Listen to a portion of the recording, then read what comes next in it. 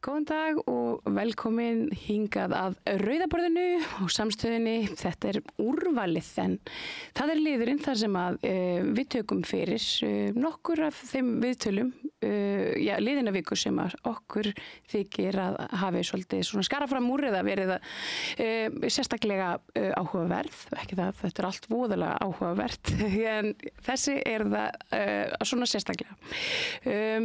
Þetta óvenju stutt úrval. Það nú einfaldlega vegna þess að það var frí 1. maí en byrjum hér á viðtali sem að ég tók sjálf við Drífu Snædal, talskonu Stígamóta og doktor Margréti Valdimarsdóttur, afbrotafræðing, en við ræddum saman brotatíðni innflytjenda, nauðgunarmál, útlendingaandúð og ýmislegt annað. Gjörið þið svo vel. Allir þættir samstæðuverinnar eru á YouTube.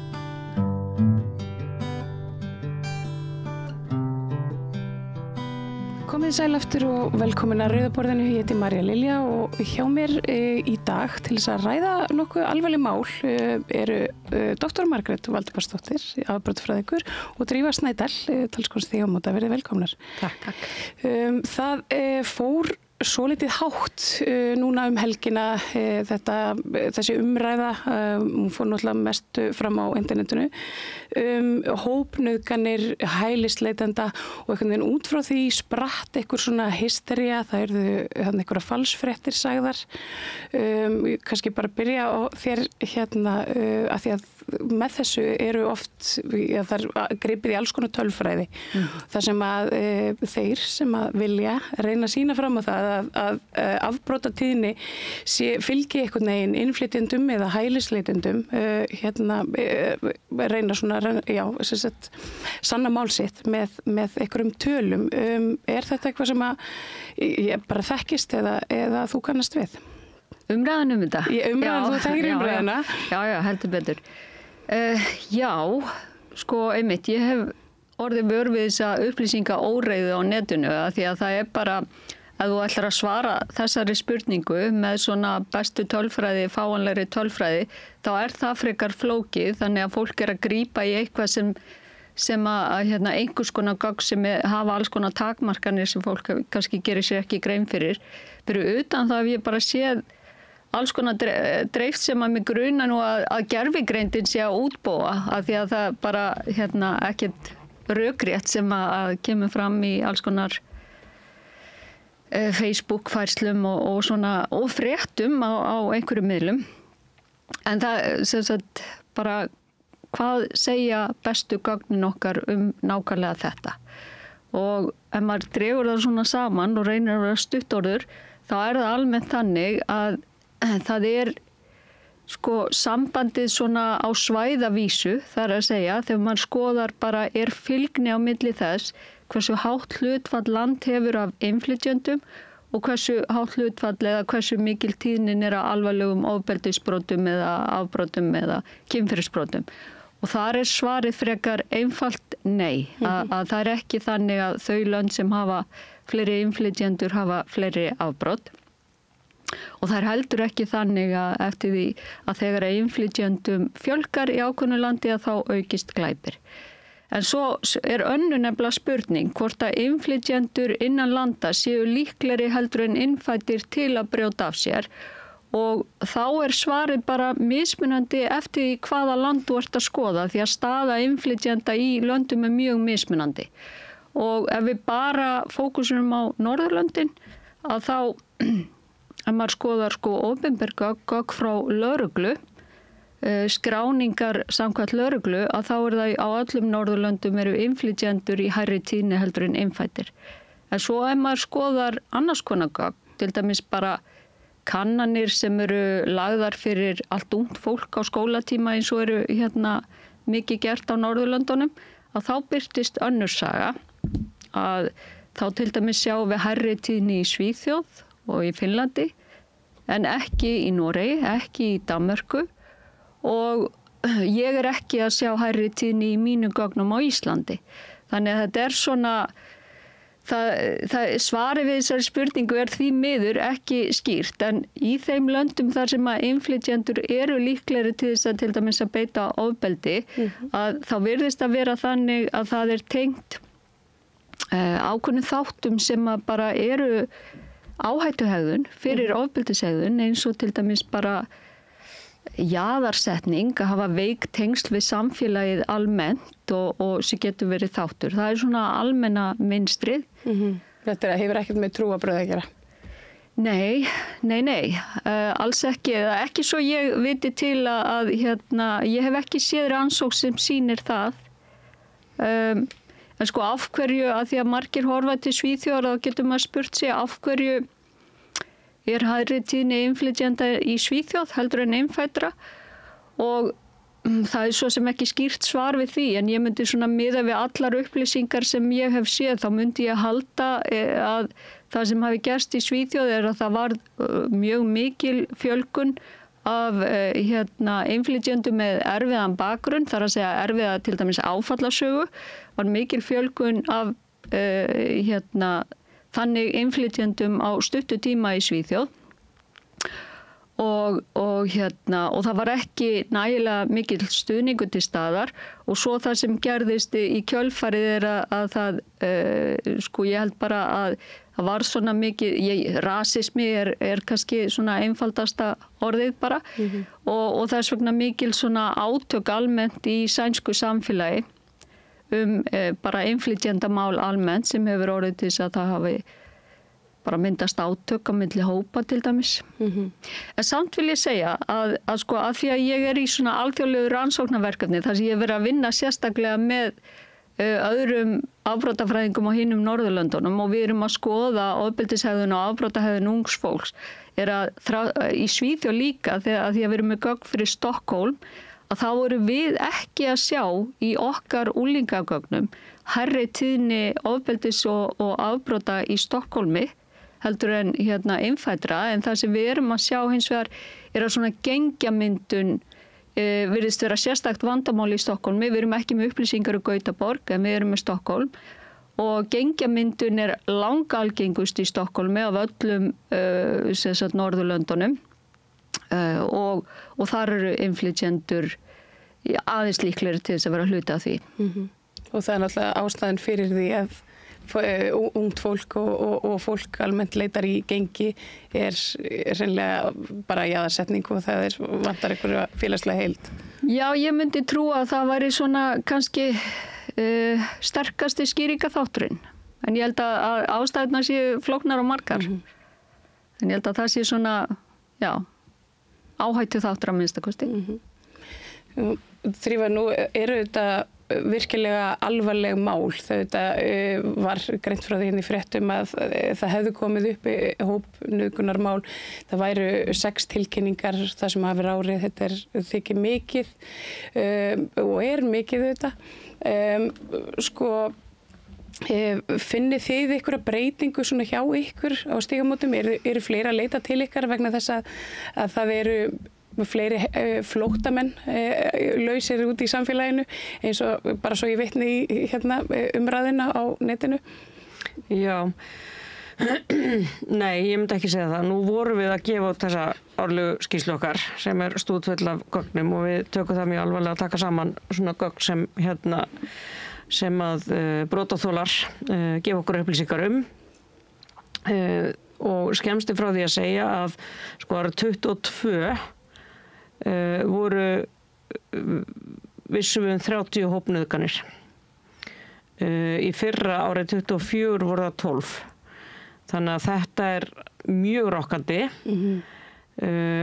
Ég vil líka segja það að til okkar kemur fólk sem verður fyrir afbroti hérlendis og erlendis, þannig að við vitum ekki hvar þessi brot eru framinn, en að stærstu hluta til á Íslandi að sjálfsögðu, það langlíklegast. Þannig að við sjáum ekki svona fjölgun hópnauðgana á milli ára hjá okkur, og við sjáum heldur ekki fjölgun fólks af erlendum uppruna sem afbrotamenn heldur. Ég fór nú bara að fletta þessu upp hjá okkur í fyrra að varandi þjóðerni ofbeldismanna, það var sett 75,6% íslenskir og 5% blönduðu þjóðerni, þannig að við erum komin upp í svona 80% sem eru þá blönduðu þjóðerni eða óvíst. Þannig að við getum sagt að það er kannski 20% af erlendum uppruna. Að því sögðu þá veitum við ekki hvort að þessi brot séu, af erlendum uppruna hérna á Íslandi eða erlendum uppruna erlendis. Því að það getur náttúrulega oft verið þannig að það eru framin afbrot þegar þú ert í fríi einhvers staðar, þegar þú ert að vinna erlendis eða eitthvað slíkt. Þannig að við svo sem sjáum það ekki. Það sem við sjáum langbest í okkar gögnum ár eftir ár eftir ár er að konum og börnum og stundu körlum stafa langmest ógn af þeim sem eru þeim nákomin. Ekki af byrlunum út á götu, ekki af gengjum sem eru að nauðga. Í 80% tilvika þá þekkir þú viðkomandi sem brýtur að þér. Það er maki sem er langalgengast. Byrlanir eru líka algengastar í makasamböndum. Það er þannig. Byrlanir eru ekki jafn algengar á skemmtistöðum. Algengasta byrlunarlifið eru svefnlyf og áfengi. Þannig að við þurfum líka aðeins að hvað maður að segja, að afbyggja þessa umræðu hættulega nauðgarannan í húsarhöldi sem er erlendum uppruna sem er að byrla. Að því sögðu þá eru þetta náttúrulega mjög, mjög alvarleg mál sem eru komin. Þessar 2 hópnauðganir sem hafa verið kærðar, ekki sögusagnir, heldur hafa raunverulega verið kærðar. Og ég skil það ekki að þeir menn skuli ganga lausir, af því að ég hefði haldið að það verði öryggi kvenna að þeir sæti gæsluvarðhaldi. Og síðan má segja að ég vildi óska þess að öll kynferðisbrot væri tekin alvarlega, sama af hvaða þjóðerni fólk er. En svo ég segi aftur að við erum ekki að sjá einhverja fjölgun í fólki af erlendum uppruna fram í svona kynferðisbrot eða kynbundið ofbeldi á milli ára hjá okkur, og við erum heldur ekki að sjá fjölgun í hópnauðgunum þó að auðvitað við erum ekki komið tölfræði fyrir 25. En þetta er áhrifin, það er eitt að verða fyrir ofbeldi og hvort sem að það er einhver ókunnugur eða nákominn sem er gerandi í því, en áhrifin þegar samfélagið tekur svona mál eins og þessi kærumál sem að hafa verið núna, bara áhrifin á brotaþola þegar þau eru einhvern veginn sett svona inn í einhverja hakkavél og útlendinga andúð jafnvel svona réttlæti einhvern veginn í þeirra nafni. Hvaða áhrif hefur þetta til dæmis bara á fólk? Það er svona mín reynsla eftir þessi 2 ára stígamótum að þau brotaþolar hvers mál fari í fjölmiðla. Það er aukaálag. Það er það. Og það eru nokkur dæmi það að við tökum fólk fram fyrir biðlista sem okkur hefur reynda tekist að stytta mjög hressilega, sem er ánægilegt, sem er ekki jafn langir eða voru. Það eru ef þetta eru unga konur, ef þetta eru konur sem eru brotaþola vændis. Og svo er það ef mál er í hámæli, af því að við vitum að það er bara skiptir gríðarlegu máli að fá stuðning í gegnum það líka. Og þess vegna reynum við að passa okkur aðeins á stígamótum að fara inn í einstaka mál og tala um þau, af því að það er við lítum svo á að við séum málpípa brotaþola. Og við erum ekkert endilega að gera brotaþolum greiða með því að tala um einstaka mál í fjölmiðlum. Af því að það er bara, eins og ég segi, það er auka álag og fólk bara sjálfsögðu tryggarast þegar sér einhvers konar umfjölli talnagjömm eða ónærgæti eða rándfæri með eða eitthvað slíkt sitt eigin mál í fjölmiðlum. Ég ímynda mér að þetta sé alveg svona auka álag ofan í annað, að einhvern veginn horfa á þessa hluti spilast svona einhvern veginn í kolvitlausa átt. Já, að því sögðu, ég ætla kannski aðeins að bæta við, að því að svo hefur líka tilvik þessi brotaþolar beinlínis óska eftir því að við tölum þeirra máli, varðandi einstaka mál. Og þá hefur svona eftir eðli og sjá hvað við getum gert í því, en við höfum gert það líka, þannig að þú veist, þetta getur verið á báða bóga sko, og þau mál eru reyndar oft svona gömul mál sem kom upp í umræðin aftur. Þú veist, það eru afbrot skeggja, það eru afbrot heiða snirtis og svo framvegis, það sem við erum búin að vera bara í samstarfi og samtali við brotaþola sem vilja koma ákveðnum upplýsingum á framfæri inn í opinbera umræðu.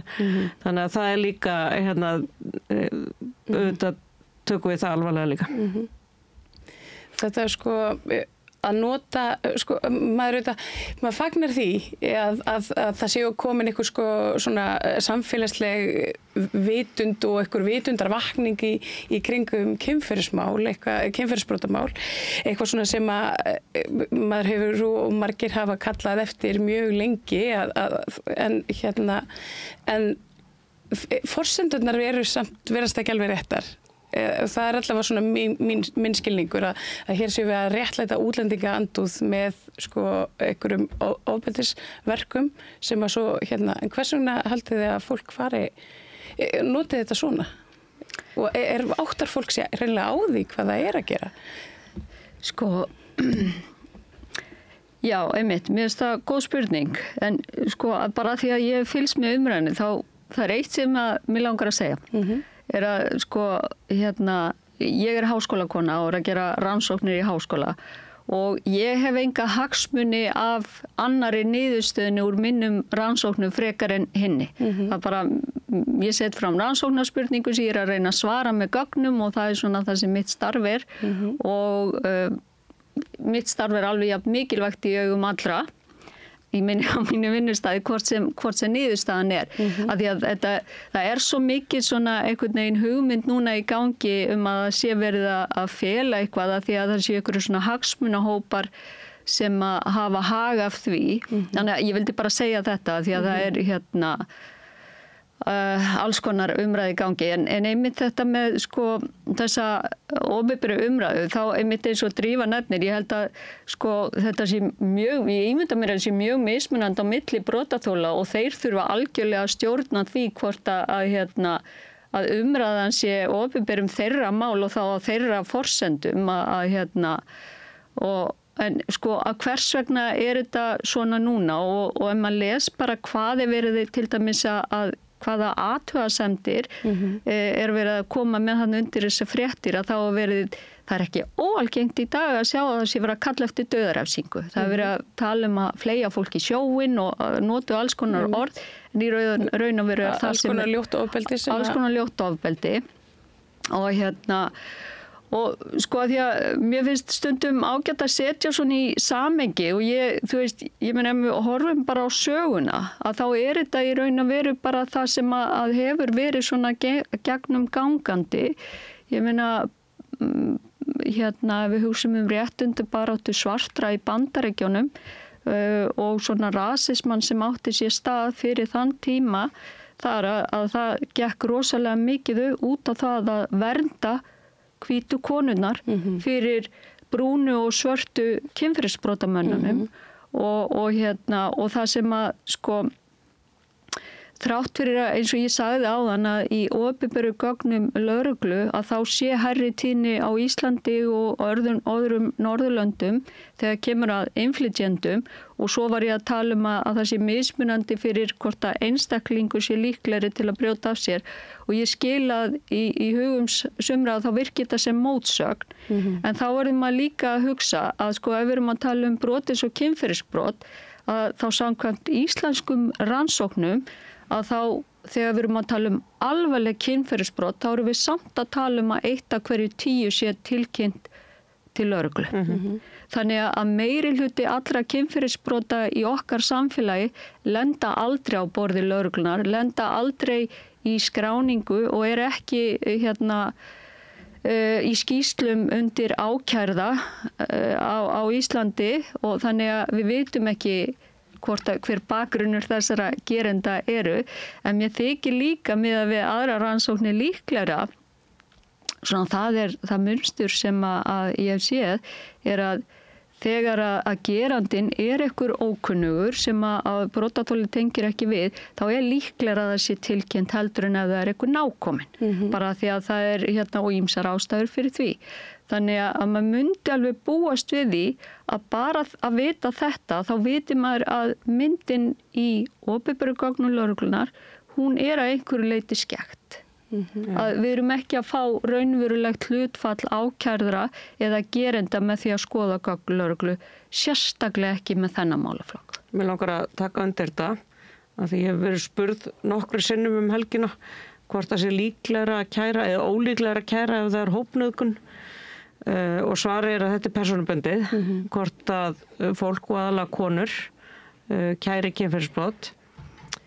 En ef þú átt ef félagsleg staða þín undir eða fjölskyldunar eða eitthvað slíkt, ef þetta einhver nákominn þér, þannig að þú átt að hætta að vera útskúfu fjölskyldu, bæjarfélagi, skóla eða eitthvað slíkt og kærir, þá ólíklegra að þú kærir.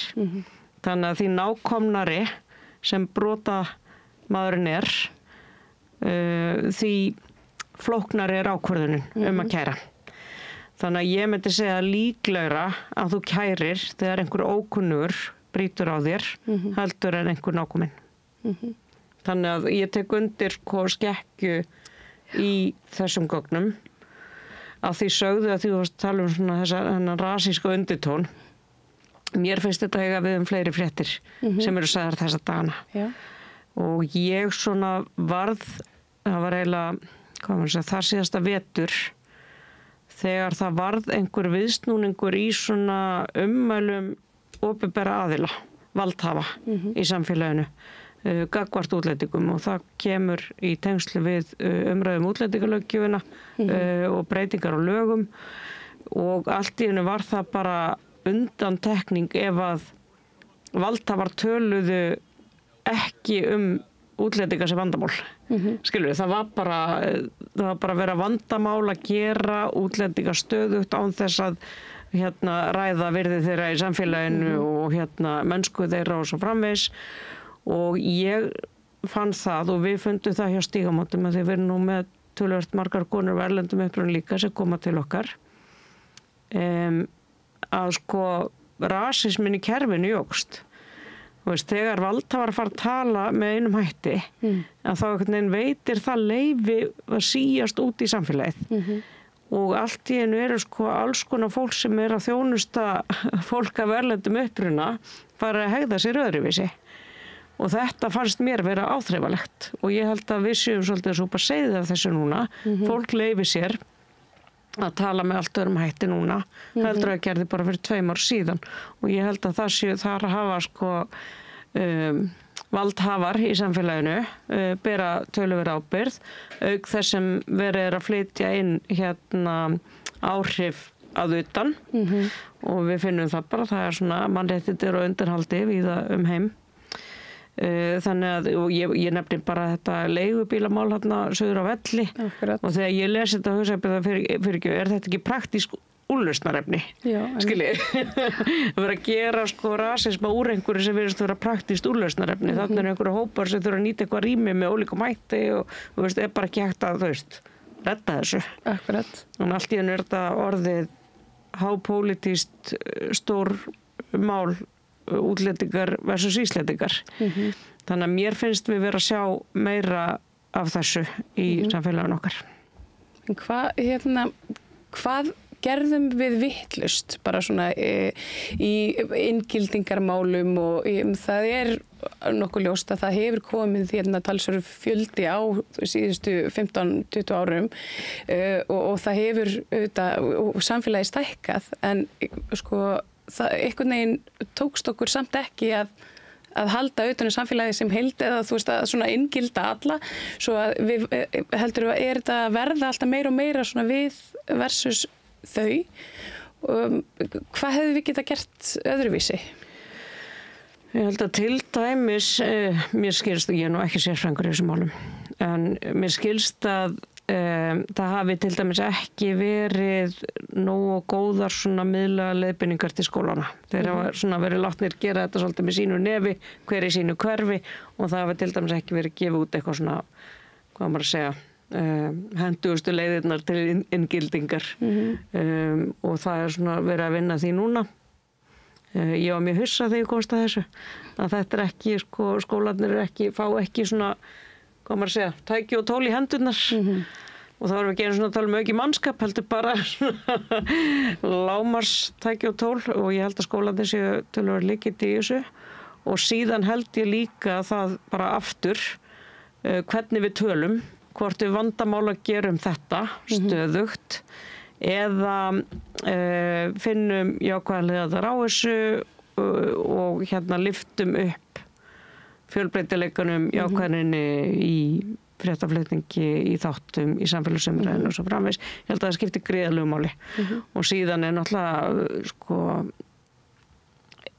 fólk sem kemur frá stríðshrjáðum svæðum ber tráma og þegar við segjum, nú opnum við landi fyrir fólki frá Úkraínu, þá þurfum við að gera okkur grein fyrir því að það öllu líkindum traumatisera fólk og svo einhvern veginn ákveða við traumatisera þau enn frekar eins og við gerum með Venezuela fólkið velkomin og svo bara nei, heyrðu við hættum við, verðum að fara aftur tilbaka.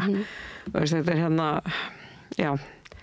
Það ýmislegt sem við getum gert betur. Þetta einmitt svona svolítið svona stjórnsýslu, kerfislægur, svona rasismi í rauninni, hvernig við svona leyfum okkur að koma fram við fólk sem að hér vill búa og fólk sem að kannski líka flýr hingað og við svona einhvern veginn, við leyfum okkur að taka ákvarðanir líf þeirra sem að við myndum ekki láta bjóða okkur.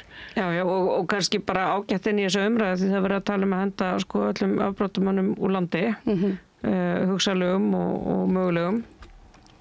Við erum bara í stóru stíl búin að vera að henda þólendum, brotaþolum úr landi. Við höfum verið að henda mansalsþólendum úr landi, bara í massavís. Akkurat.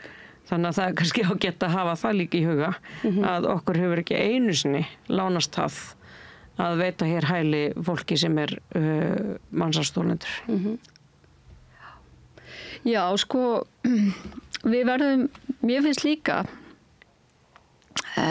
mikilvægt að sjá þetta þannig að vöxtur innflytjenda á Íslandi hefur bara verið meiri og hraðari hér en eiginlega alls þar annars þar síðust 20 árum. Og því geta alveg fyllt alls konar áskoranir og eins og bara að og ég tala nú ekki þegar við tökum á móti flóttafólki að þá það bara krefst meiri vinnu af okkur að sinna því fólki þegar það kemur hingað og það við þurfum að vera búin að kerfin okkar þurfa að vera tilbúin eins og skólakerfið og til þess að geta sinnt þessu að því að annars bara hætt við því að það muni takast illa og það geta orðið alls konar afleiðingar. Þannig ég held að það sé líka mikilvægt og það líka hvað varðar hælisleitendur og fólk sem að sækja vernd af því að það nú held ég hópurinn sem að margir Íslendingar óttast mest. Að ég held að stjórnvöld verði líka að vera meðvituð það sem ég held þau séu reyndar alveg að það eru áskoranir fólgnar í því vegna þess að fólksflutningar frá átakasvæðum bara ágætis business, ákveðna viðskiptamódel, ákveðna hópa í sem eru að græða á því stórar fjárhæðir að koma fólki á milli landa og þetta ekki endilega alltaf fólkið sem að þarf mest á því að halda eða hefur það verst.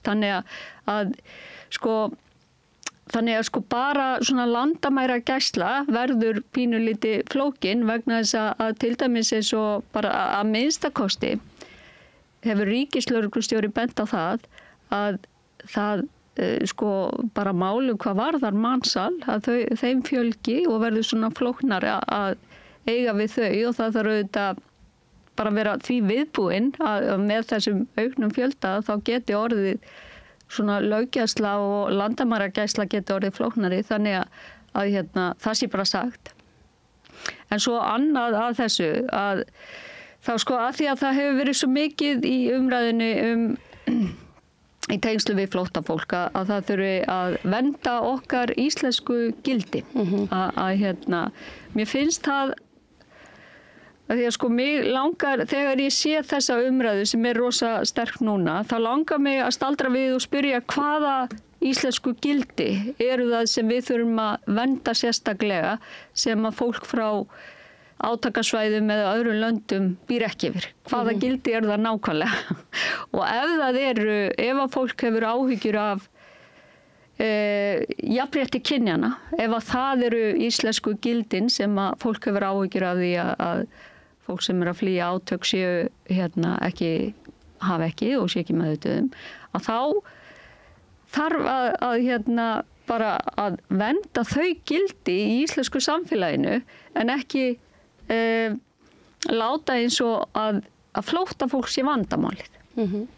Þannig og að því að sko, nú ég ekkert mjög gömul en ég sá bara smá gömul en svona ég var að hugsa þetta með þessi íslensku gildi og bara íslenskt samfélag að þessi gömlu góðu íslensku gildi og þráttur að það sé nú síður en svo að allt sé fullkomið í íslensku samfélagi í dag að þá svo rosalega margt sem hefur batnað, sérstaklega hvað varðar hvernig við bara horfum á þolendur, hvernig við horfum á kynferðisbrot og jafnrétti kynjana. Að þegar ég var ung kona þá til dæmis kom upp bara mjög alvarlegt kynferðisbrot þar sem að faðir var að misnota dætur sínar og þetta vissi heilt sveitarfélag að væri í gangi bara fleiri ár og ekkert var gert, heldur voru þolendurnir að þær voru útskúfaðar meðal sinna bekkjarfélaga og meðal fullorðinna fólks á þeim svæðum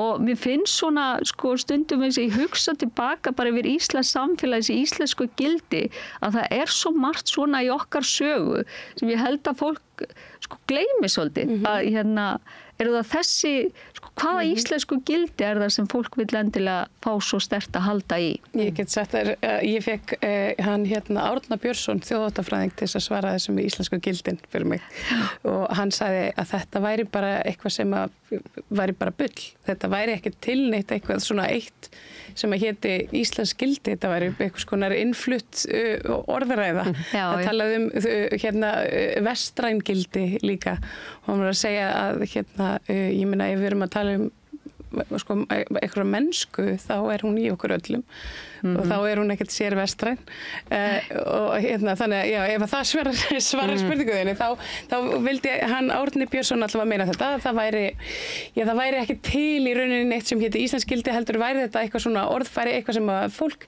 gripi til í vopnabúr svona þeirra sem að vilja kannski berja niður fjölmenningu svona. Mér langar aðeins að taka hana punkt með jafnréttið því að við erum afskaplega stolt af því svona öllötu vettvangi og ég held að það megi bara með sanni segja að aldrei eftir iðnbyltingu hafa konur verið með jafn sterka stöðu á Íslandi í dag. Bæði hvað varðar sko aðgengi að vinnumarkaðnum, aðgengi að velferðarkerfinu, valdastöðum og svo framvegis. Það gengur hins vegar ekkert að vinna niður kynbundið ofbeldi, ekki neitt. Við erum bara að sjá sko sömu statistík ár eftir ár og það ekki útlendingunum að kenna. Það náttúrulega fyrst og fremst Íslendingu þannig að okkur hefur ekki tekist að uppræta ofbeldið.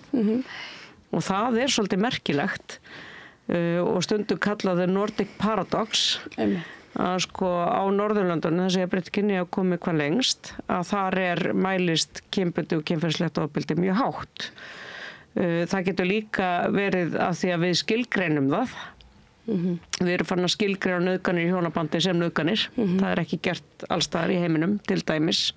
Við erum farin að skilgreina kynferðislega áreitni á börum sem kynferðislega áreitni, en ekki bara hluti af því að gangum beina, að þurfa að þola slíkt. Þannig að auðvitað þetta eitthvað skilgreiningaratriði, en eftir situr þessi spurning, sko, við getum ekki verið jafnréttisland og bara okkur brjóst fyrir að vera jafnréttisparadís ef við tæklum ekki kynbundið og kynferðislegt ofbeldi af því að það helsta ógn við lífsgæði og öryggi kvenna. Og hvernig gerum við þetta? Fyrsta lagi þurfum við að trúa því að við getum þetta.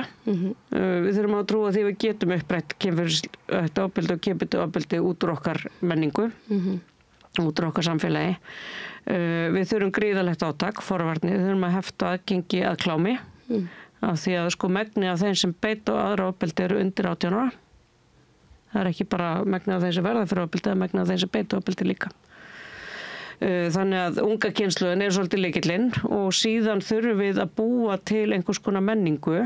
Þú veist, við höfum gert þetta áður, breytt menningu okkar. Við þórið samkynhneigðarar, notkun bílbelta, hætta reykja, skilur við svo oft breytt menningun okkar.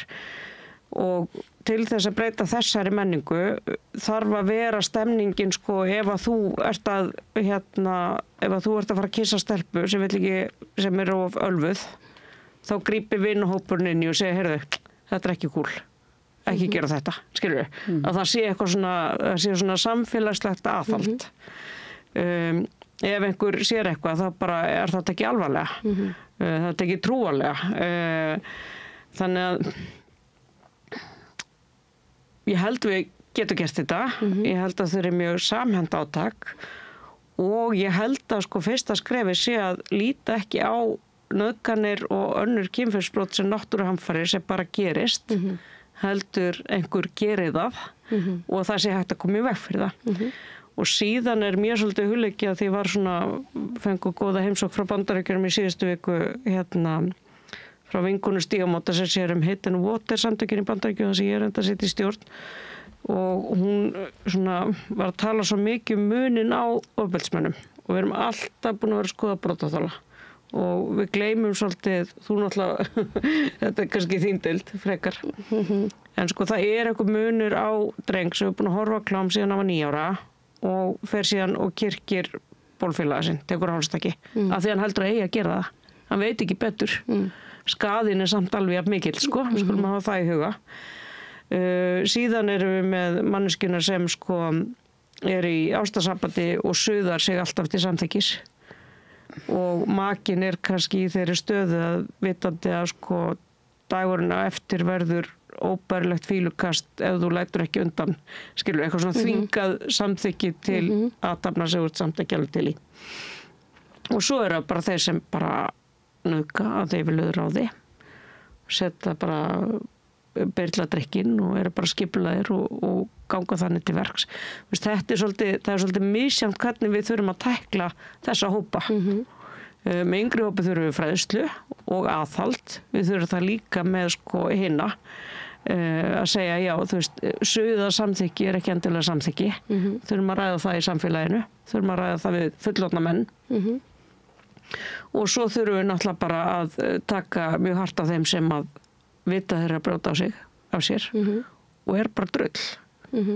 Og eru operar að pjúra hvern hatri, sko. Svo er það þetta svo leigjarað líka, sko, þetta drull, sko, það er, þú veist, það er svo margt sem spilar auðvitað inn í. Þetta er, í allri svona umræðu þá sakna ég þess alltaf svo, þú veist, við erum svo fljóta afmennska, sko, og ég ímynda mér alveg að það sé bara sko, og ég er mjög hlynt allri betrun og betrunarvist framar fangelsisvist og allt það. En ég einmitt svona velti fyrir mér, sko, þú veist, þú tengir nú alltaf við þetta sem hún er að segja, að ná til, sko, gerendana þeirra sem að brjóta af sér og það þurfi kannski að svona mismunandi aðferðir, en er eitthvað í okkar samfélagi sem að, þú veist, erum við með eitthvað svona tæki til þess að taka á akkurat þessum mönnum sem að gera svona? Þessum sem brjóta af sér á ásetningi og bara öllum þessum hópi einhvern veginn. Sko, já, ég bara í fyrsta lega myndi taka undir allt sem Drífa sagði. Þetta er bara alveg stemmir við það sem ég hef verið að sjá og svona, og ég held einmitt það hafa verið ýmis átök svona í gegnum tíðina á Íslandi sem ég held að hafi haft góð áhrif en þau hafa einmitt bara verið svona tímabundið kannski átök. Þetta þurfti einhvern veginn kannski að vera hluti af bara grunnskólum og framhaldsskólum einhverju kennslu og svo ég man eftir fáðu já. Ég held að sko þegar það kom fyrst upp að þá þótti það nú mörgu skrítum eitthvað fáðu, já, eins og þetta væri alveg fáránleg hugmynd að þetta segja. Viljið undirskrift? Já. Þetta var svona stemningin. Já, við erum reynda með sjúkást. Sem er bara, sem er held ég að sé bara mjög gagnlegt sko og mikilvægt en þetta með þennan hóp sem fremur af ásetningi að þá ég trú líka betur ég held allir afbrotafræðingar gera og er ekkert endilega á því að sko mjög svona harðar refsingar skila alltaf besta árangrunum en þó sko ég held að ef það eru síbrotamenn sem beita ofbeldi, kynbundnu ofbeldi þá þurfum við að hugsa annað en betrun eða fælingu. Þá þurfum við einfaldlega að hugsa bara að fjarlæga viðkomandi úr samfélaginu tímabundið bara til að vernda aðra borgara. Og ég held að ég held að mörgum blöskri mitt svona við að sjá fréttaflutning af því þegar að sami aðili búin að vera að beita ofbeldi og virðist vera fara inn og út úr fangelsi og alltaf í stuttan tíma. Og ég held að fyrir að það þurfi talandi að herða refsingar að þá síbrotamenn fá ekkert sérstaklega harða refsingar á Íslandi og ég held að það væri skynsamlegt að herða þær. Að því að sko, ef við erum að tala ofbeldismenn þá það er nú oft hannig að þeir sem beita kynferðisofbeldi beita annars konar ofbeldi líka og þannig að það þarf sko með refsingarnar er eitt en svo er það bara allt kerfið hvernig það gengur fyrir sig. Við erum náttúrulega á þeim staði í dag að þrátt fyrir að fólk þegar að málið er búið að fara alveg í gegn og viðkomandi búin að fara á dóm og sem tekur auðvitað langan tíma og það er lítill hluti af því sem fer alla leið og fær dóm, þar að segja refsingu er dæmdu til refsingar, að það var nú oft hannig að viðkomandi þarf síðan að fara á biðlista og bíða eftir því að byrja að afplána því að hér vantar hreinlega pláss. Þannig að það er svona margt sem að er ábótavant í íslensku samfélagi. Af því þú spurðir hvað gerðum við vitlaust, hvað var þar innflytjendur og allt það. Þá held ég samt að það sé ekki alveg þannig að hér sé allt hræðilegt og við höfum gert allt vitlaust. Af því að sko það er svona ákveðin stemning alveg greinilega í gangi núna. Það er að segja að fólk er að leyfa sér að segja eitthvað eða sem að það hefði ekki gert fyrir ári síðan eða tveimur og sko það er, ég held við hefum alveg getað gert margt betur og það er margt sem við þurfum að gera betur en það er held ég líka bara þannig eða þegar það verður mjög örvöxtur af innflytjendum í lítið samfélag eins og Ísland er að þá má alveg búast við að fyrst sinn verði pínlítið erfitt ástand. Það sem að til dæmis bara Robert Putnam sem er svona virtur fræðimaður skrifaði bókina Bowling Alone og er svona oft vitnað í, hann talar það að einmitt þegar það verði mikil fjölgun á innflytjendum, að verður mikil fjölmenning, að þá fyrst sinn að þá sem að minnstri sé að það drægi úr svona félagslegum tengslum á milli fólks samheldni, það aðeins dregur úr henni, en þegar til lengri tíma er litið að þá eykst hún og þá verður samfélagið í heild farsælla með fjölmenningu þar að segja, en að það komi svona ákveðin tími sem er erfiður, þar sem að fólk hættir að treysta hvort öðru, þar sem að verða átök á milli hópa, þar sem að fólk fyrir að íkja einmitt munin á milli fólks, að því að við erum í raun og veru öll bara mennsk og eigum miklu meira sameiginlegt heldur en það sem aðgreinir okkur. Þar er ég alveg sammála og kannski bara að fá að ljúka á þessum góðu orðum. Ég þakka ykkur kærlega fyrir að koma hérna og fara aðeins yfir. Þetta er svona mál dagsins svolítið með mér hérna við Rauðaborðið. Alltaf gaman að fá ykkur Drífa Snædal og Margrét. Takk kærlega fyrir. Takk sem leys. Og tókiði við því að það er meira hér handan við hlið. Þarstan að tala borgarfulltrúa. Borgarfulltrúar Sósíalistaflokksins eru með viðtalstíma alla mánudaga klukkan 13:30 til 14:30 Það þarf ekkert að bóka tíma, endilega kíkjum við í Bólholt 6, 105 Reykjavík. Og næst skulum við hlýða á Gústaf Adolf Bergmann Sigurbjörnsson, heimspeking og ritstjóra Huga, en hann ræður við Oddnýju Eir, meðal annars dómstól götunar, óréttmæta vitnisburðavæðingu, en bara svona einnig umræðuna í samfélaginu almennt. Gjörið þið svo vel. Gerist áskrifendur á Samstöðinni og takið þátt í að byggja upp öfluga og róttæka samfélagsumræðu.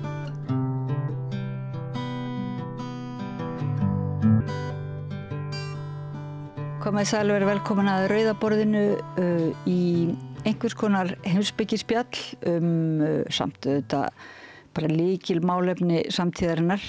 Það er þessi tengsl og samhengi sem við erum alltaf að leita að. Ég heiti Oddný Eir og til mín er komin góður gestur. Það er Gústaf Adolf Bergmann Sigurbjörnsson, nýdoktor í heimspeki og ritstjóri Hugar sem er tímarit heimspeki.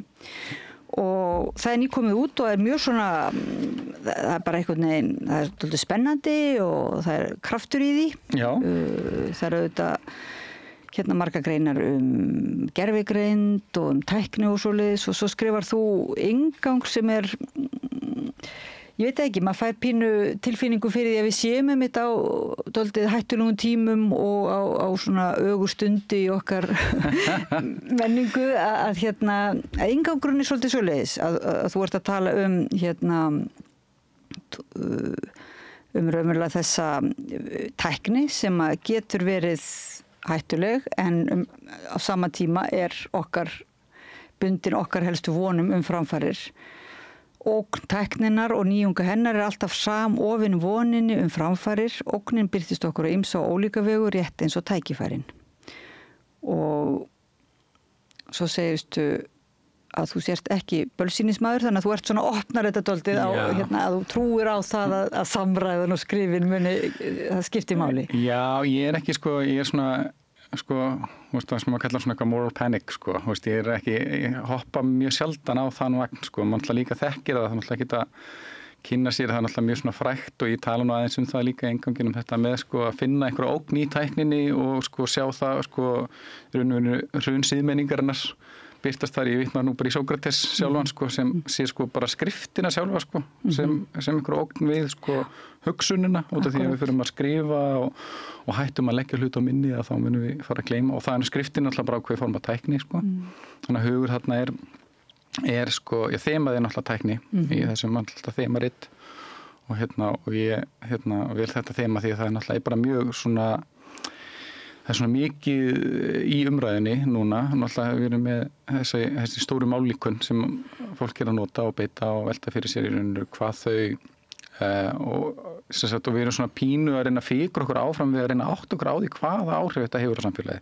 Við vitum að í rauninu verið ekki alveg Við sjáum alls konar svona tækifæri og við getum eitthvað látið að skrifa fyrir okkur tölvupóstarna og okkur svona dót en við vitum ekki alveg hvað endar á því að vera það sem að við í raun og veru notum og við sjáum það alltaf þegar að koma einhverja svona tækninýjungar að við höldum kannski að við förum að gera einhverja ákveðna hluti en síðan bara er alls konar tækni sem horfið bara á sjónarsviðinu og munum ekkert eftir Þetta er náttúrulega spennandi tímar þar sem við erum að taka þátt í tilraun og svona umbreytingu þar sem við erum einhvern veginn að ná að tengja okkur svolítið upp á nýtt og er það ekki samt spurning hvort að við verðum eiginlega svona tilrauna dýr bara algjörlega þannig eða hvort að við eiginlega erum svona þáttakendur í þessari tilraun meira.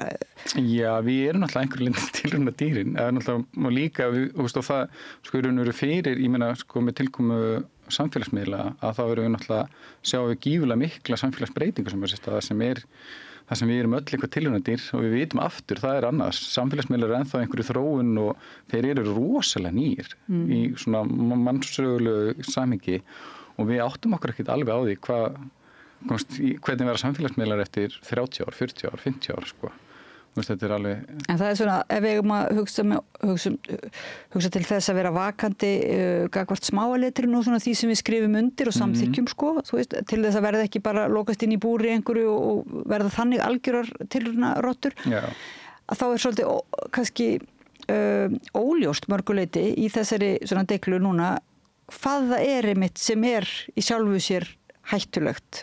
Þannig að mér finnst það vera jákvætt í þessari samræðu að það er verið að svona kannski opna svolítið valkostina, ekki með að setja bara gömlu, henda út allri tækni að því hún sé okkur skeinuhætt eða öllum samfélagsmiðlum eða það er ekki svo rómantík sko. Nei, og við erum ekki, ég held að sko það sé líka bara svo óraunhæf rómantík, við erum aldrei að fara, ekki nema sko við verðum bara að það verði einhver kjarnorkustyrjöld og við förum hérna aftur á okkur steinöld sko, að þá erum við ekkert að fara að sko stíga tilbaka sko sjálf sem samfélag held ég sko.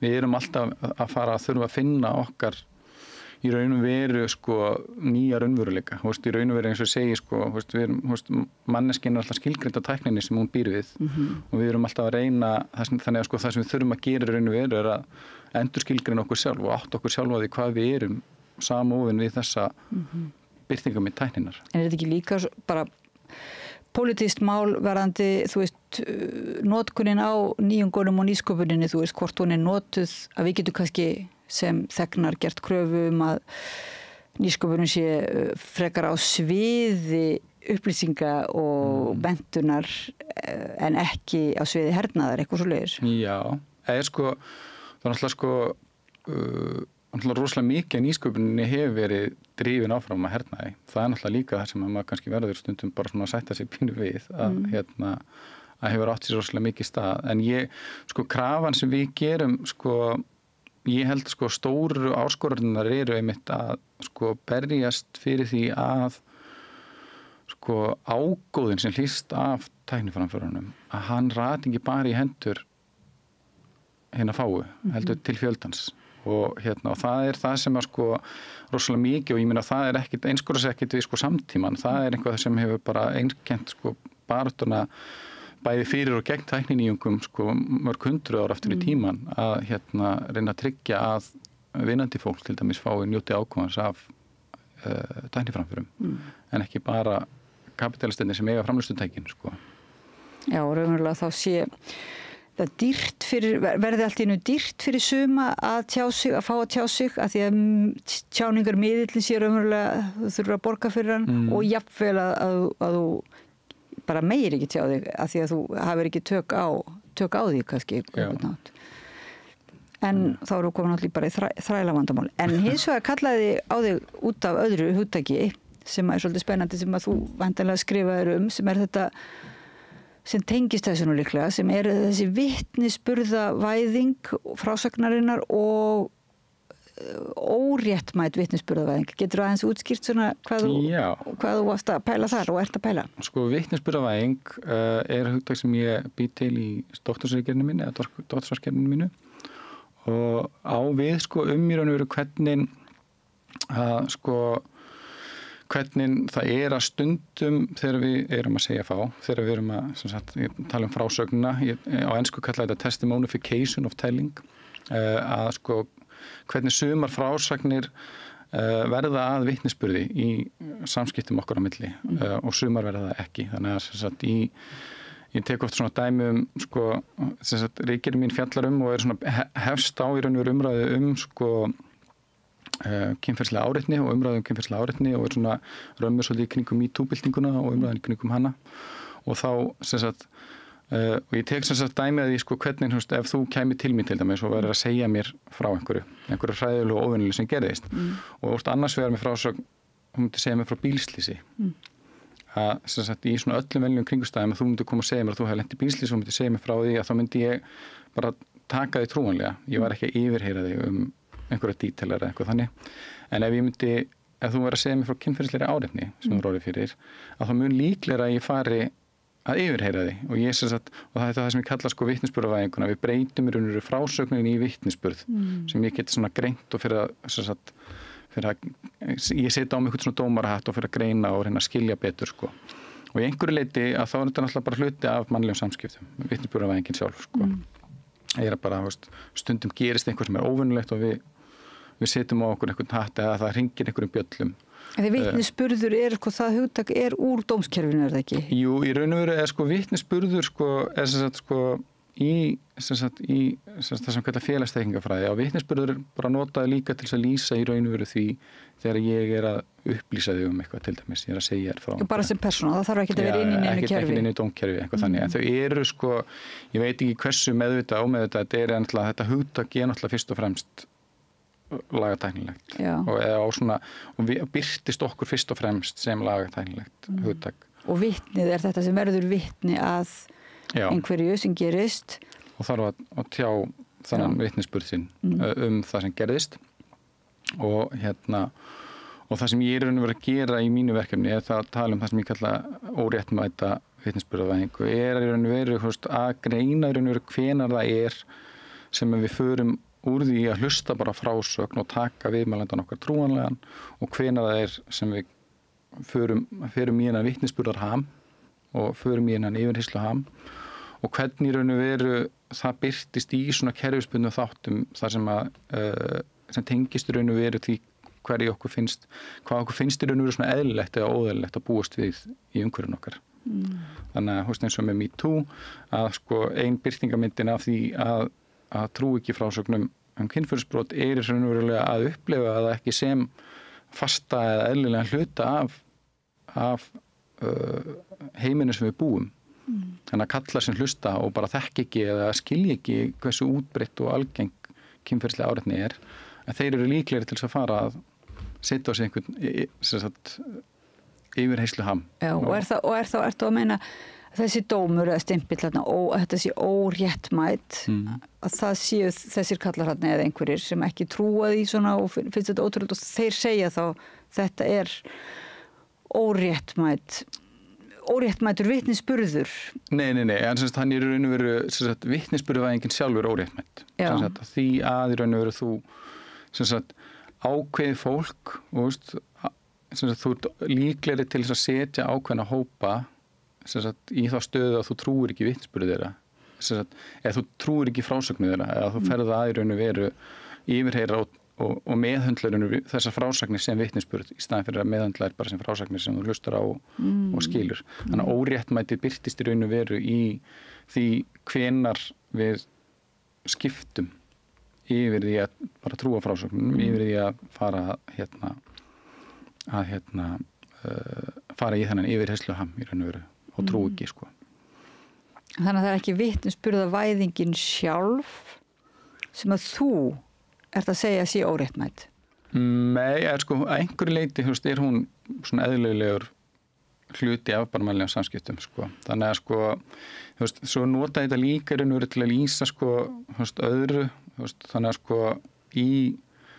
þá er þetta orðið svona heimspekilega tæknilegra að innan þess sviðs heimspekinnar sem kuldaþekkingafræði sem fæst við það í raun og veru hvernig við vitum og skiljum og hvað þekking er að þar hefur áherslan á hluti eins og frásagnir MeToo og svona dót, þar hafa gengið út á þetta þekkingar element það snýst þekkingu og í raun og veru það sem skorti er einhver ákveð form af þekkingu eða við séum í raun og veru þegar við erum að hlusta á einhvern þá gefum við frásögnum þeirra ekki nógu mikið vægi eða eitthvað þannig og það sem ég í raun og veru gerir líka er að segja að í samskiptum okkar þegar við erum að tala saman og þetta er held ég bara svona almennt vita það er ekki bara orðin sem ég segi sem skipta máli það er alls konar aðri faktorar sem tengjast inn í það hvenær við skiljum fólk og hvenær við skiljum það ekki og hvaða merkingu við leggjum á orðin sem við segja og það sem ég í raun og veru í minni ríkirði líka er að leggja áherslu á það sem ég kalla svona og mikla áherslu á vitsmunina við séum að hlusta á einhverja setningar og einhverja staðhæfingar og við erum að greina þessar setningar og þessar staðhæfingar í staðin fyrir að skilja raun og veru svona miklu víðara net af í raun og veru hrifum svona tilfinningum og í raun og veru svona staðsendingu okkar innan heimsins. Inntak sem er óljóst svolítið kannski og ekki hægt að Svo náttúrulega verða að skjóta inn þegar þú nefnir þekkingafræði. Maður hugsa því að í heimspekinni hefur þekkingafræðin oft verið svona undirsvið, ekkert svo algengt, ekki eins og siðfræðin eða svoleiðis, en núna kannski út af gervigreindinni þá er þekkingafræðin allt í norðinsaldið aktúel hugmyndum einmitt hvernig menn fá þessar upplýsingar sem tengist auðvitað þessu, hvernig við fáum upplýsingar annað fólk oft á samfélagsmiðlum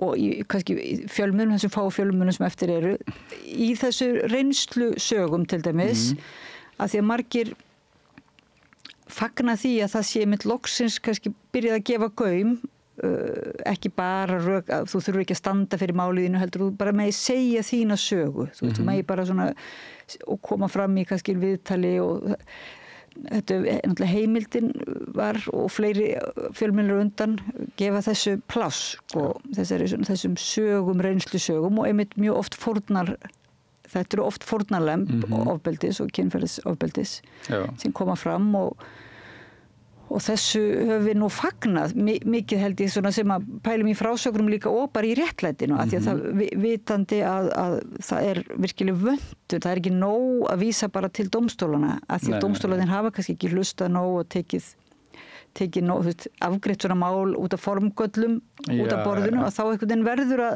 gefa þessu frásögn pláss og svo hinbóin kemur þetta svona ferða út í öfga, fólki finnst þetta að vera svo yfirgengilegt sem ekki endilega, og þá það ekki dómur á fólki sjálf, kannski heldur bara á þetta form að það sé raunverulega þessar reynslusögur og hvað það ekki, fórnarlambsvæðing og svo leir sem mikið rætt núna, eða sko svona í annan veginn að þá til dæmis ég myndi alltaf að segja stór hluti af því sem mikið á svona réttindabaráttu og eins og MeToo-byltingin snýstum og svona, og þetta að fást mál sem í grunninn dómskerfi myndi aldrei geta gripið bara út af því hvernig við höfum hannað og hugsað dómskerfi í vestrænum samfélögum að það var margt af þess eðlis að við þurfum að takast á við það samfélagslega en ekki lagalega.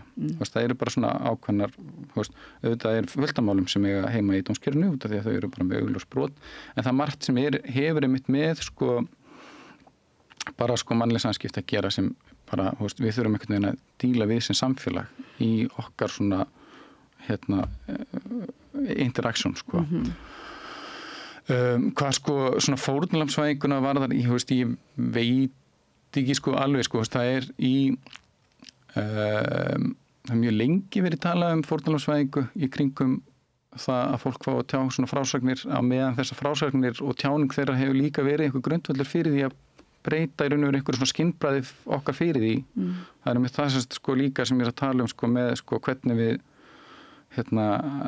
breytum á hverju við hlustum og hverju við skiljum og hvaða frásagnir við tökum trúanlegar og hverjar ekki að þá þurfum að breyta pínu skinnbragði okkar fyrir veruleikanum og í mínum huga þá eru svona frásagnir oft með mikilvægir í því elementi og ég veit ekki mér finnst svona óljóst stundum hvað fólk á við með fórnarlambsvæðingu. Það einhvern veginn ég veit ekki, ég þekki við ekki öll einhver fólk sem mjög gjarnt á að svona að finna sig alltaf sem fórnarlamb og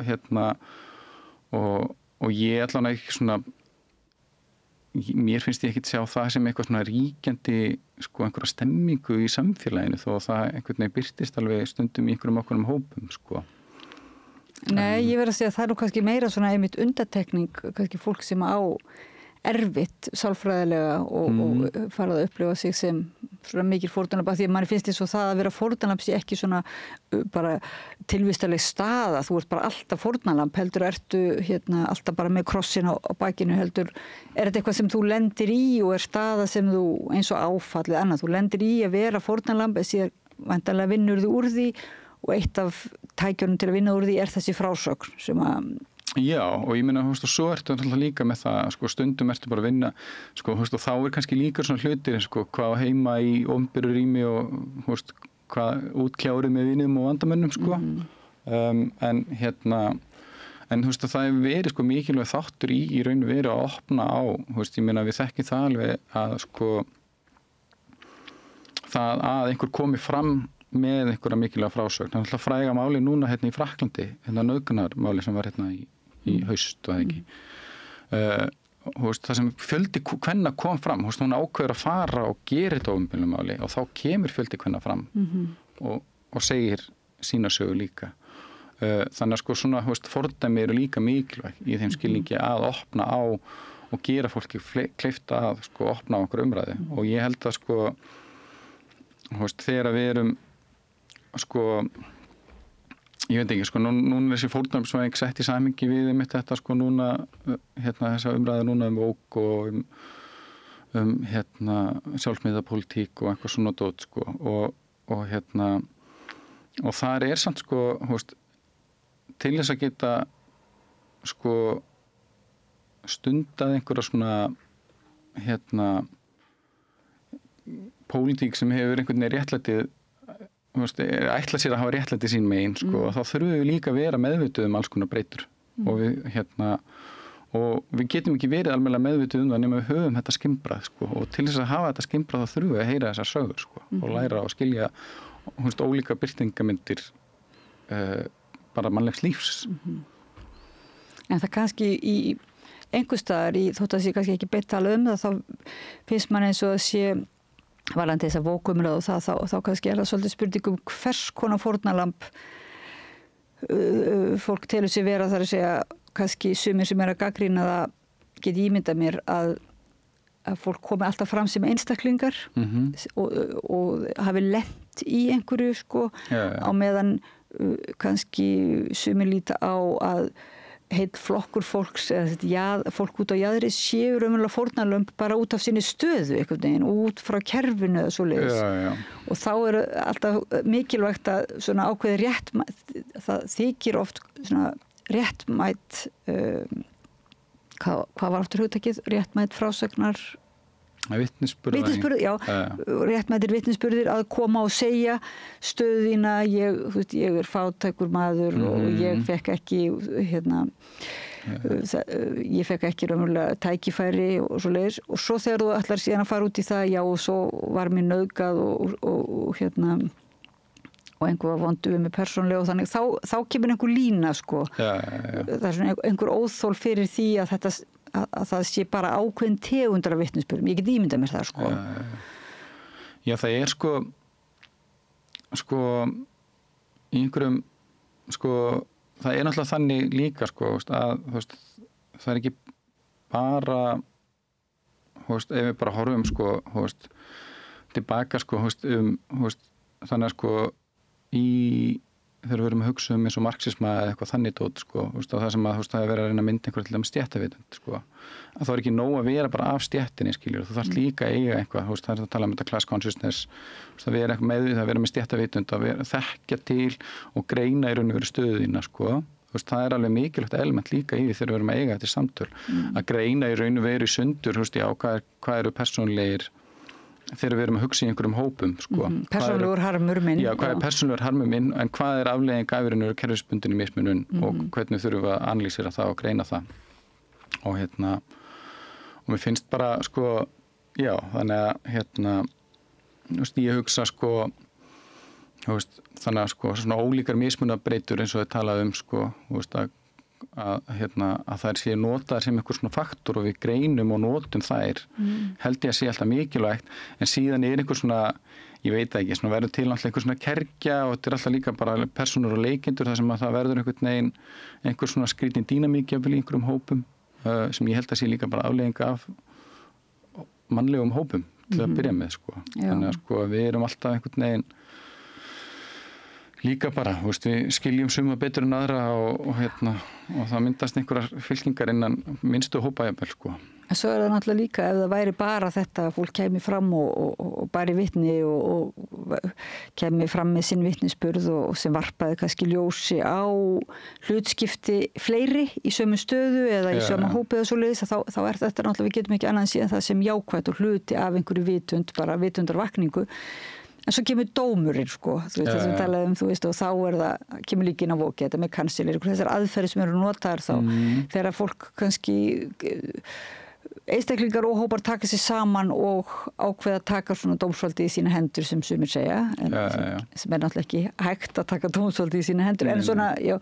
Ég meina stór hluti, ég meina mjög, sko, virkur hluti til þess að feministri baráttu, ég man svo rosalega eftir í kringum aldamótin, þá til dæmis var, það voru svona limmiðar, það var mjög mikið, ég manst eftir þess að voru að líma, einhverja líma, ég man ekki hvað stóð á þeim, en það voru, ég veit hvað gerðir eða eitthvað þannig, og það sem að, sko, einmitt, menn brut á konum, og síðan var ekkert sem tók við og það var engin samfélagi tók hvergi við og brást við og þá tóku þær og þá var kallað dómstugötunar að fara og gera eitthvað í því og það samt líka málið við sem samfélag erum með fullt að leiðum til þess að í raun og veru refsa fólki sem ekki í dómskerfisins ég meina þú ert á vinnustað og það einhver hræðileg típa að vinna með þér og það hann verður fyrir hunsun eða útskúfun eða eitthvað þannig það mjög eðlilegt form af því að búa í samfélagi raun og veru einhverju leiti mætti segja að sé einhvers konar birtingamynd einstaklega okkar samfélags að við erum ekki lengur með samfélagslega leiðir til þess að leysa úr alls konar svona kreppum í samskiptum sem við erum að kljást við og við þurfum einhvern veginn að leysa út í hvert og eitt fyrir sig einhvern veginn og það endar í einhverjum svona oft einhverjum í haðningavíum með internetinu skilur og því við einhvern veginn við kunnum ekki lengur ef við einhvern veginn en þetta með dómstólun og vera að dæma ég veit ekki fullt af því þetta eitthvað sem hefur verið hluti af alls konar réttlætisbaráttu síðan bara ég er að lesa eitthvað frá 19. öld eða 18. öld eða 20. öld þá sér maður ennþá það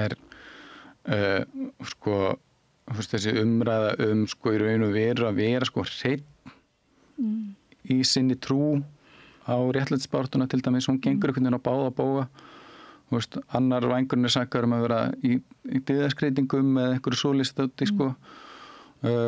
kallar farisegar jafnvel einhvern tíma sá ég það á netinu og á meðan hins hópurinn síðan á sama skapi einhvern veginn að segja að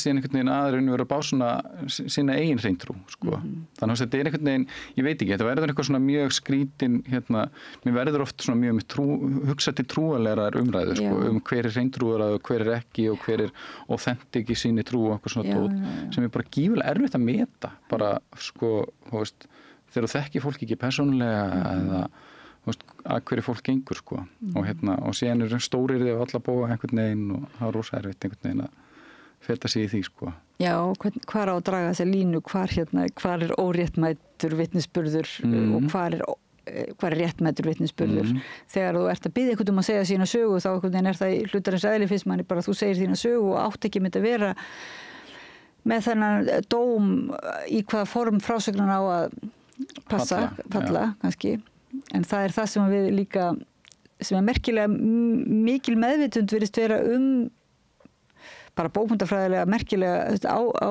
samfélagsmiðlum hvað menn eru svona vakandi fyrir því hvers konar frásögn á sér þar stað og sérstaklega með þeir komið út í þessa viðkvæmni en er ekki eitt spurningum eitt þegar þetta mótmæla menningin og allt eins og segir frá 19. öld og víðar er inn í þessu en er ekki einhver mörk þar sem að þar síðan að endurskoða sem sé svo að einhverju sé slaufað á vinnustaði eða á netinu eða eitthvað svoleiðis og þá kemur þessi svona spurning en hvað með þá réttlæti þar að segja ef þetta er ekki réttmætt þá þarf að eiga sér stað einhver samræða væntanlega eða einhvers konar endurskoðun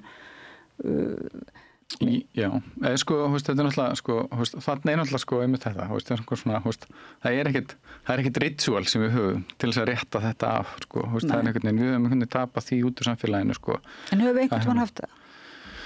Ég meina, ýmis þjóðfélög hafa haft eins konar form, það sem það er einhverjum táknarinnar gjörðir, og ég raun og veru, ég meina, ef við kannski hugsa Íslands samfélag þá kannski, þjónaði kirkjana einhver leiti þessu hlutverki. Ég meina, þú fóst með einhver það var eitthvað ósætti og það var þetta að fara til pressins.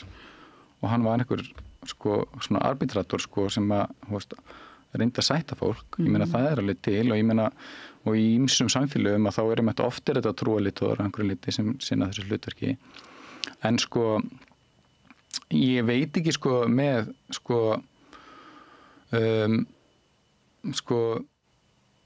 að reyna að finna einhverja leið til þess að rétt, þú veist að pæla í ef að það verið svona eigið sér óréttmætt slaufunstað, það sem þetta pæla. Já, ég var að því það er eiginlega það sem að kannski þeir sem að hrópa hæst fórnarlambsvæðingu. Já. finnst mér oft hanga á spýtunni að verða kvarta þá yfir sko, einhverju sé að gera sig að fórnarlömbum og búa til þá. Já, ég sko, auðvitað sko, veitu, alveg örugglega til dæmi að sem sagt það eru fjöldi dæmi örugglega til slaufun sem á sér stað út af því að það verður til einhver svona músefjun sko. Ég held að hún sé örugglega mjög ofmetin búin saman við í raun og veru árangurinn sem hefur líka bist sko og umræðinu sem af því hefur hlotist, en ég held líka við, það líka þetta sko element sem ég held að við séum að einhverju leiti öll sammála sko að við viljum sko í flestum tilvikum geta að tala saman sem fólk og komast að einhverju niðurstöðu saman að það sé ekkit endilega alltaf best að henda einhverjum undir lestina þó við líka drögum mörk þar, ég meina við sko það er líka til mjög alvarlegir sósíópatar sem bara eru hættulegir og við viljum bara slaufa skilurðu eða skilurðu og þeim með að fá einhver aðstoð en þeir eru til dæmis ekki kannski að vera í sviðsljósinu skilurðu en ég sko þannig sko ég veit ekki hvort við höfum einhvern góða mekanisma, ég held líka sko það sem gerist sko á samfélagsmiðlum er líka svolítið sérstakt að sko þegar að þú endar í einhverju hringiðu þar sem spjótin beinast til dæmis að þér að þá sko verðum við oft pínu sturluð hvað varðar að halda að það séu allir að horfa á þig sko. Það er annað, ég er svona aðeins í pólitík líka sko, þar sér maður líka hvernig sko einhver mál fara og verða einhverju sko, einhver spjótin beinast að þér, mikil umfjöllun í fjölmiðlum eða á samfélagsmiðlum, en þetta er kannski bara örlítill hópur sem er að ræða málin og bara fer út fyrir þennan hópa þá kannski veit enginn hvað er að gerast sko. Það er einhver undirþráður við undirþráð kannski. Og allt lífið snýst það á því augnabliki sko. Og það er það sem er líka svo oft erfitt við sko, út af því að við erum sko samfélagsmiðlum, það sem er svo erfitt til dæmis í samfélagsmiðla er sko að áhorfendahópurinn er hvort tveggja senn kannski bara pínulítill en hann er potensially endalaus og síðan vitum við ekkert sko þegar við erum að tjá okkur þetta samfélagsmiðlum og þá vitum við ekkert alltaf hver áhorfendahópurinn er, þannig að við erum einhvern veginn að stilla okkur af og orða hlutina á okkur hátt, við kalla context collapse líka, það sem að þú ert einhvern veginn að þú ert með ólíka hópa viðmælenda og þú veist ekki alveg hvernig átt að snúa þér, hvað brandara má ég segja, hvað ekki. Ertu á pólitíkus að hugsa svona með PR-meistaran við hönd? Já, en svo bara fólk líka, ég meina, þú ert bara að posta á Twitter, ég meina, þú veist ekki, þau byrja greininda bara þegar sko sjónvarp og útvarp fara að vera svona víðtækir miðlar, að þá ert alltaf komin í stöðu þar sem þú ert alltaf að tala við miklu breiðari hóp og hann er einhvern veginn bara eitthvað svona general audience, þannig að þú veist ekkert alltaf sko, og það er það sem er svo erfitt, þú kannski postar einhverjum brandara sem þú segir í vinahópnuðinum og kannski alltaf að segja, en ef einhver tekur nú samhengi að þá er hann alltaf innu kannski orðin eitthvað viðkvæmur sko. Og og í raun og veru svona ákveðin hugtök sem þetta, ég meina hugtök í Vogue til dæmis er með svona dæmi hugtök sem verður fyrir því sem man getur kallað context collapse. Það er hann birtist í ákveðinu ákveðinu samhengi, færist síðan í annað og síðan verður fyrir ára sem voru þriðju áttinni einhvern veginn og það er svona algjörlega óljóst hvað það þýðir á hverjum tímapunkti, þannig á hverjum tímapunkti að ræða við fólk að þá er fólk að tala um ólíka hluti og ergjast kannski yfir ólíkum hlutum. Þetta er bara context collapse og bara við þú býður í giftinguna þína og þú býður 5 ólíkum vinahópum í giftinguna þína og þeir eru hver með sitt svona samhengi og ná ekki kannski að ströggla með samskipti sín á milli sko. Er þetta mætti eitthvað svona content collapse, mætti segja eitthvað svona einhverju merkingar hrun eða þannig, eða er það ekki? Já, svona hrun er svolítið, ég hef kallað þetta samhengishrun en það er eiginlega svona pínu vandarsamt út af því að collapse er eiginlega þetta er svona collapse þetta er að falla saman sko. Já. Þannig að það verður svolítið svona óljóst sko. Og svo er þetta sem kallast líka Vogue rán eða eða hvað heitir það svona þegar einhver orðræða er tekin yfir sko, eins og þetta með fórnarlambið þegar raunverulega ofbeldismennir eru allt í orðnir fórnarlömb slaufunarinnar og þeir sem verða fyrir slaufun tala sig sem fórnarlömb og eins með til dæmis þá sem hafa einhver völd eða hafa einhver tækifæri eins og tala elite capture líka talaðum. Já. Þannig að elitan taki einhvern veginn yfir og það annað svona sem tekið upprunalega að tala sko þegar sko millistéttin í Afríku að það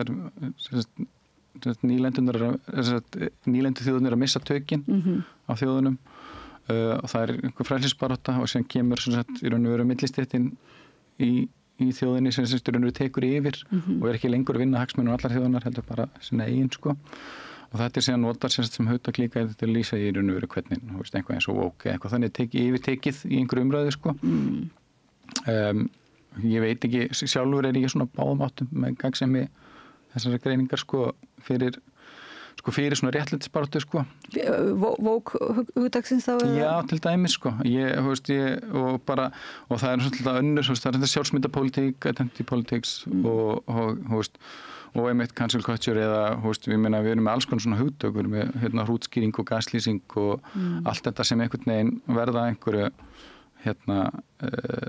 fari einhvern graut sko. Já, og mikið svona nota núna. Það er einhver þörf fyrir að lýsa einhverju viðsnúningi á þegar einhver tekur upp baráttu eða tæki til baráttu og notar það gegn þeim sem er að berjast gegn og eins og til dæmis núna þegar að sjávarútvegsfyrirtækin fara með herferð sko eftir að kannski þeim eru sett einhver mörk að þá bara skella þeir á herferð og tala síðan sig sem fórnarlömb óréttlætra aðgerða og svoleiðis og eru mjög sannfærandi kannski fyrir suma sem ekki vita betur sæði eitthvað vídeo þannig að það eru þetta þörf greinlega á því og þess vegna finnst manni eins og þetta sé óvenju mikil notkun á þessum gaslýsingar Já, mér finnst sko eins og þetta svo hugsa maður hugtak eins og gaslýsing eða hrútskýring til dæmis sem fóru mikinn hérna fyrir nokkrum árum síðan líka rosalega gagnleg hugtök þau sem fatta sko alveg bara, ég hef svo sannarlega lent í þessu dæmi og síðan síðan eitthvað sem heitir svona kannski pólitíska samfélagslega umræða þar sem að sko hugtökin takast í ýmsar myndir og fara í ýmsar áttir og þá þarf maður að takast á við sko á ég að gefast upp á hugtökunum þó þau séu gagnleg út af því að þau hafa einhvern veginn spilst í umræðinni ég hef svona tekstundu dæmi sko umhverfisvernd til dæmis að sko umhverfisvernd hefur oft loðað við vinstrivænginn og var lengi vel svona hugðarefni vinstrimanna að vera í umhverfisvernd og síðan hefur þetta orðið að mikið breiðara og allir flokkar á pólitískan ásnu núna einhvern veginn bera fyrir sig umhverfisvernd og það grænn kapitalismi og okkur svona dót sko og ég hugsa skilur aldrei myndum við sko gefa upp á bátinn sko umhverfisverndarhugtakið þó að sko annað fólk fara að beita því fyrir sig líka fyrir einhver sem ég myndi kannski halda væri bara mjög skaðalegt sko í stórumyndinni. Þannig að maður líka sko við þurfum einhvern veginn að líka átt okkur á því sko hvaða hugtök eru mikilvæg og ég held sko allan í mínum huga eru fullt af þessum hugtökum bara mjög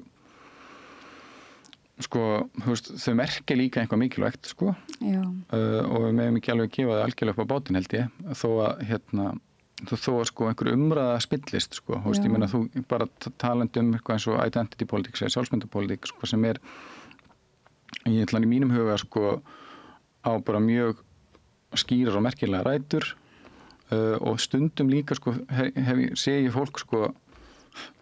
fólk sem sko hafnar sjálfsmyndapólitík annarkvort sko hafninni út af því að það vill í raun og veru fá að segja sína rasistablandar í friði eða það í raun og veru trúir því sem sjálfsmyndapólitíkin snýst því að við þurfum að viðurkenna við þurfum að vera meðvituð ólíka breytur þegar við erum að berast fyrir stéttamálum að þá þurfum við líka að vera meðvituð kynjamálin því að þau skipta máli inn í því og sko þannig að sko fólk kannski fer þá leið og er raun og veru að tala eitthvað eins og hafna sjálfsmyndapólitík en fer síðan að tala eitthvað sem ég myndi kalla sjálfsmyndapólitík sko. Já, ég tek eftir þessu líka bara núna þessa dagana en þá kannski líka spurningum sko einhver einhverju hugsjón sjálfsmyndarpolitíkurinnar eða svona hugmyndafræði, ég veit ekki, einhverju von og svo hins vegar leiðina sem ætlar að fara að því sko, sem að mér finnst kannski verið að hafna svolítið, eða þegar verið að segja þessi leið praxisinn sko. Það er einhver svona praxis sem er einhvern veginn að fara bæði fyrir brjóstu á fólki og síðan er náttúrulega líka, ég veit ekki sko þegar að sko ég fer að fylgjast með feministkri baráttu aldamótin, seinustu svona for reals að sko þá sko var sko praxisinn, hann var alltaf til gagnrýni, það voru límiðarnir voru gagnrýndir, en það var líka bara hvernig fólk orðaði hlutina, þú áttur að kalla jafnréttissinna en ekki feminista, út af því að það var ekki alvöru jafnréttis að vera feministi og svona, alls konar svona umræða sem fyrir í gang og þannig að og þetta er sko afsprengjaði líka að þetta er grasrótabatteri og þú þarft ekki að kunna eitthvað kennivald utan að til þess að fá að taka þátt. Það getur bara hver sem er stokki á vagnin að fengi að vera með. Þess að gera það líka, þetta verður, stundum verður bara miskilningur eða fólk er með ófullnægjandi hugmyndir hvernig það er að beita hugtökunum, fullt af fólki sem kalla sig feminista og einhvern veginn telur sig vera að berjast fyrir kvenréttindum sé ég og horfi og segi nei, heyrðu, þetta gengur ekki, sko. Við getum ekki farið þessa leið. En, það þýðir ekki að ég ætla að segja, eigi þið bara feminista hugtaki, ég ætla að hætta að vera feministi, skilurðu. Og það er alls konar svona finnst, þannig að það er alltaf einhver praxis sem að maður mun sjá og vera bara eitthvað, nei, þetta er ekki nógu gott. Það er alltaf eitthvað vesen, eins og í lýðræðinu líka og í öllum þessum hugtökum. Já, bara í hópum. Er ekki þess vegna kannski svo auðvelt fyrir þá sem að trúa á íþróttir að tengja til dæmis þjóðerni stolt við árangur íþróttaliðs, það er svo einfalt. Það er áhættulaust og ég meina þetta er bara snýst það að þú vonir að þetta lið skori fleiri mörk og það er ekkert mjög flókið kannski, á meðan að kannski ef þú tengir þjóðerni við ýmislegt annað, þá þarf þetta alltaf að vera einhvern veginn, er ég Íslendingur, vil ég vera í sama flokki og þú, vil ég kalla mig Íslending að því að Íslendingar eru svo alls konar, eða vil ég vera í þessum flokki, vil ég vera feministi ef að feministarnir eru flestir að gera eitthvað sem ég er ósátt við. Þannig að þetta ekki bara samt svona eiginlega jákvætt að það sé verið að ræða skilgreina, nú er talað þetta, nú heyrir maður mjög mikið að það verið að gera grín að vinstrafólki og sósíalistum og vinstrigræðum líka og að þeir séu alltaf að reyna að skilgreina sig og þeir séu fastir í hugtökunum og raunverulega bara gleyma allir bara át af því þeir séu að pæli í hvort þeir séu vók eða anti-vók og svona.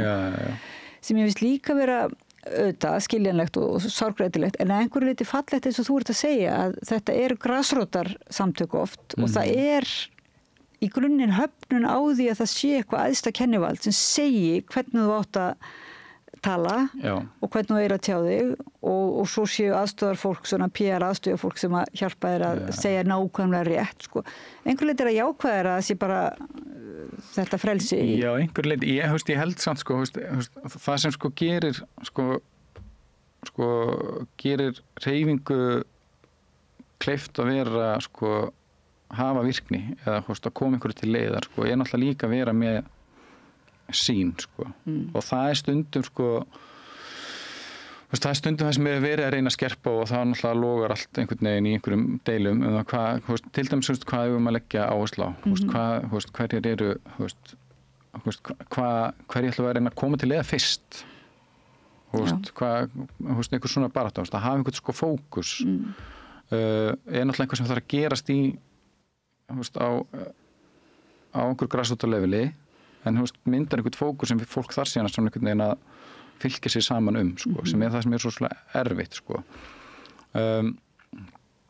en þannig að já, en ég mér finnst þetta þetta með þessa sérstaklega þessa svona almennu útbreiddu réttlætisbaráttu eins og vókið og allt þetta snýst og svo er náttúrulega annað element í því sem ein af ástæðan fyrir velgengni feminisma og hinsegin baráttu og baráttu baráttu gegn kynþáttamismunum ein af ástæðan fyrir velgengni þeirra er að það sker á einn pólitíska ás Ég held að sko, stundum gleyma vinstri menni að sko, það líka til hægri menn sem vilja jafnrétti kynina sko, og eru feministar og það eru meira sér til hægri menn sem eru umhverfissinnaðir, skilur og eina ástæðan fyrir velgengni þessara hreyfinga svo að þetta sker hinn pólitíska ás, alveg þvert og þverran endilangan, þó að sko við getum verið mjög ósammála það hvernig við komum til leiðar og hvað í raun og veru hvað réttmætt birtingamynd lausnana væri sko. En það einhver svona, við finnum alltaf einhvern lægsta samnefnara til þess að vinna ákveðnum málum sko. Þannig að það næsta ákveðin sigur alltaf þar sko. Á meðan sko stéttaelementi sem vinstri menn eru mjög mikið að pæla í, að það ekkert allir sammála það, ekki einu sinni sko þó þú færiði yfir til samfélkingarinnar, skilurðu mig, skilurðu. Þannig að strax farið að losna undan bara þar sko. Þar samt nærðu, ef þú fókuserar bara á stétta baráttuna, að þá samt nærðu kannski til flokks fólksins og jafnvel miðflokksins að einhverju leyti. Það að segja í gagnrýni til dæmis á menntaelítu og svona ef þú tekur stétt sem einhver undirmálsgagvart, ef þú stillir óvinnunum upp sem ekki auðmanninum heldur menntaelítunni. Þannig að þá ferðu eiginlega, þá ertu allt í nú konum með band, þá ertu með svolítið stórt bandalega ef að menntakonan eða menta... Sem ég finnst alveg stórkoslegt sko. Þegar ég ennlega hlýt nú að teljast til einhverja mentaelítu sko. Ný doktor og einhverja menta- og menningarelítu sko. En síðan líka bara svona smiðs og ritara og Keflavík sko. Þannig að, og það það sem ég finnst líka svona erfitt líka stundu þegar að vera að tala sko talandi sko svona innflutt orðræði og það stundu tala woke og identity politik sem einhver svona innflutt orðræði að þau til dæmis umræðan elítur líka rosalega innflutt og því sko elítur til dæmis í Bandaríkjunum á allt öðrum kaliber heldur en elítur hér. Jú, við eigum að vissulega elítur, ég alls ekki að segja það sko, en það líka bara allt annars konar hreyfanleiki og það eru allir og ammaðir með háskólapróf í Íslandi. Það bara rosalega mikið fólki með háskólapróf og við erum með annan fótinn inn í einhverjum af okkur mörgum háskólum. Og þekkir sko þannig sko svona kynnin af æðri menntun eru miklu víður og breiðari heldur en við þekkjum í mörgum öðrum löndum. Og ég á mjög erfitt að setja mig, það er líka sko við hugsum sko, ég elíta á einhverju leveli, en á öðru leveli ég það ekki sko. Það kemur að líka hvort að elíta verður einhver svona það þú sért menntað að gera því sjálfkrafa elítu eða það að þú sért í fílabeinsturni og sért bara að hugsa hversu marga punta þú færð fyrir að vera hérna að skrifa en inngang eða hvort þú ert að hugsa að nota þína upplýsingu og þekkingu til þess að búa til meiri samræðu, grundvöll og samfélag og svo leiðis. Man finnst það vera, þess vegna held ég að mörgum kannski finnst það gróft þegar að stéttabarátta á allt í einu að snúast vera einhvern veginn á andstæðum póli og barátta þeirra sem eru menntaðir einhvern veginn og að koma upp svona breiðfylkingu þá þeirra sem líta á menntaelítu sem óvinn.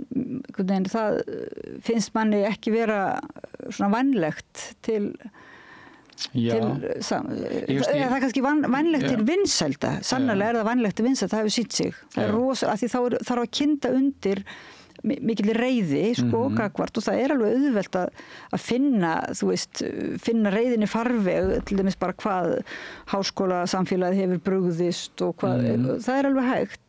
Mér finnst vókið stúastöldum það er verið að búa til, í antivókinu, það er verið að búa til einhvern óvinn úr þessum, að vók fólk sé á móti þeim lægst settu. Stéttalega séð sko. Já, sko, antivóki er náttúrulega rosa áhugavert og því að það er líka, eins og hugtakið sjálft er rosa fjölbreytt og ólíkt svona, innbyrðið sko. Þannig að sko hægra antivókið sko snýst stundum þetta það er svona oft strákarnir okkar eitthvað við sem ekki gera nóg fyrir strákana er einhver svona ákveðin keimur á því og við sem ekki tala nóg mikið um málefni kalla og drengja og síðan rosalega oft, ég meina klórar þar stundum mjög grunnt í yfirborðið að þá bara kvenfyrirlitning og transfóbía og útlendingahatur sko. Sko vinstra antivóki á þau element líka, stundum klórum að bara aðeins yfirborðið og það bara transfóbía sem æpir framan í því. Stundum þetta þessi helgisleipja sem fólk mjög miklar áhyggjur af og ég allan að persónulega hef ekki mjög miklar áhyggjur af sko. En kannski ég svona heilagur, ég veit ekki. En sko, og síðan þetta með sko, að sko saminast einhvern veginn einhver svona elítu hugsun, sko, þetta svona, það sem maður hefur ágjur ofta að vera með svona vanheilug bandalög. Það sem maður sko, við erum einhvern veginn að saminast að vera á móti einhverju sko, sem í grunninn sko, ég veit ekki, snýst einhverju svona, á móti einhverju stemmingu eiginlega, meira heldur en einhverju svona, út af því að ég held að sko aftur, allan að vinstra megin, að sko ég held að megin þorri þeirra sem eru anti-woke og tala fyrir anti-woke vinstra megin eru samt sem áður að tala fyrir kvenréttindum og réttindum hins segir fólks og allt það sko. Ég held að það sé alveg og réttindum, þannig að sko bara móti þessari stemning og einhverjum leiðum sem eru farnar. Já, einmitt þessum praxis sem við tala um sko. En ég, sko, það sem ég finnst svo vont að sko, það mun alltaf koma upp andof gegn praxis réttlætisbaráttu. Og þegar réttlætisbarátta alltaf að berjast gegn sko ríkjandi normum í samfélaginu. Það það sem hún mun alltaf gera sko. Við erum alltaf sko við erum vön einhverju og það eitthvað normal í okkar samfélagi og við vitum mörg allavega að það ekki réttlátt normal og það spilna við þessu normali skilur vekur upp óþægilega tilfinningar í fólki og þetta þekkir hinsegin báþróttan alveg ótrúlega vel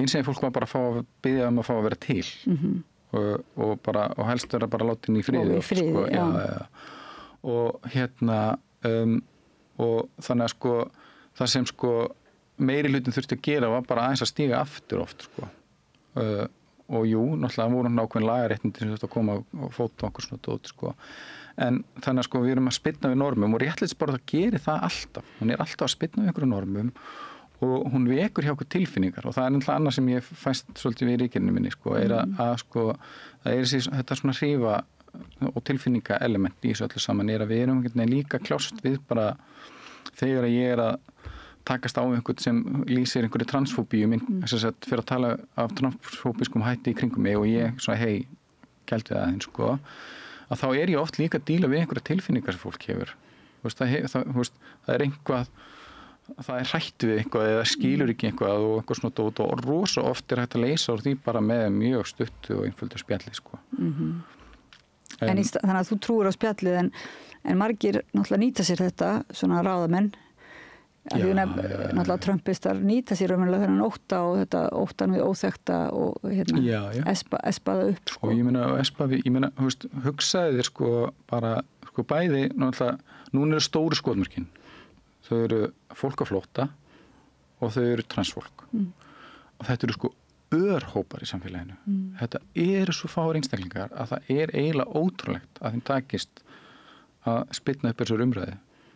Ég meina talandi sko, útlendingaandúðina, ég meina við erum sko, á Íslandi eru sko 80% innflytjenda eru að koma hérna efnahagsvæðinu og koma hérna bara með venjulegum, þau eru bara koma hérna að vinna sko. Síðan 10% sem koma utan og síðan 10% flóta og fólk á flóta og þessi 10% telja líka Venezuela-búana og Úkraínubúana sem komu hérna í frekar stórum stíl, mjög skyndilega. Annar hópur bara út af stríði í þeim sem man geta kallað nágrannalandi. Það bara mjög eðlilegt að við séum með stóra hópa af þeim hérna. Og þetta bara ekki margir sko. Þetta raunverulega ákveðin óheiðarleiki að raunverulega slíta í sundur röklega samhengið og svona skynsamlega röklega samhengið og svo tilfinninga samhengið og eins og þú ert að segja að það rosalega gott þegar við höfum sjálf fengið að tjá okkar tilfinningar og það hlustun á það en þannig þetta svolítið neikvætt, þannig einhver svona sem hlustar á tilfinninga ótta þinn en raunverulega espar hann upp og það slitið alveg á röklegt samhengi sko. Það til dæmis sko, eitt af lykilshugtökunum sem ég verið að greina bara samkennd sko. Og sko þarna birtist í raun og veru svona pínu neikvæð mynd sko samkenndar í því að sko samkennd felst líka bara í því að skilja tilfinningar annara og það að skilja tilfinningar annara getur líka verið í raun og veru leið til sko manipuleringar. Já. Og það það sem við sjáum rosalega sterkt sko í það sem í raun og veru tala hvernig við nýtum það sem við getum kallað svona pólitíska tilfinningar. Svona samfélagslega reiði eða samfélagslega ótta eða eitthvað þannig sem við getum í raun og veru keyrt upp og nýtt til mér langar að segja illra verka. Og sko og í raun og veru ég meina ein leið það sem menntaelítan mjög góð í sem fræðsla sem rosa mikilvæg leið til þess að stemma stigu við þetta og fræðsla þá í skilningunum eins og margir segja ekki bara tróða í þekkingu heldur fræðsla í skilningunum líka sko að hlusta á tilfinningar þínar og hjálpa þér að orða þær og tengja þær við vitsmunina Já, og í raun og veru sko bralsinski menntunarfræðingurinn Paulo Freire talar þetta, það kallar á bók sem heitir Pedagogy of the Oppressed kennslufræði kúðu sko og talar með þetta líka sko að sko menntun og fræðsla ekki bara sko, ég ekki sem kennari ekki bara hann talar svona bankakerfi sem sagt að ég í raun og veru nemendurnir eitthvað svona þjónustueining. Já, þjónustueining og meðtakendur og ég einhvern veginn að fylla þau á þekkingu einhvern veginn sko heldur að leita leiða til þess að fá fólk til að hugsa gagnrýni og skoða gögn og greina og vera hugsa sjálfstætt og ég svo náttúrulega líka bara lífmenntun ekki bara sko ekki formleg menntun endilega í skólum og ég meina þetta eitthvað sem við höfum mista einhverju leyti. Við skulum aðeins ítreka þetta fyrir hlustendur og áhorfendur lífmenntun. Líð, já, mér finnst þessi að vera lífmenntun. Mér finnst það svo skemmtilegt hugtak. Það verður skemmtilegt hugtak, lífmenntun. Já, venta fólki í lífinu. Já. Skóli lífsins. Ég held að vera skóli lífsins komin. Venta fólki í skóli lífsins. Lífmenntun. Já, í raun og veru bara svona almennari fræðsla og ég meina einhver leiti stjórnmálasamtök hafa oft staðið í þessu og ég meina verkalýðshreyfingin oft með líka með mikið af fræðslu. En maður hugsa sko námskeið og fyrirlestrar sem bara opnir eða leshópar og svona, þetta svona það sem maður dreymir að gera meira af eða einhvern veginn að fengja þrífast betur í okkar samfélagi þar sem fólk einhvern veginn leggst yfir og saman. Ég held að það sé líka svo mikilvægt sko, því að rosalega mikið núna að fólk bara horfa á YouTube ég búin að þekki mjög mikið fólki sem horfur á YouTube til að fræðast og það getur verið mjög gagnlegur vettvangur, það rosalega mikið á góða efni þar en þú rosalega oft bara ein með sjálfur þér að horfa á YouTube-myndbandi, taka einhvað inn, skrifa hjá þér kannski eitthvað en það gerist eitthvað svo mjög mikilvægt þegar við erum að spjalla saman og þú segir ég skildi þetta svona og þá svarar þú nei, ég skildi þetta hinsegin skilur og við þurfum einhvern veginn að navigera það sko. Þannig að vinna úr þessari reynslu sem hún verður fyrir það að segja og þessu áfalli sem uppfræðslan getur oft verið dálítið áfall bara sem þarf að vinna úr sko, í samræðinni í áframhaldinu. Og þú varst í pólitík en fer í doktorsnámast núna nýdoktor og ritstjóri þannig að þú hlýtur þá að trúa virkilega á að skipti máli að fræða og skrifa og ræða málin. Já, ég hef mjög mikla trú á samfélag. Ég hef mjög mikla trú á það að sko, og ég held að sé missir af alls konar samfélögum sem hafa verið til og ég held að sé missir af því að við eigum ekki fleiri rými þar sem við getum komið saman ókeypis. Það raun og veru bara bókasöfnin sem standa eftir og hreyfð í þeim bransa. Þar sem við komum saman og erum að ræða og hittast og takast á. Það kannski ekki takast á. Ég held að það sé ekki alltaf gagnlegt sko. Ég held að við ofmötum svolítið þegar við tölum sko skoðunarskipti sem einhvers konar átök sko. Sé ekki alltaf gagnlegt sko. Ég getur líka bara verið mjög kreatív og En gagnrýnin, allavega svona, kannski ekki átök en þá allavega, jú. Við erum alltaf gagnrýnin, ég held að sé, sko, þú getur verið gagnrýnin og skapandi á sama tíma, held ég alveg regla. Ég held að sé, það er svona, sko, við upphefjum rosalega mikið átaka element skoðanaskipta. Á kostnað held ég skapandi hlutans og í raun og veru þess að geta einhvern veginn að vera leita leiða til þess að rækta einhver sko samfélag okkar á milli sem erum í skoðanaskiptunum. Þannig að sko talandi sko aftur svona einhver svona dulda einstaklingshyggju sem birtist í staðan fyrir að líta á samskipti sem einhver dans, þar sem við svona í raun og veru komum saman og erum að reyna að skilja heiminn betur, að þá lítum við á það sem skilmingar eða glímu eða og keppni. Já, þannig að keppni. Og skólakerfi alltaf keppni árangur og allt svona árangur, hver fremstur.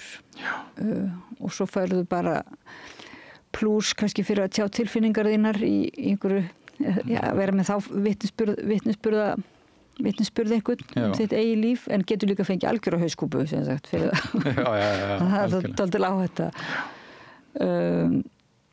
Gústaf Adolf Bergmann Sigurbjörnsson, heimspekingur og ritstjóri tímaritsins Hugur, sem tímarit heimspeki og var að koma út núna og bara ég virkilega mæli með því fyrir hlustendur og áhorfendur. Mikið af flottum og bara vönduðum greinum. Já, og þetta nálgast, fólk finnur mig á Facebook, það er nálgast einganginn að lesa hann þar. Já.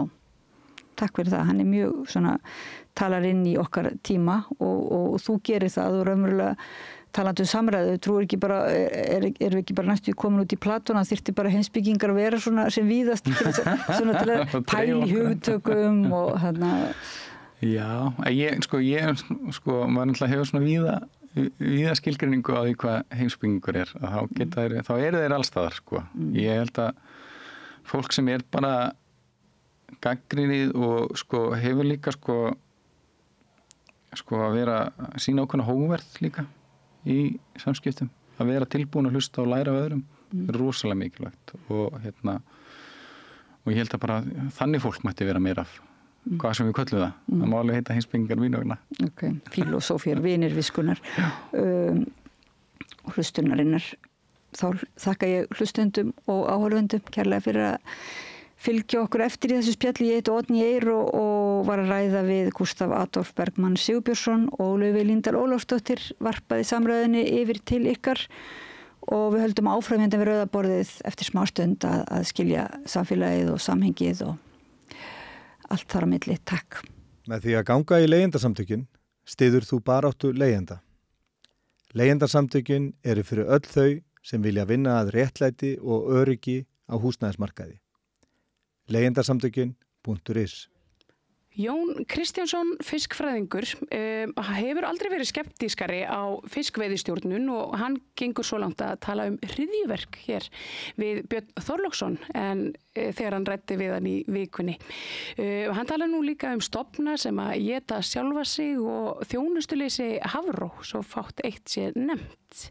Gjörið þið svo vel.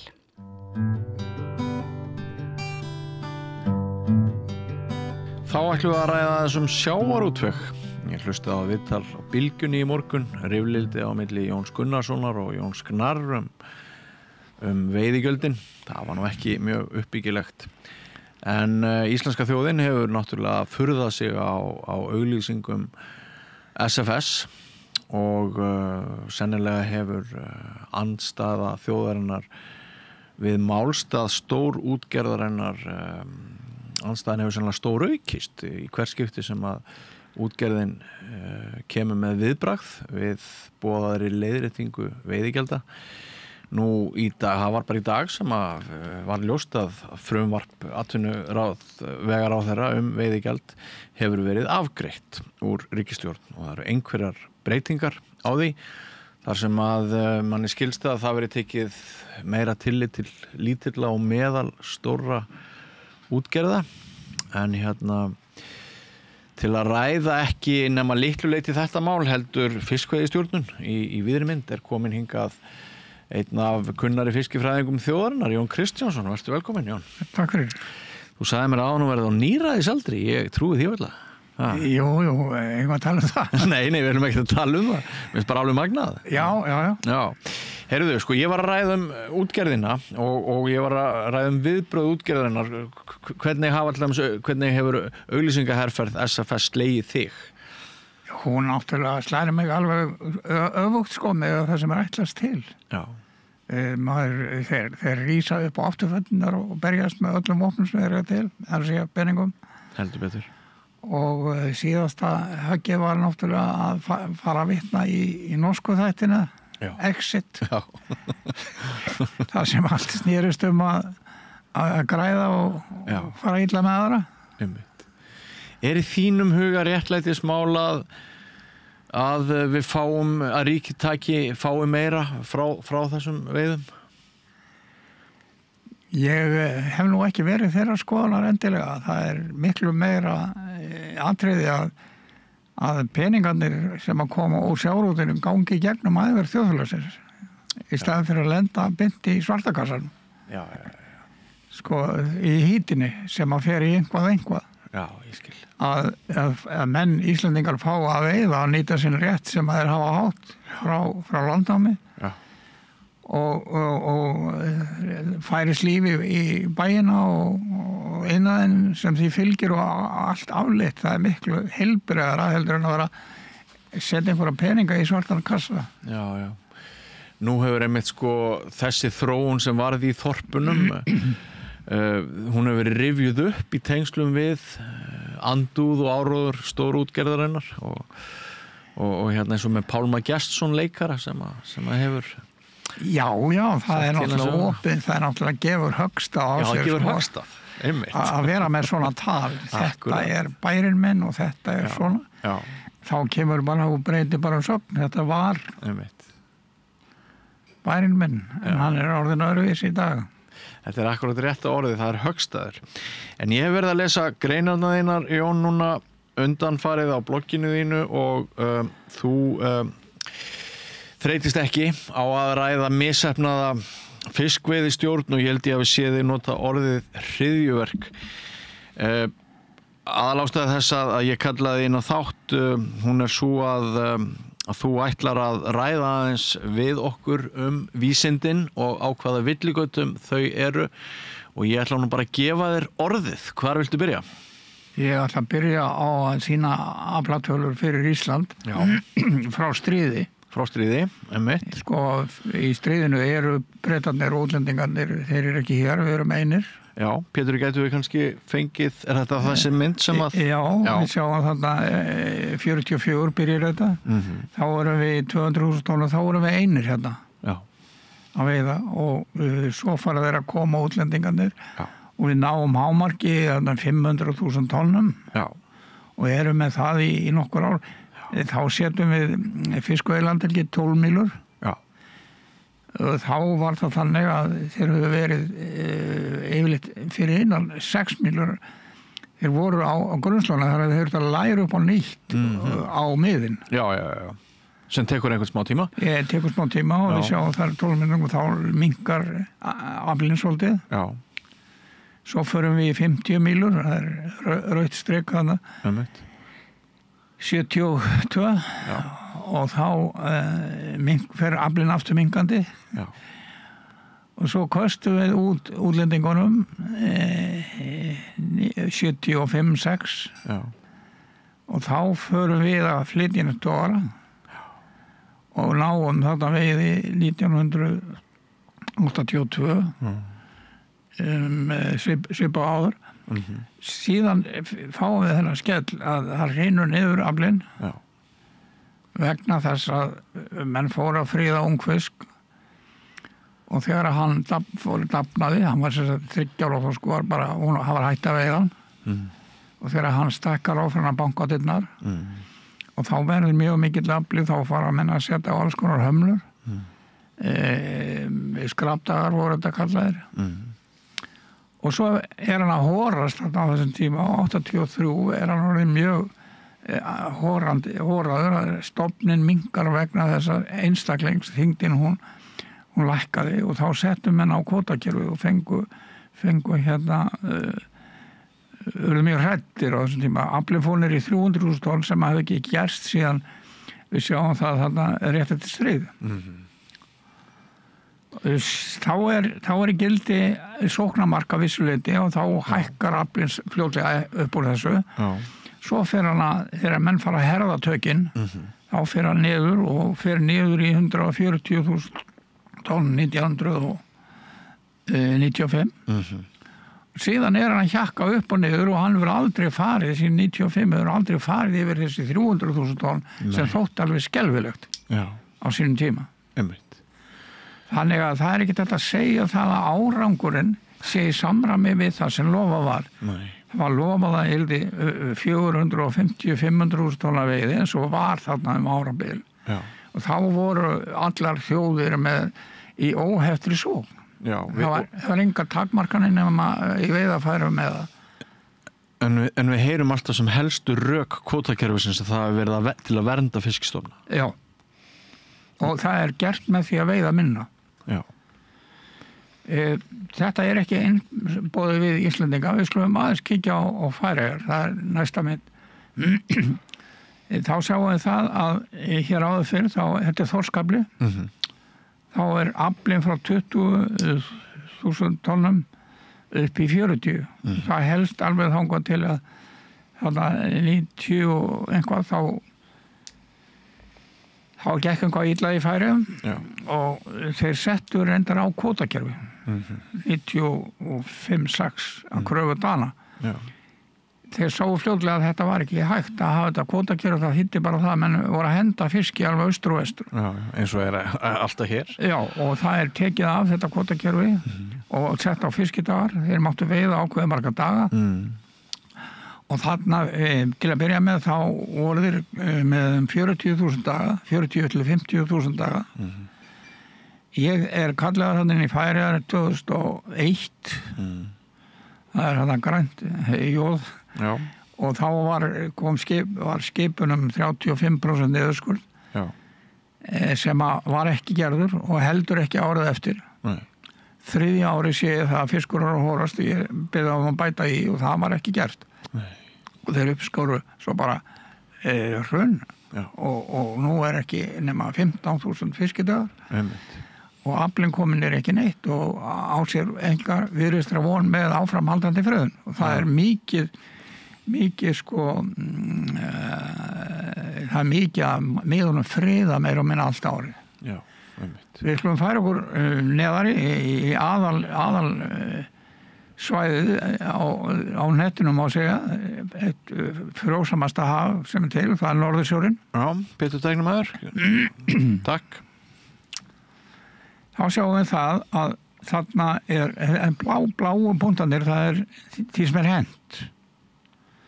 Að strax eftir sko 80 þegar menn fara 75 til 80 þá fara menn að stjórna hjá sjálfum sér, þá var hægt að hafa, þá var komið 200 miljónir landhelgi og þá var hægt að reyða útlendingar í burtu og þá var farið að byggja upp með friðun og það fer svona eins og við sjáum og núna er aflinn í Norðursjó 5% af því sem hann var. Þetta er svakalegt.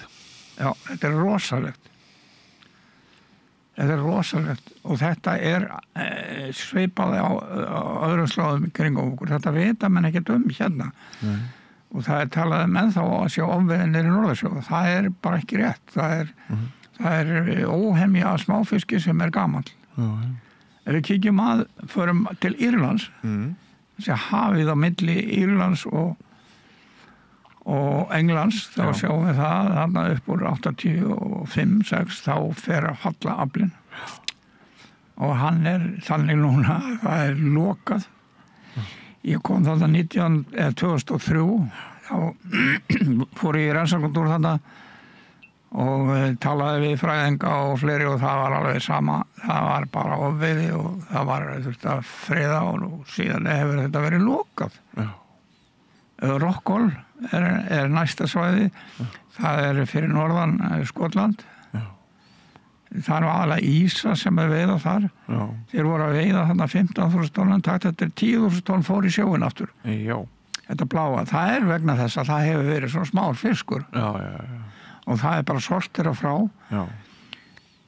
En hann núna, mér sagt, hann það smár og hóraður, hann varla söluvara. Það nefnilega það. En mætti þá kalla þetta löglegt brottkast? Já, það leyft brottkast niður í Norðursjó. Já, það var leyft. Ég fór á snurruvagabát í Norðursjó. Við heldum við 60 tonn, við komum með 9 tonn í land. Allt eitt fór í sjóin. Ég skil. Eystrasalt hann að það næsta. Já. Þarna 200.000 tonna afli. Það svolítið breytilegt í Eystrasaltinu, hvort það síld sem ríkjandi eða þorskur. Já. En allavega að þá fara þeir að draga saman, þeir ganga í Evrópusambandið og fækka skipum. Og ég varaði þá við 2009 að ég heldur þess að frá hann geti farið illa í þeim. Nú búið að vera lokað í 4 ár. Það 0 veiði og allt sjávarútvegsbatterið bara 0. Já, þetta bara alveg hrunið sem þetta særi mig. Já, gjörsamlega, og þetta að mannavöldum. Þetta að mannavöldum. Já, nú fiskurinn mjög hóraður ennþá, en það ennþá verið að bíða eftir að náttúrun lagi þetta og það meiri sér að fara að setja út seiði. Já. Það ein gleðitíðindi í öllu þessu. Já. Og það Barentshafi sem síðasta myndin okkar. Ok. Já. Að við sjáum það að þeir eru að veiða þarna yfir 1 milljón tonn og áður síðan kemur 75 þá farið að henda út skipunum. Þarna voru altså í kringum 1960 vorum 3.000 erlendir togarar í Barentshafi. Já. Og það gerist það 1980 að það verður algjört, 1990 fyrir þá verður algjört hrun. Já. Og selurinn kom på ströndinni, languði stofnin fjallur hór, loðnar korf. Já, já.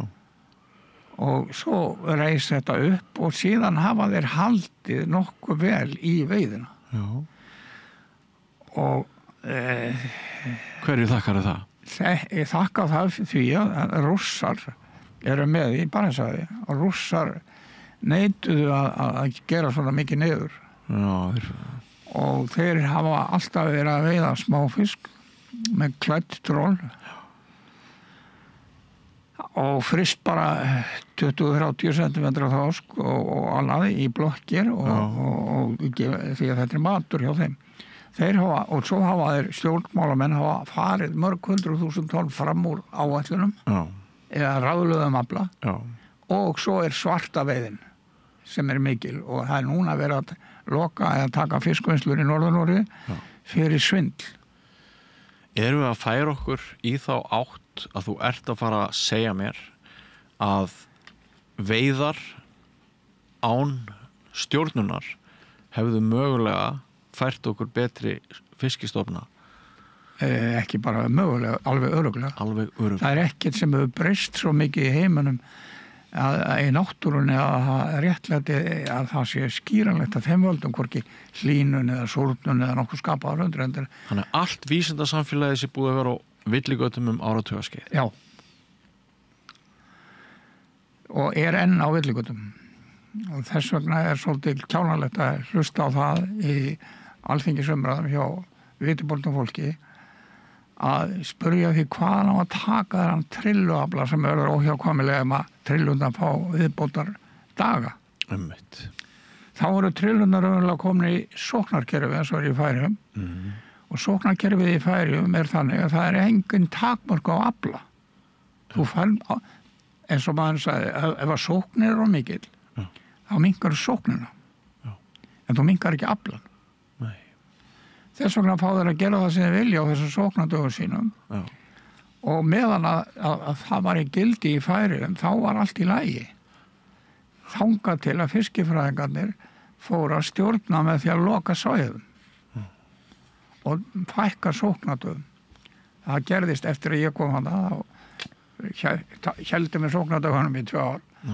Og svo þegar ég sagði þeim að bæta við, þá fækkuður. Þá var komin nýr ráðherra. Og svona þetta, þannig að þetta eru mannanna verk. Og það svolítið merkilegt að þeir hafa komist upp með þetta í núna hérna hjá okkur í 40 ári. Þetta ekki bara hérna, þetta allstaðar. Án þess að bera nokkur ábyrgð. Þetta eru andlitslausar stofnanir, ábyrgðarlausar. Og það hýriktu sjómenn væla yfirleitt allstaðar Það er allstaðar efast getu fiskifræðinga að meta stofnin rétt. Hvernig er hægt að koma þessum skilabóðum á næsta stig? Sko, Björn Ólafsson var hér daginn að tala að það veri einstætt í seinni tíma sögu að sjá golþorska fullan af öðrum þorskum. Menn fiskurinn væri að éta sjálfan sig. Já. Og þú ert með þessar áleitnu spurningar. Hvað hvernig getur þetta náð til áhrifa?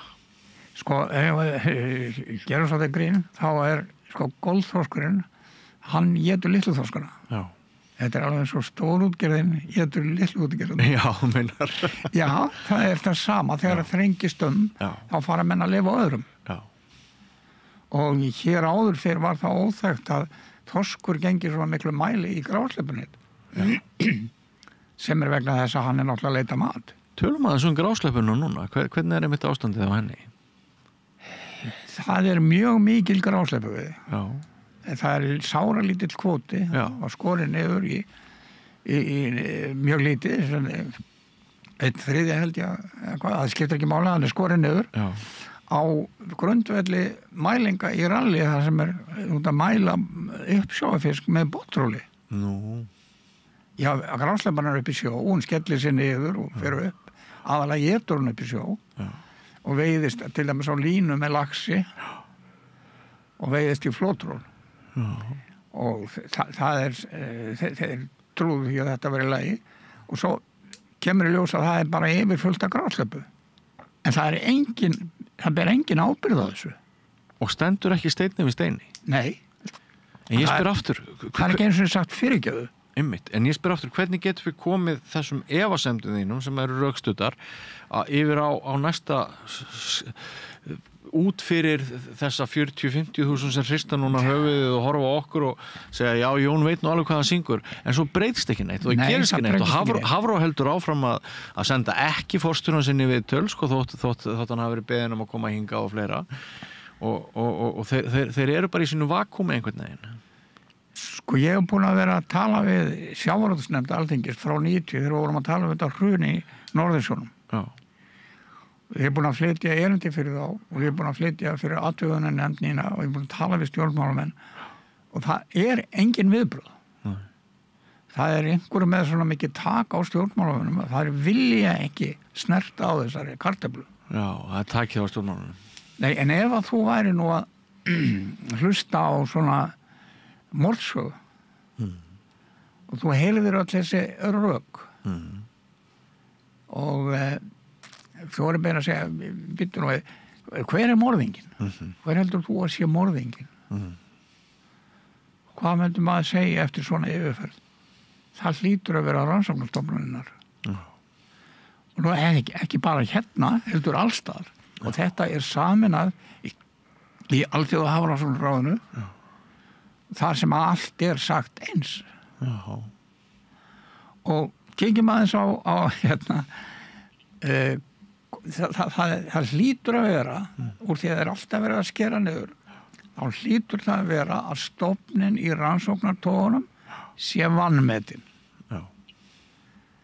Þú gerir eitthvað svo mælir stofnin þá er það minnkað og svo mælir aftur þá er það minnkað og þú skerð alltaf niður og alltaf minnkar stofnin í þínu mælingum.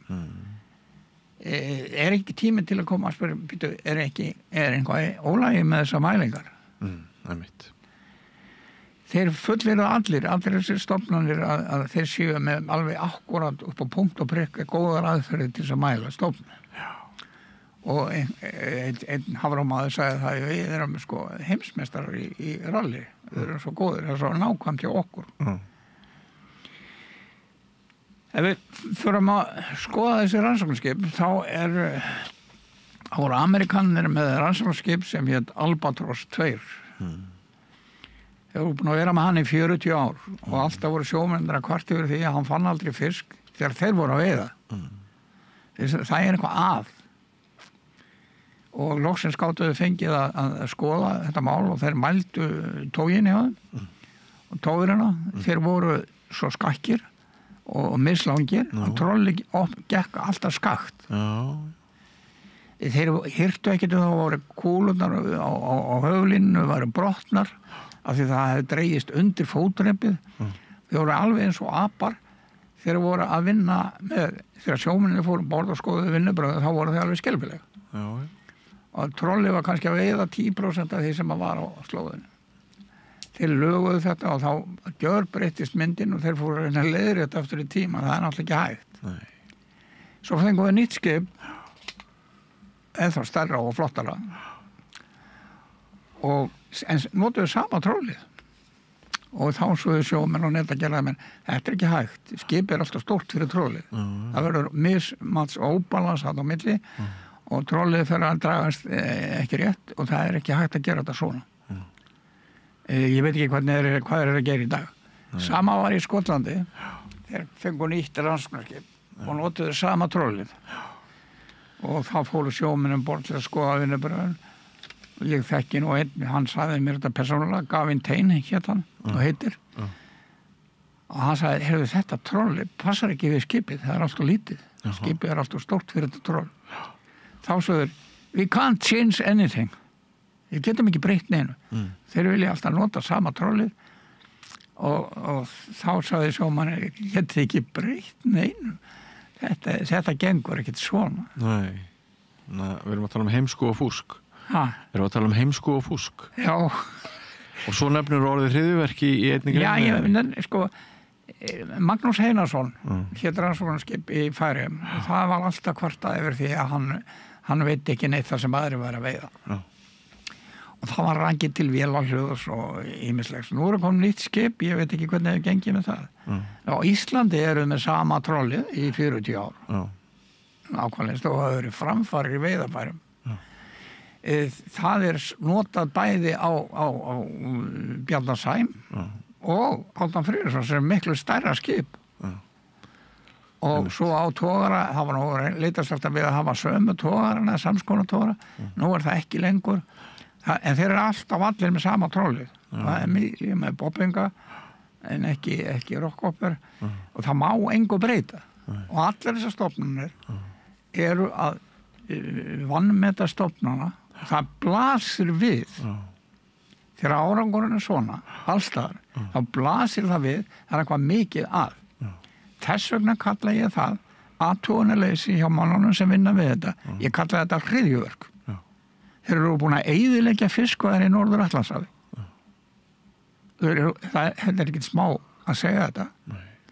Og þeir eru áfram jafn hortugir og segja bara þetta og hitt. Það sem að þeir vilja og það enginn sem vilja geta hróflað við þeim. Nei, ég ætla einmitt núna að reyna í þriðaskiptið að fá þau til þess að hugsa það með mér hvernig þessi gagnrýni, hvernig hún getur haft áhrif. Við þurfum að klóna Lúðvík Jósefsson. Það vantar kjarkmenn í stjórnmálin. Já, einmitt.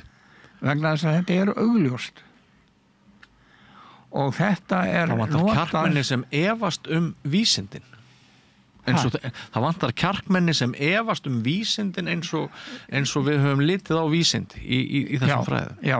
Það er náttúrulega stór ákvörðun fyrir stjórnmálamann. Já. Og ég hef nú svo oft búin að sko, bara þessar hérna heima, það er búin að vera margir forstjórar í tíma minnar gagnrýni, sko. Já, einmitt. Og ég bara sé hvað er að gera vitlaust. Já, og þess vegna kemur hingað og ræðir þetta mál.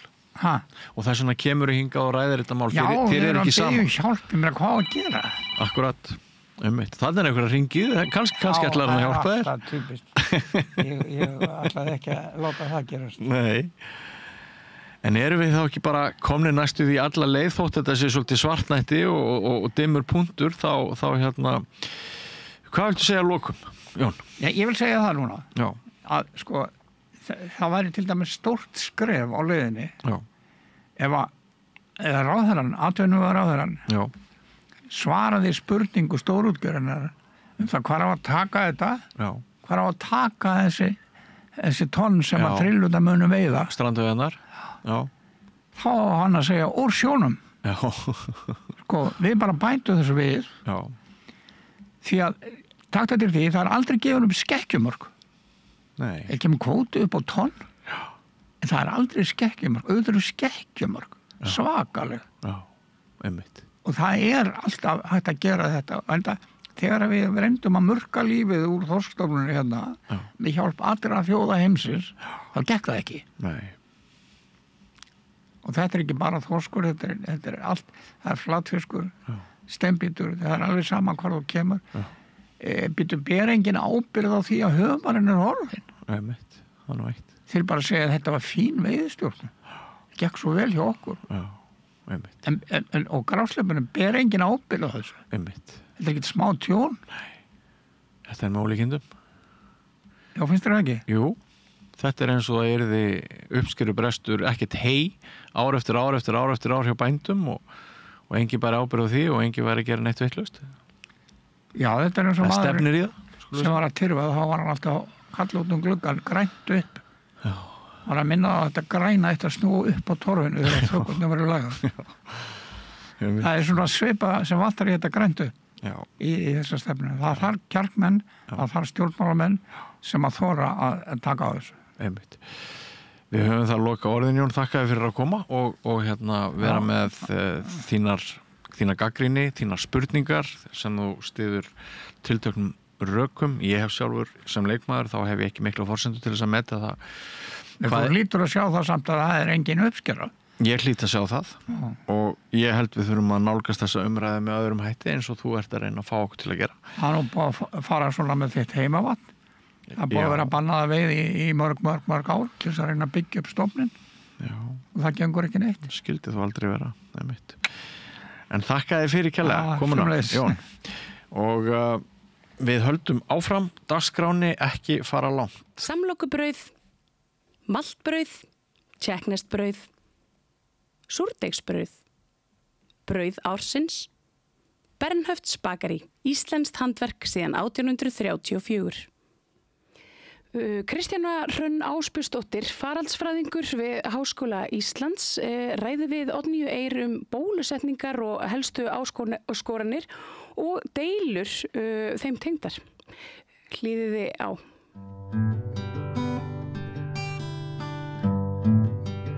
Komið sæl, núna er alþjóðlega bólusetningarvikan og að því tilefni hef ég fengið góðan gest til mín. Ég heiti Oddnýju Eir og hér er Kristjana Hrönn Ásbjörnsdóttir, faraldsfræðingur, dósent í Háskóla Íslands.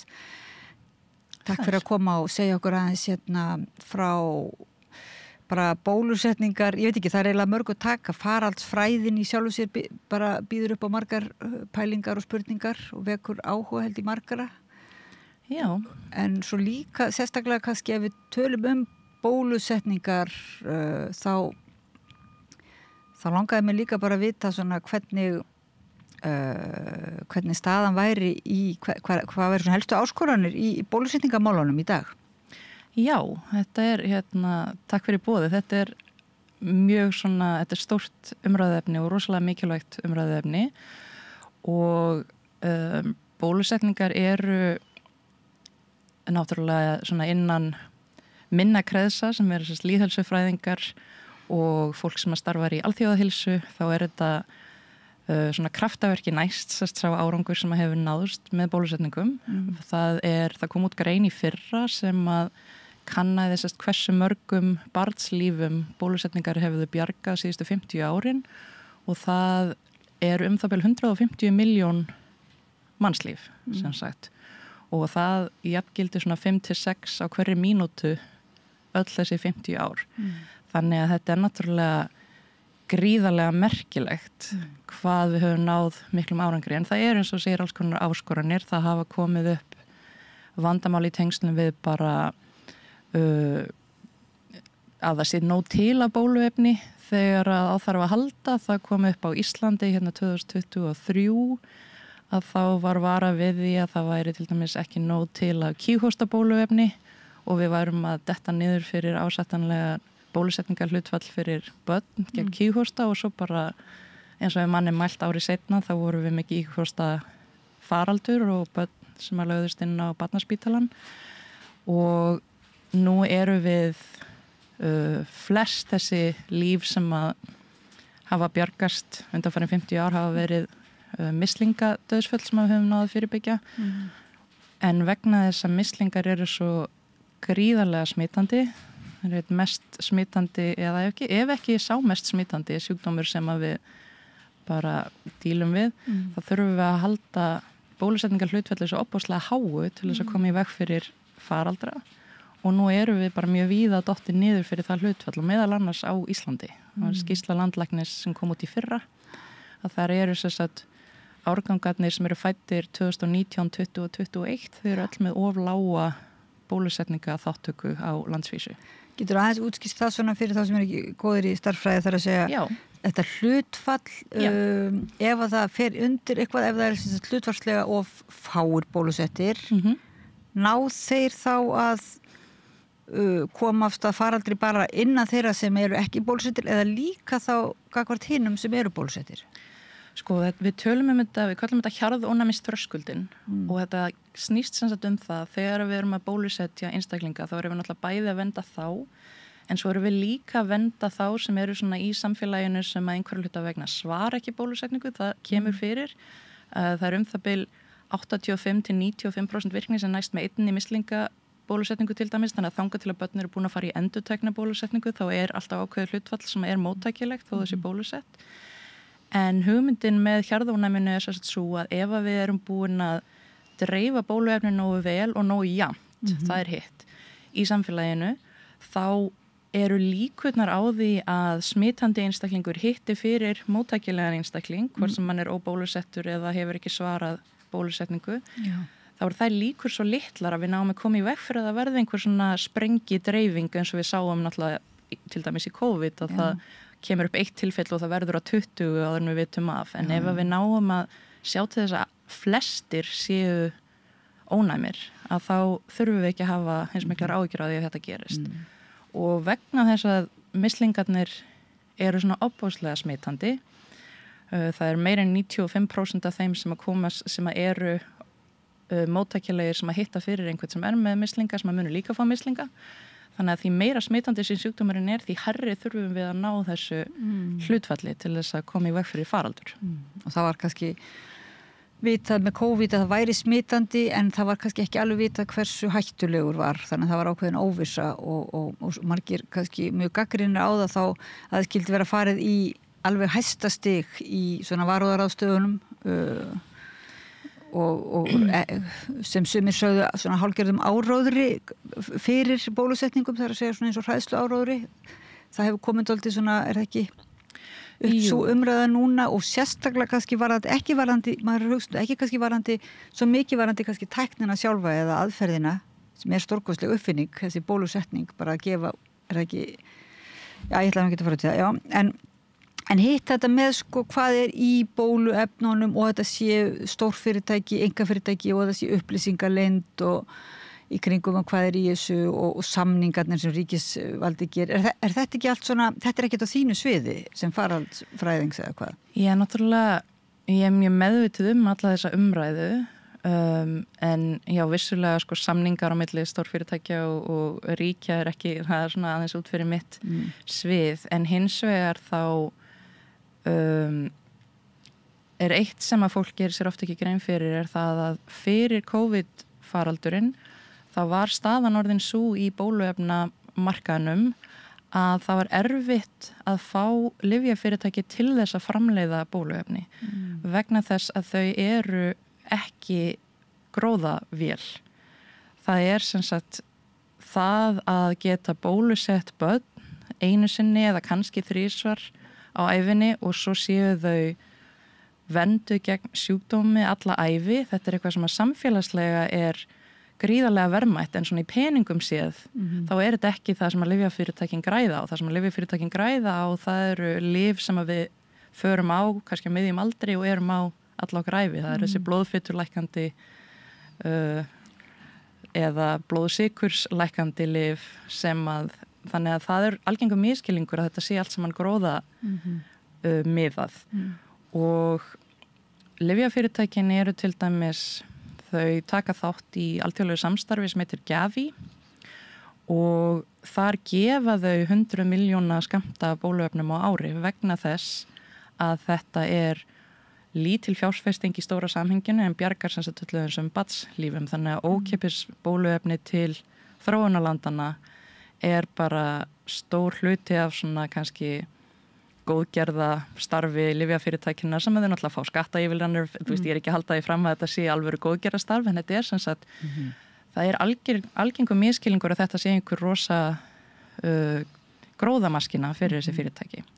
En svo hins vegar þegar að COVID kemur upp, að þá gjör breytist þetta umhverfi, þetta fjárfestinga umhverfi og þar með geta orðið þessar rosalega röðu framfarir í bóluefna þróun vegna þess að öll heimsbyggðin allt í einu þurfti á þessum efnum að halda.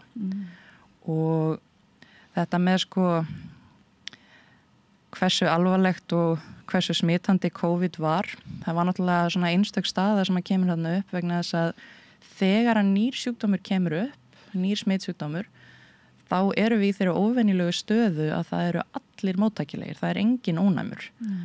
Þannig að þess vegna voru við alltaf að einblína svona mikið á sko þó að það væri mögulega ekkert voðalega stór prósent af fólk sem að yrði alvarlega veikt og þyrfti gjörgæsluinnlögn til dæmis, þá það svo fljótt að telja. Ef að öll þjóðin móttækileg fyrir sjúkdómnum og 10% okkar veikjast öll í einu og það lítil hlutfall sem að þarf gjörgæslu en það ekki nóg mörg pláss.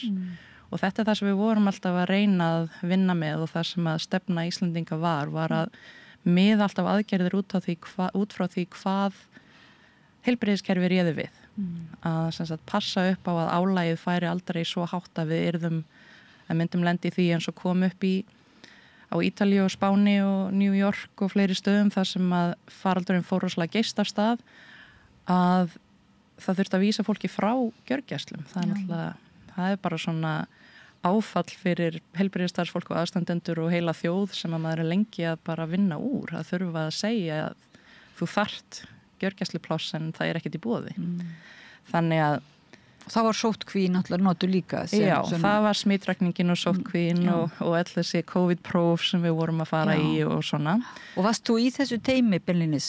Nei, ég í rauninni flutti heim til Íslands áramótin 2021. Þannig að það var samstarfsfólk mitt við háskólan sem núverandi samstarfsfólk mitt sem að var með í þessari áætlanagerð og var að gera líkun og spá fyrir hversu stór faraldurinn geti orðið og svona en ég var ekki þáttakandi í þeirri vinnu. En þetta sem sagt, þetta var hugsunin á bakvið allar okkar aðgerðir og eins þetta þegar að bóluefnin koma að hvetja sem flesta til þess að þiggja þau vegna þess að þannig gátu við dregið úr þessu framtíðar álagi á spítalana sem við vorum alltaf að hafa áhyggjur af. Þannig að þetta er náttúrulega gríðarlegur lærdómur væntanlega, þetta COVID-dæmi allt saman og það hefur ekki fyrir þig sem faraldsfræðing, það hefur ekki afsannað gildi bólusetninga og raunverulega mikillar þáttöku í bólusetningum. Nei, alls ekki. Það eru til mismunandi tegundir af ónæmi sem að bólusetningar vekja og það sem við vorum alltaf öll að vonast eftir í upphafi var að þetta yrði svona bóluefni sem að myndi kalla á ónæmi sem að stoppaði smitt. Það er náttúrulega það sem við vonum alltaf og það er til dæmis það sem að mislingabóluefni gerir. Að það verður bara til þess að þó að þú komist í snertingu við smitandi einstaklinga þá gerist ekki neitt. En hins vegar til annars konar ónæmi sem sem sagt að það ræsir ónæmiskerfið sem að þá fljótar að bregðast við sýkingunni og vinnu betur úr henni og verður þá til þess að við verðum miklu minna veik. Það eru miklu færri sem að lenda á spítala eftir að bóluefnin koma til, þrátt fyrir að það séu miklu fleiri sem að veikjast í rauninni. Það eru miklu fleiri sem að smitast en við veikjumst minna og þar af leiðandi þurfum við ekki að hafa þessar miklu lýðheilsu aðgerðir lengur vegna þess að við vitum að kerfið ræður við það vegna þess að flest okkar munu fá COVID og það getur verið hundlegilegt að fá COVID og við getum orðið veik en við erum ekki svona heilt yfir með eins mörg eða eins stórt hlutfall sem að verður alvarlega veikt. Já, þannig að þetta bóluefnin sem við fengum var svona, það vakti upp ónæmiskerfið og vann síðan úr því. Það getur þá tekið lengri tíma því fólk er ennþá að veikjast á COVID á Íslandi, er það ekki? Jú, og það bara því miður virðist vera staðan með COVID, alveg eins og með influensuna, að við fáum ekki influensu einu sinni og aldrei aftur, heldur getum við fengið hana aftur og aftur og þó að við höfum öll verið að vona að fólk myndi annarkvort fá COVID einu sinni eða fá bólusetningu og vera þar með ónæmt alla ævi, þá hefur það ekki reynst vera tilfellið. Þannig að þetta ennþá í dreifingu í samfélaginu, en hins vegar svona þegar við horfum á hversu stórt hlutfall þeirra sem að smitast af COVID enduðu á spítalega eða á gjörgæslu eða jafnvel dóu úr COVID áður en að bóluefni komu til og svo samanburðum við núna, þá staðan allt önnur. Þó að COVID virðist vera bara komið til að vera hluti af svona flóru smittsjúkdómar sem að eru alltaf í einhverju dreifingu. Og verður þá mælist til þess eða mælist til þess að menn láti bólusetja sig árlega eitthvað svolítið eins og fyrir þá sem eru með viðkvæmt kerfi bólusetja sig reglulega, er það í gangi? Eftir því sem ég best veit að þá mælt með því á fyrir eldra fólk og fólk getur óskað eftir því að fá viðbótar bólusetningar ef það hefur sérstaklega ástæði til, þar að segja eldra fólk eða fólk með undirliggjandi sjúkdóma sem hefur áhyggjur af COVID-smitti getur fengið viðbótar bólusetningar og þá það líka svona eins og flensu bólusetningarnar að það verið að aðlaga þær að svona nýjum afbrigðum sem eru í dreifingu og svona til þess að reyna að ná sem bestri vernd. En vinna menn sér ekki inn eina punta sko með því að fá oft COVID, kemur það, þú veist, þetta ekki þannig vírus þá? Sko, jú og nei, þú færð tímabundið ónæmi af því að smittast af COVID en ónæmið sem fæst af bólusetningu varir lengur og sterkara heldur en ónæmið sem fæst af því að smittast. Þannig að ef að valið stendur þarna á milli þá það betra, en hins vegar ekki verið að mæla með því að allir láti bólusetja sig árlega eða svoleiðis, þannig að það búið að skoða þetta og meta það þannig að sem sagt við séum flest orðin full bólusett og þar með þurfi ekki að vera regluleg bólusetning nema fyrir þau sem eru í sérstakri áhættu. Okay.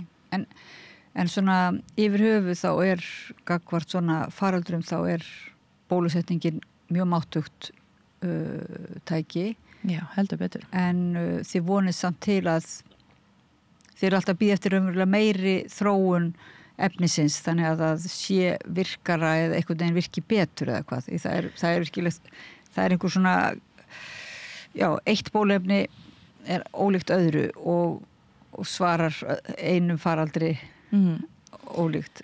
Já, það bara eins og við sáum þegar við vorum svona einhvern veginn á kafi í því að fylgjast með COVID-faraldrinu, það voru alltaf að koma þessi nýju afbrigði og nýju afbrigði verða bara til með stökkbreytingum og stundu veldur stökkbreyting í veiru því að hún meira smitandi og stundum minna smitandi, stundu veldur það því að hún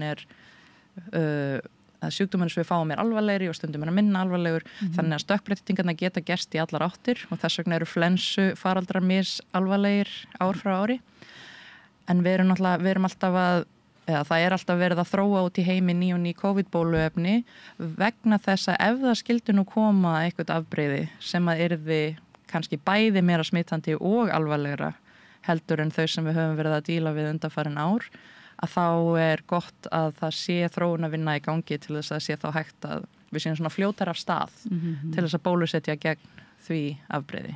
Og ef það einhver allt annars konar veira eða allt annars konar faraldur, þá hægt að nota sér eitthvað þá þróun að vinna, vera fljótar af stað með annars konar bóluefni?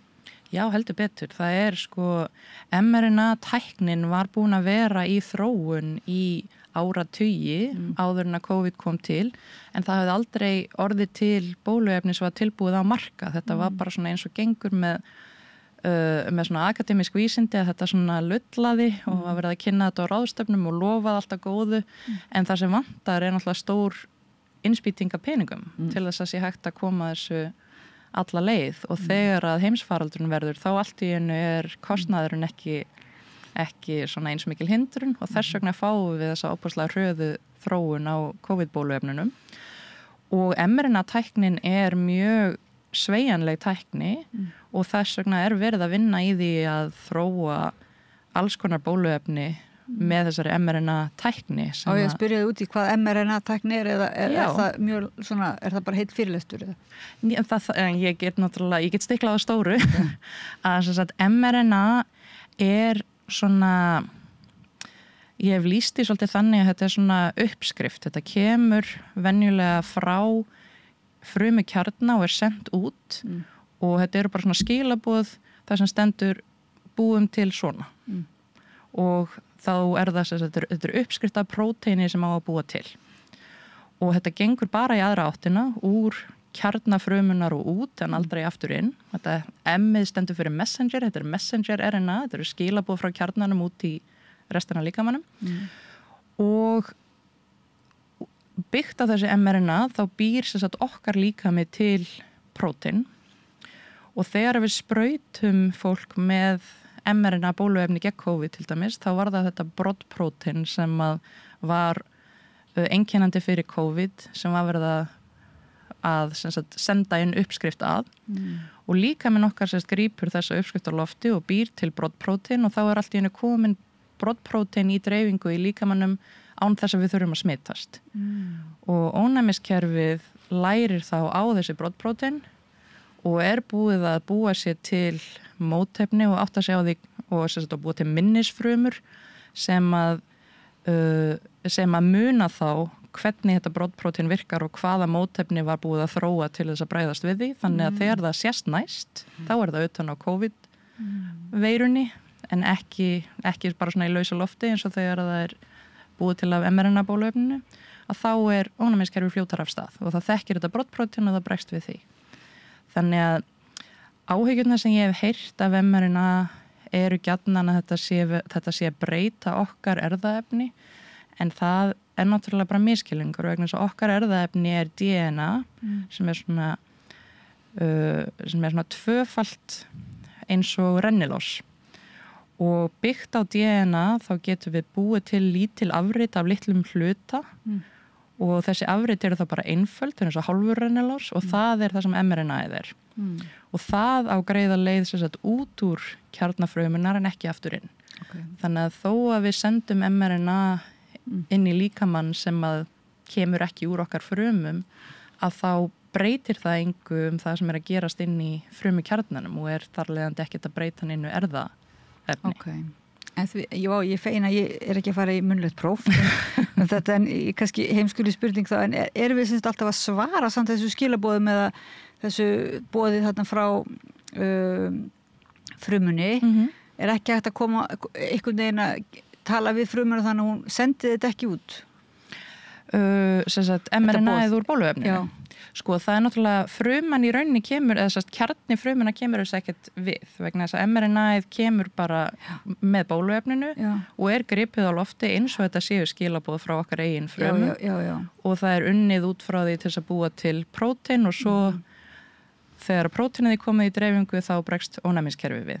En svo bara brotnar þetta mRNA niður. Þetta er ekkert í okkur að eilífu. Nei, en ég meina kjarnið sem að talar þarna eða sendir út, það er ekki tæknin sem getur haft áhrif á kjarnafrumunar. Ekki þessu tengt. Nú er ég ekki erfðafræðingur sko, en sem sagt við erum alltaf, líkaminn er allan daginn að senda skilaboð að þurfa að búa til meira þessu próteini og það kemur allt saman frá kjarnafrumuna þannig við viljum alltaf ekki hafa áhrif á það kerfi. Það er kerfi sem að sinnir okkar eigin bara vöðva uppbyggingu og mótefnaframleiðslu og öllu mögulegu. En þegar við notum mRNA bóluefni þá erum við bara að koma með svona utanakomandi uppskrift í staðinn fyrir að frumurnar okkar kom ekki þar heldur er það bara utanakomandi skilaboðum að búa til hérna veiruprótein svo við getum lært hvernig það á að bregðast við því. En þú væntanlega ert kannski með svona sérhæfingu og ert ekki að taka inn í myndina sem faraldfræðingur það sem kallast forvarnir eða jafnvel endurhæfingu eitthvað svoleiðis. Jú, sko faraldsfræðingar eru við rannsökum í rauninni dreifingu sjúkdóma í þjóðinni. Það er að segja hverjir veikjast, hvers vegna veikjast þeir, hvað er þetta að gera til að koma í veg fyrir að fólk veikist og svo hugsa við líka sko afleiðingar veikinda og það náttúrulega stór spurning sko þó að fólk jafni sig af sem sagt akút veikindum eftir að hafa smitast að þá náttúrulega stór hópur á Íslandi eins og annar staðar sem að glíma við langtíma afleiðingar af COVID smiti og það alveg stór þáttur sem að við þurfum að vera að hugsa út í sem þjóð, bara svona fjármögnun endurhæfingar og fjöldi plássa í endurhæfingu sem við þurfum og svona, þannig að þetta allt saman hluti af faraldsfræðinni. Það svolítið merkilegt hvað svona, sko, eins og að því að það eins og við höfum talað yfir okkur COVID eða þannig, þetta fengur svolítið nóg, þannig að fólk hefur ekki mikinn áhuga eins og vita núna þegar veikist, hefur ekkert svo mikinn áhuga að vita hvort þetta COVID eða ekki og maður hefur heyrt í fólki sem að hefur verið greint með þetta long COVID og Akureyrar klínikin hefur verið stofnuð held ég til þess að taka meðlansamót á því að það verist ekki verið einmitt svona mikill áhugi kannski svona bara hjá almenningi að vera tjá þetta orðið sem svo kallaður ruslflokkur eins og sem Já, það náttúrulega kannski skiljanlegt að meðan ég búin að vera með áhuga á þessum fræðum náttúrulega í nánast í áratugir, skulum við segja. Ég byrjaði í faraldsfræðinámi 2009, þannig ég búin að vera að hugsa smitsjúkdóma og dreifingu og afleiðingar allan daginn, alla daga síðan þá. En ég reiknaði alltaf með því að þetta yrði svona viðfangsefni sem myndi kannski ekki endilega koma öllum við. Þetta væri bara eitthvað sem ég geti verið að stúrsa við í mínu horni og reyna að láta það gott að mér leiða. En svo allt í einu neyðumst við öll til þess að vera opbóðslega upptekin af þessu í mörg ár. Og það bara mjög skiljanlegt að þegar að mesta hættan leiðin hjá, þegar lífið svona komið aftur í svona fyrra horf, að þá langar fólk ekkert að halda áfram að ræða þetta. Og þá líka bara svona það alveg svona ákveðið áfall sem að við erum kannski mislangt komin með að takast á við því þetta náttúrulega, það mjög mikið áfall að allt í einu þurfa að hugsa smitsjúkdóm og hugsa áhættuna og hugsa hættuna á að missa ástvinni eða hvort að samkomubönn sé hafa slæm áhrif á þroska barna og þetta náttúrulega, það rosalega margt í þessu og mögulega hefðu við þurft eða mögulega þurfum við að svona gera þetta upp í góðu tómi en ég veit bara ekki alveg hvort að fólk tilbúið. Það óbúslega margir einmitt sem að vilja bara ekki heyra á þetta minnst. En þá kannski spurninga mitt að því að við vorum að pæla hvort að lyfjafyrirtækin væru tilbúnari og lærðu og þið faraldfræðingarnir og stjórnvöld og svoleiðis hefur lært en þá spurning líka hvort að sko þjóðin eða almenningur sé tilbúnari ef að kemur annar svona álíka hvort að við búum að þessari reynslu eða hvort að verði alveg bakslag bara allir fari í mótþróan? Það nefnilega, ég hef svolítið haft áhyggjur af því að fólk svona við erum fljóta að gleyma sko að þegar að COVID kom fyrst og það voru miklu fleiri dauðsföll á hver 100 smitt og svona fólk mjög fljóta að gleyma því og svona hugsar mest kannski síðustu mánuðina þar við vorum flest orðin bólusett og svo komið Omikron sem var miklu minna alvarlegt svona meðaltali og fólk var orðið óþolamótt og nefnt ekkert að standa í þessu lengur. Þannig að ég hef áhyggjur af því einmitt hvort að almenningur muni vera eins móttækilegur eins og hann var þegar að við tókumst á við COVID af því að Íslendingar voru opaslega samtaka og samhent í því að þetta væri bara verkefni sem þyrfti að leysa og komast í gegnum þó að það hef alltaf verið svolítið skipta skoðanir það svona heilt yfir voru allir bara saman í liði í þessu en það ekki alveg víst að svona áhugavert líka hvernig fólk var meðvitar bara svona faralds hvernig raunverulega væri hægt að smitast og þannig Akkurat. Og maður hélt raunverulega menn myndu hætta að heilsast með handabandi eða kissast en það var nú aldeilis ekki Nei, ég var svolítið að vona að við myndum kannski halda okkur við að vera með grímu ef við varum að hósta til dæmis en fólk var orðið svo þreytt á grímunum að það var mjög fljótt að leggja þeim leið að mati. Kannski líka hvort unga börnum að veit ekki á spíturum og svona. En eitthvað annað, þú sem faraldfræðingur, þú segir að það verður rosalega innspýting þegar kemur peningur inn í svona bóluefna þróun og framleiðslu og dreifingu. Sko, myndir þú, ef þú myndir ráða, sko fengir að ráða, myndir þú vilja panta slíka innspýtingu í fleiri bóluefni? Eru fleiri faraldrar svona sem að væri hægt bara að losna við eða þannig? Já, ég held það. En það er náttúrulega annars vegar sko að bóluefni sé tilbúið og til taks. Það er náttúrulega stór hluti af þessu en svo þarf líka að vera samkomulag það, þess að fólk þarf náttúrulega líka að þiggja bóluefnið. Það er svona kannski stærri hindrunin sem við erum að díla við núna.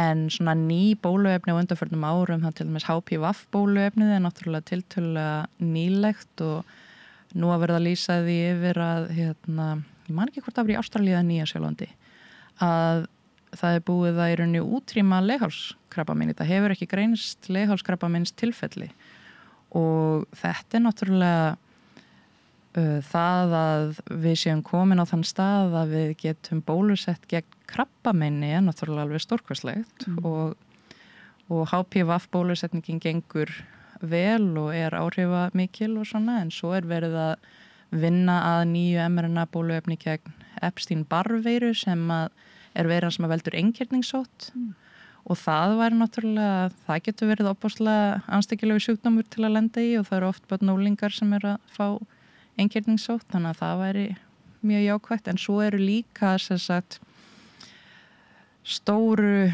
sjúkdómarnir sem að ég hef áhyggjur af sem sagt að því að ég starfa aðalega í alþjóða heilsurannsóknum og þá eru það náttúrulega HIV, berklar og malaría, það er þessi stóru. Já. Og það er komin nýtt malaríubóluefni sem er rétt að byrja í dreifingu. Það eru til gömul berklabóluefni en þau eru ekki fullkomin og það væri mjög mikill fengur að fá ný berklabóluefni sem að venda betur. Þú nefndi berkla, ertu að tala um HIV bóluefni? Nei, þess að HIV bóluefni er náttúrulega, það hefur verið, við hefum reynt að þróa það í áratugi og gengur frekar illa. Það er opaslega erfitt vegna þess að HIV sýkir ónæmiskerfi sjálft að það var svo erfitt að virkja ónæmiskerfi gegn HIV. En berklar eru sko, í eina tíð var bólusett á Íslandi gegn berklum og við erum enn að bólusetja gegn berklum í þróunarlöndum en virknin er ekkit eins góð og hún mætti vera og ekki nærri eins góð eins og virknin af öllum barnabóluefnunum sem við erum að gefa þannig að það held ég að væri og þetta er ein af svona algengustu dánarorsökunum á heimsvísu þannig að ef við gætum bólusett betur gegn berklum væri það mikill. Og það eru frekar nýleg berkla smitt var ekki fyrir norðan eða? Það hefur verið alltaf af og til að koma upp, það hefur aldrei verið faraldur en það hefur alltaf komið upp af og til tilfelli á Íslandi en svo eru opaslega stóri faraldrar eins og í Austur-Evrópu og náttúrulega mikið í Afríku og í öðrum þróunarlöndum sko. En hvað með sko, já þannig að það er ekki nóg að ná þessu hjarðónæmi kannski hjá einni þjóð heldur þyrfti að nást upp í heiminum sem var nú oft talað í COVID líka láta þar kom ákveð svona réttlæti var það ekki talað það sem var reyðlega svona tákgræn mynd það ef að við huguðum ekki að þjóðunum í kringum okkar þá myndi það geta lent á okkur. Jú, og það sem að gerðist náttúrulega í COVID er nákvæmlega það sama eins og hefur gerst með önnur ný lyf, byltingakend lyf sem eru ekki bóluefni, heldur bara svona lyf gegn eins og ég segi háþrýstingi og blóðfitu og sykursýki að þau koma síðast til þróunarlandana þannig að það er talað að það eru stærðfræðilíkon sem segja okkur að COVID-bóluefnin hafi komið í veg fyrir 14 milljónir dauðsfalla á fyrstu 2 árunum sem þau voru eða frá því að þau koma á markað en það er ekki nema svona örlítill hluti, það eru svona fallega myndir það sem er sýnt sko hversu mörg dauðsföll við höfum fyrirbyggt í hvaða ríkjum og lágtekjuríkin þetta er bara svona þetta valla sést vegna þess að við vorum svo sein að koma bóluefnunum til lágtekjulandana að Bandaríkin keyptu til þess að tryggja sig ef að fyrsta bóluefni skildi klikka þá keyptu þau margfalt fleiri skammta af bóluefnum heldur en þau þurftu og í staðinn var ekkert eftir fyrir fátækusturíkin sem gátt ekki búið sömu upphæðir þannig að þetta svona heilsuréttlæti í kringum bóluefni er stórt viðfangsefni og þess vegna þetta Gavi verkefni sem ég myndist á til, þar sem að lyfjafyrirtækin skuldbinda sig til þess að gefa fullt af bóluefnum sem að gagnast í lágtekjuríkjum. Já. Og Íslendingar eru þáttakendur í slíkum í slíkum verkefnum. En til dæmis núna vegna þess að það vegna alls þess sem að gerast í Bandaríkjunum, að þá verið að draga mjög mikið fjármagn út úr Gavi sem að lyfjafyrirtækin eru þáttakendur og ríki og svona alþjóðaheilbrigðisstofnun og fleiri hvort að barnahjálp Sameinuðu þjóðanna líka aðili að Gavi, en þegar að stór þáttakendi eins og Bandaríkin í rauninni bara svona dreigur sig út úr svona, þá hætt við að það fara á hliðina. Og vegna þess, eins og ég segi, að mislingarnir sérstaklega við þurfum svo opaslega hátt bólusetningar hlutfall til þess að vernda börn, að það má ekkert mikið klikka til þess að við förum ekki að sjá bara 1000 smita og dauðsföll í framhaldinu. Einhverjir faraldrar svona að lokum, einhverjir fáum svona helstu fréttir, þetta séu svona skemmtifréttir eða ekki skemmtifréttir náttúrulega, en einhverjir faraldrar sem þið sjáu fyrir að eru í heiminum og gætu komið eins og til dæmis til Íslands sem þarf að varast, eða þetta bara meira og minna svona eins og kaninn upp úr hatti, þannig séð? Sko, þegar að áður en að COVID kom til, þá í rauninni gaf Alþjóðaheilbrigðisstofnun út lista af svona helstu ógnum við alþjóðaheilsu og þar var nýr heimsfaraldur. Þetta var þau spáðu þessu, það yrði nýr heimsfaraldur væri ein af 10 stærstu ógnum við öryggi og alþjóðaheilsu. Og þá héldu þau að það yrði ný influensa. Influensa sem að væri ólík þeim sem við höfum tekist á við áður, og það náttúrulega alltaf verið að vakta fuglaflensuna, hvort að hún sé að sína þess merki að fara að berast frá mannesku til mannesku í staðan fyrir að berast bara á milli dýra og svo frá dýrum til fólks. Vegna þess að hún verður ekki, hún öðlast ekki það sem kallað svona heimsfaraldurshæfni fyrir hún fer að smitast frá manni til manns. Þannig að það alltaf verið að fylgjast með influensinu vegna þess að það eru svo fljótar að breytast og hvort að það sé eitthvað svoleiðis. Þannig að það svona kannski það sem ég myndi helst. En hverjar eru spárnar núna þá? Er spá nýjum heimsfaraldri eða? Það ekki virkspá slíkt, nei, en eins og ég segi það 2019 var þetta sett á korti sem eina af okkar stærstu ógnum, þannig að það alltaf ástæða til að vera að fylgjast með og það gott samstarf á heimsvísu að láta vita þegar að nýjir sjúkdómar láta á sig krála þegar það kom upp nýjir faraldrar eins og þegar COVID kom upp fyrst. En svona gaman að segja frá því að önnur af þessum 10 stærstu ógnum við alþjóðaheilsuna var bólusetningahygg. Já. Að það þarf ekki mikið að gerast til þess að við missum hjarðónæmi gegn bara mjög mörgum af þeim sjúkdómum sem við bólusetjum gegn, og þar eru náttúrulega kíghósti sem gríðarlega hættulegur fyrir ungbörn, og það ekki hægt að bólusetja ungbörnin sjálf fyrir þau nálgast hálfsárs, þannig að þar náttúrulega tímabil þar sem þau eru óbáslega viðkvæm og óbáslega móttækileg, og ef að við missum bólusetningar hlutfalli í samfélaginu niður þannig að við getum reiknað með því að ungbörn komist í snertingu við kíghósta bara reglulega, þá það náttúrulega hræðilegt, eða getur orðið alveg hræðilegt, og eins náttúrulega mislingarnir og ýmsir aðrir af þessum barnasjúkdómum sem við bólusetjum gegn, þannig að þetta eru hvortvekja hlutir sem við þurfum að vakta. Þannig þið ekki bara að kljást við faraldra svona veirur, og þannig heldur líka kannski upplýsingaóreiðu og einhvers konar ótta bara. Já. Sem að stundum á við rök að styðjast, af því að það hefur nú oft verið talað að það séu auka verkanir af bóluefnum til dæmis, sem að maður stundum hugsa með sér af hverju ekki bara fólki leyft svolítið að ræða það í staðan fyrir eins og að þagga það niður af ótta við að þá muni sem sagt, af því að þá verður kannski til einhver svona til einhverja samsæriskenningar eða. Já, sko það engin spurning að það eru aukaverkanir af bóluefnum. bara eins og að flest öllum lyfjum sem við tökum inn. Það er mjög sjaldséð lyf þar sem að þú getur ekki opnað fylgiseðilinn og fundið aukaverkanir sem gætu átt sér stað. En ástæðan fyrir því að þessi lyf og þessi bóluefni koma á markað er að það er búið að meta áhættuna annars vegar af sjúkdómnum sem við erum að fyrirbyggja eða meðhöndla og hins vegar af aukaverkunum og sjá að það er heilt yfir áhættu minna að bólusetja heldur en að fá sjúkdóminn. En hins vegar er þetta alveg satt að það má ekki, eða umræðan má ekki verða svo svart-hvít að það sé verið að segja að það sé engin áhætta af bóluefnum vegna þess að það er bara ekki satt, en hins vegar er svo áhætta hverfandi lítil miða við áhættuna af sjúkdómunum sem að við erum að bólusetja í gegn.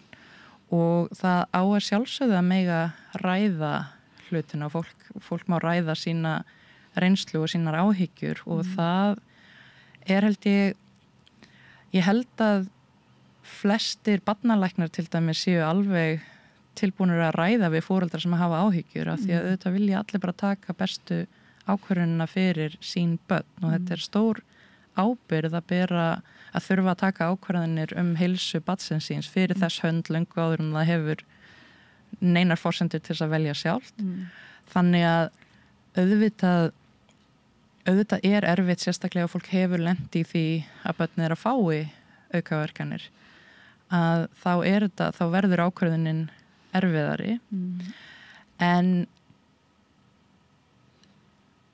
það sem er erfitt við þetta er að við getum aldrei sagt þitt barn mun ekki fá aukaverkun og við getum heldur ekki sagt þitt barn myndi verða mjög mikið veikt ef það fengi þennan tiltekna sjúkdóm sem við erum að bólusetja gegn. En við getum sagt að af hverjum 1000 börnum þá mun 1 fá alvarlega aukaverkun en 10 eða 100 leggjast inn á spítala ef það fá sjúkdóminn.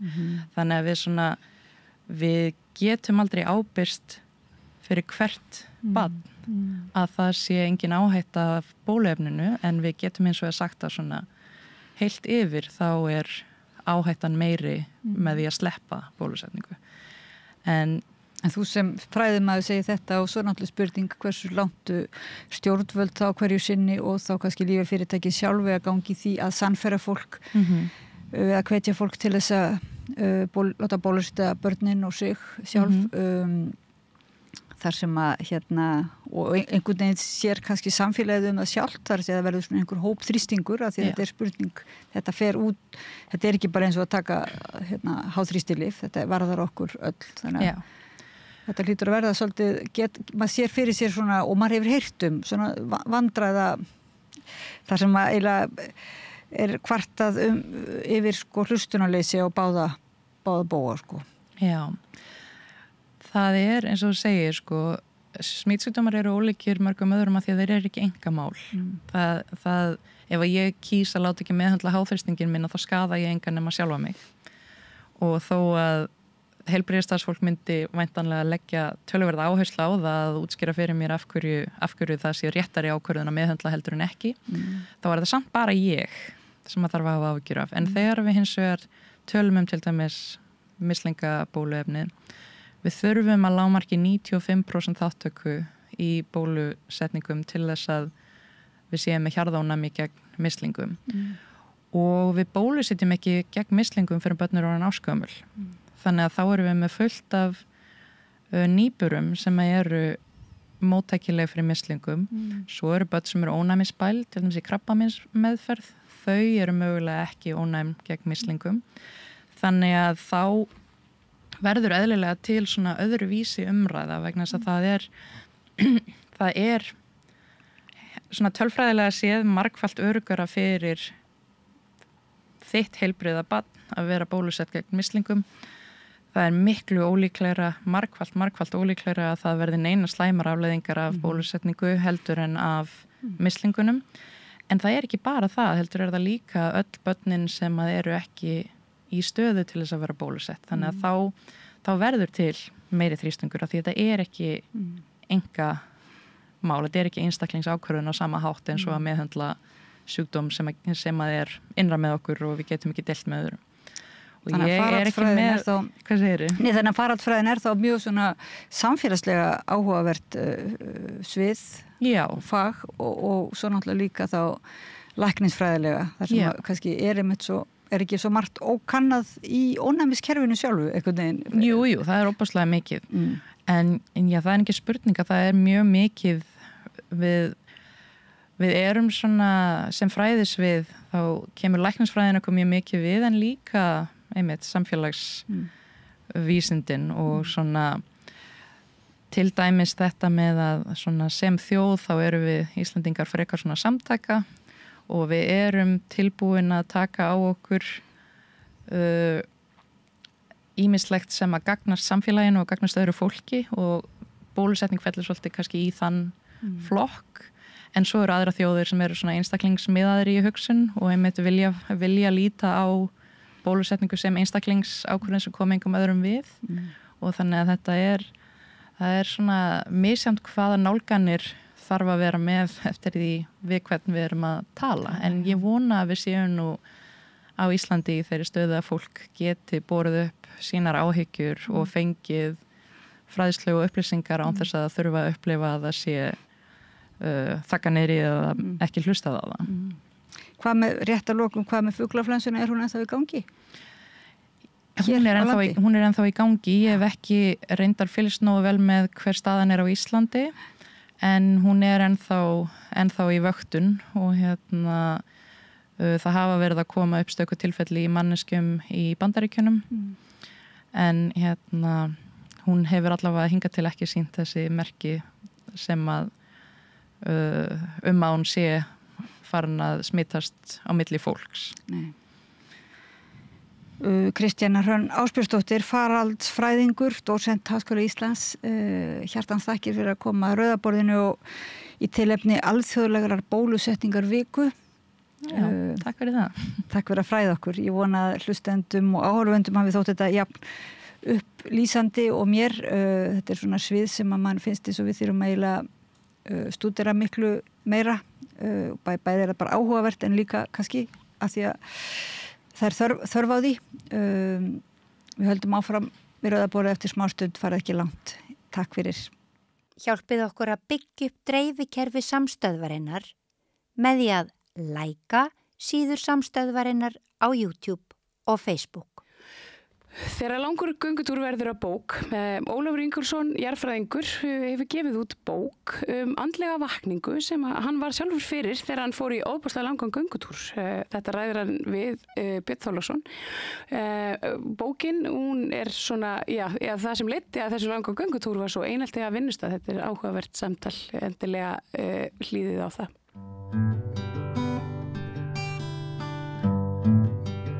Já, þá ætlum við að víkja talinu og athyglinni af nýrri bók. Hún heitir Suðurgangan. Og svo kemur latneskur frasi. Hún er eftir Ólaf Ingólfsson, jarðfræðing. Og þetta er nú kannski ekki bók sem að verður í útstillingu á öllum bókabúðum, í öllum gluggum. Ég held að erindi hennar sé ekki beinlínis að verða svona bestseller eins og maður segir. Ég held að þetta sé einhvers konar andlegt ferðalag höfundar. Það segir hér á baksíðu: allar götur liggja til Rómar, jú, en hvers vegna að ganga þangað? Mér langaði til að upplifa fegurðina í tilverunni og öðlast hugaró eftir að hafa þurft að þola gróft einelti á vinnustað árabil. Og ég held að gangan hafi verið 2200 kílómetrar, hvorki meirinni minna. Og sá sem skrifaði þessa bók er mættur hingað að Rauðaborðinu. Vertu velkominn, Ólafur Ingólfsson, jarðfræðingur. Takk að kjalla fyrir þetta. Til hamingju með útgáfu bókarinnar. Takk. Hefurðu áður skrifað bók af þessu tagi? Nei, alls ekki. Ég hef skrifað mikið, en það er allt sem að verið jarðfræði nánast. Já, fræði, textar. Já, þannig að þetta er eitthvað fyrir mér, eitthvað alveg nýtt. Já. Ég er búin að lesa þessa bók. Já. Og mér finnst hún læsileg, mér finnst hún þægileg, mér leið vel að ég að lesa hana og mér finnst hún lærdómsrík og það sem ég tók út úr henni var að við eigum að vanda okkur í lífinu, stundu þurfum við að taka svona kunstpásu, við þurfum að fara yfir farin veg og mér finnst mjög margt gott í þessari bók en segðu okkur aðeins nánar í þannig að þú segir nú þannig á bakinu að þú hafði þurft að þola gróft einelti á vinnustað. Erum við að tala um Háskóla Íslands? Já, við erum að tala um Háskóla Íslands, já. En viltu eitthvað ræða það að öðru liti? Nei, ég sjálfur sér ekki, sko. Þetta var mjög erfitt ástand og slæmt og það var ekki bara ég sem þetta snerti, það voru fleiri. Já. Háskólinn tók nú á þessu og leiddi til lykta á hátt sem ég get svo sem við óskum sáttur við en ferlið var langt og mjög sársaukafullt og eineltismála vinnustaði er alltaf mjög erfið.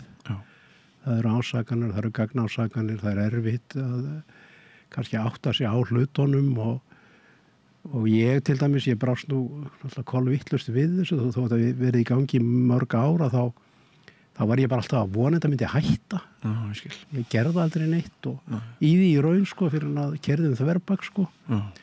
En þetta var í raun meira minna leitt til lykta þarna í árslok 2021.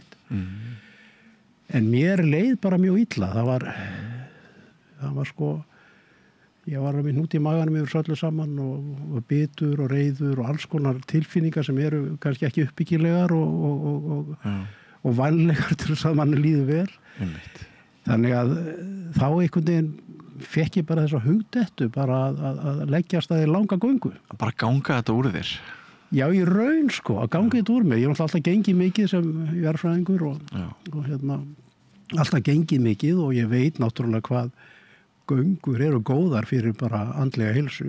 Þú hættir sem sagt bara í vinnunni? Ég hætti í vinnunni, já. Og ég er náttúrulega komin á aldurum og svo maður segja. Ekki samt alveg var það? Nei, ég átti eftir 2 ár sko í starfi. Hefði getað unnið 2 ára lengur að ég þurfti að fara eftirlaun. En ég ákvað bara að hætta og semst bara stíga út úr þessum aðstæðum. Og kannski í staðin fyrir að fara að vinna úr sem með aðstoð sálfræðinga eða eitthvað sko, sem er náttúrulega ein leið og reynist að bíla mörgum góð svoleiðis leið, en þá ákvað ég bara að leggja af stað. Og þetta var nú lengi verið draumur minn að fara í svona langgöngu sem kom til af allt öðrum orsökum. Ég er óttalega nörd og ég var að vinna við háskólann í Cambridge fyrir 10-15 árum síðan eitthvað svona. Þá rakst ég á bækur á Fordsölu, einhverja gamla skruddur sem fjölluðu rómverska vegi í Evrópu. Og þar las ég meðal annars að Rómverjar hefðu lagt 400.000 kílómetra af vegum heimsveldið sitt sem allir saman leiddu og einhvern hátt til Rómar. Og þetta voru náttúrulega einu veginir í Evrópu sko bara fram undir frönsku byltingur eða eitthvað þess áttar. Öll umferð í Evrópu fór eftir þessum vegum. Og vegurinn frá Englandi eða frá London Canterbury til Rómar, þetta var annars vegar þjóðveg og hins vegar var þetta pílagrímsleið. Síðan leggjast pílagrímsgöngur af þarna eftir síðaskiptin og ekki síst eftir frönsku byltinguna sem að reyndist kaþólsku kirkjunni í Frakklandi mjög þung í skauti. En rómversku veginu voru ekki að fara. Þeir voru búin að vera þarna í 1500 ár og þeir voru þarna ennþá og síðan hófst svona átak fyrir kannski 20-30 árum að friða þessa gömlu vegi sem eru þarna ennþá og gera þá aðgengilega fyrir göngufólk og hjólafólk. Þannig að Via Francigena, þetta er svona pílagrímsleið, alla leið til Rómar og þarna er ennþá infrastruktúr eins og þú getur gist í pílagrímagistingu, gist í klausturum og svo framvegis. En eins og ég segi sko... Og gistihúsin þannig að þau eru oft kend við pílagríma vegna fortíðarinnar. Já, alveg hyglust sko. Las ég í bókinni þinni. Já, og þetta er sko mjög athyglisvert sko. Ég gist í klausturum eins og í St. Moritz og ekki síst upp í Bernaskarðinu. í St. Moritz klaustrið búið að vera sko frá árinu 505 og það hefur verið helgað sko velferð förumanna sem fara þessa götu. Klaustrið í Sankti Bernhardsgarðinu búin að vera þarna síðan árið 1049 í hartnær 1000 ár. Og þetta náttúrulega ótrúlegt að ganga raunverulega inn í eitthvað strúktúr sem búin að vera allan þennan tíma og þarna ennþá. 2200 kilometrar ekki satt? Jú, það er vegalengdin. Og ferðalagið hefst í Canterbury sem Kent, það ekki? Jú, það Kent, jú. Já. Fyrir austan London. Já. Hvernig fórstu frá Englandi yfir á meginlandið? Já, ég lenti nú í fölfuðu vesinni. Ég labbaði frá Canterbury til Dover sem náttúrulega gamla herskipahöfn Rómverja. Já. Dúbrís hétun á tíma Rómverja og ætlaði að taka ferju en það var allt í tómu rugli. Það eru 2 ferjufyrirtæki sem að ferja fólk og PO-ferjunar þær bara voru hættar að ganga þessum tíma, hvort það var COVID eða eitthvað annað, það veit ég ekki. Og Stenalægin ferjunar þær tók ekki gangandi. Ég vissi ekki að þessu. Ég spurði hvort að ég get ekki hvort þið taki fólk á hjóli og það sagði, jú og ég fór á forngripasölu þarna og keypti einhvern hjólskrifli og ætlaði svo hjólum borðið ferjuna gisti á svona bed and breakfast geymdi hjólið í geymslu þar svo morgunum þegar ég ætlaði í ferjuna þá búið að stela hjólinu ég skundaði í ferjuna og reynda að útskýra fyrir starfsmannunum að ég væri hjólreiðamaður en af óviðráðanlegum aðstæðum þá væri ég hjólreiðamaður án hjóls og krafðist þess að fara borð í ferjuna þeir hleyptu mér ekki borð. Gerði það ekki? Nei, þá fór ég bara yfir í plan B þannig ég tók bara lest tilbaka til London og svo Eurostar hraðlistan til Frakklands og svo aðra lest til Norður Frakklands til Boulogne-sur-Mer þar sem ég ætlaði hvort ég að byrja að ganga og þetta reddaðist. Þetta var svona, fyrsta dæmið svona sem ég lenti margoft í að maður þurfti svona að improvisera alltaf ferðinni. Byrjar svolítið bröðsulega á fyrstu kilometrarnir eru ekkert æðislegir og þú lýsir bara að þú verður sárfættur, það kalt, það rigning og blautur og þið langaði svolítið til þess að hætta við og þú rifjar upp að einhver svíi var ætlaði í mikið ferðalag og var allstaðar í fjölmiðlum og svo gafst hann upp eftir hvað voru 70 kilometrar. Jú, þetta náttúrulega sko, ég var að ganga hérna í Pays du Calais, norðaustur horni Frakklands og þetta var í maí og það var úrkomusamt og rigning, það var rigning og rok og drulla á skóastígunum og maður þurfti að ösla polla og jafnvel læki og mér var skítkalt og ég var bara hugsaði sko fjandan gefið mig út í sko og þetta nú ekki. Þú hugleitir á einhverjum tímapunktum að hætta við? Já, ég gerði það sko Hvað hélt þér gangandi áfram? Hvað var það? Já, það ekki bara verið einhver þrjóska, ég vildi ekki koma ég var náttúrulega búin að segja sko nánustu vinum og ættingum að ég ætlaði að gera þetta og ég bara vildi ekki koma heim með skottið á milli lappana sko. Skottið á milli lappana, akkurat. Já, og síðan náttúrulega sko það alltaf sérstakt og það er kannski erfitt að skýra þetta en ef ég má gera það svona í stuttu máli að endilega. Sko þegar þú ert í svona göngum og til langgöngum það tekur nokkra daga allavega fyrir mig svona að varfa niður sko maður náttúrulega kemur úr samfélagi þar sem rosalega hraði og allavega ég sko var með hausinn fullan af einhverjum áhyggjum og sérstaklega eftir þetta eineltismálað kvíða og reiði og biturð og hausinn á mann einhvern veginn út allt en svo allt eftir því sem dagarnir líða og eftir kannski viku, 10 daga þá kemst maður bara inn í eitthvað annað flæði og ég held að maður sko, fyrir mér var þetta bara hreinlega ég stíg inn í svona ákveðna núvitund og það er svo einkennilegt að þá bara hætti ég að velta því fyrir mig hvernig verður veðrið á morgun, verður rigning og drulla eða verður þetta fínt veður ég hætti að hafa áhyggjur af því hvort ég fengi góða gistingu og hvort ég geti komast í búði til að koma með nesti ég bara var í þessu flæði og þetta er rosalega sérstakt að þegar maður er komin inn í þennan fasa ábyggilega margir sem ganga langgöngu þeir átt að segja þessu og ég hef náttúrulega ákveðna skýringu á þessu því að Sko pílagrímsgöngur eru ekkit einkamál trúarbragða, ég manna að vísu múslímar og hindúar og allir mögulega fari í pílagrímsgöngur, en langgöngur tíðkast hjá Indíánum í Norður-Ameríku og frumbyggjum í Ástralíu og svo framvegis. Sko, við sem dýrategund erum bara gangandi abi, búin að vera við líði í 200.000 ár. Í sko 195.000 ára þessum 200.000 þá fórum við allar okkar ferða gangandi. Svo fundum við hjólið og tömdi hestin og svona. En það svona fyrir svona kannski 8-10.000 ára síðan. En öll okkar skilningarvit í raun aðlöguð að göngurhraða. Og heimurinn nánast fullnumin af fólki sem fer bara labbandi. Og það aldrei sérstætt þegar maður komin inn í þetta flæði að þá eins og skilningavitin sko þau skerpast þannig að maður fyrir að taka inn umhverfið á annan hátt heldur en maður gerir þegar maður á harða spani. Hvernig þá? Hvernig á annan? Maður fyrir bara að taka eftir alls konar smáatriðum, maður fyrir að taka eftir hljóðum, maður áttar sig á því til dæmis þegar maður gengur suður eftir álfinni, þá áttar maður sig til þess að svartþrestinni, þeir syngja í mismunandi mállýskum.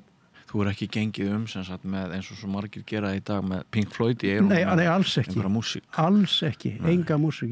Ég tók þetta alveg inn og maður fyrir að veita athygli sko smávægilegum en samt sem áður breytingum í gróðurfari, í byggingarstíl, bara á allan hátt maður tekur inn umhverfið allt öðruvísi og einhver smáatriði sko sem að maður annars hefði aldrei hugleitt þau einhvern veginn maður fyrir að velta þessu fyrir sig, já, heyrðu, þarna sé ég trébindihús, já, heyrðu, ég vissi ekki að þau væri byggð hérna, skilur hvað ég meina? Já, ég skil.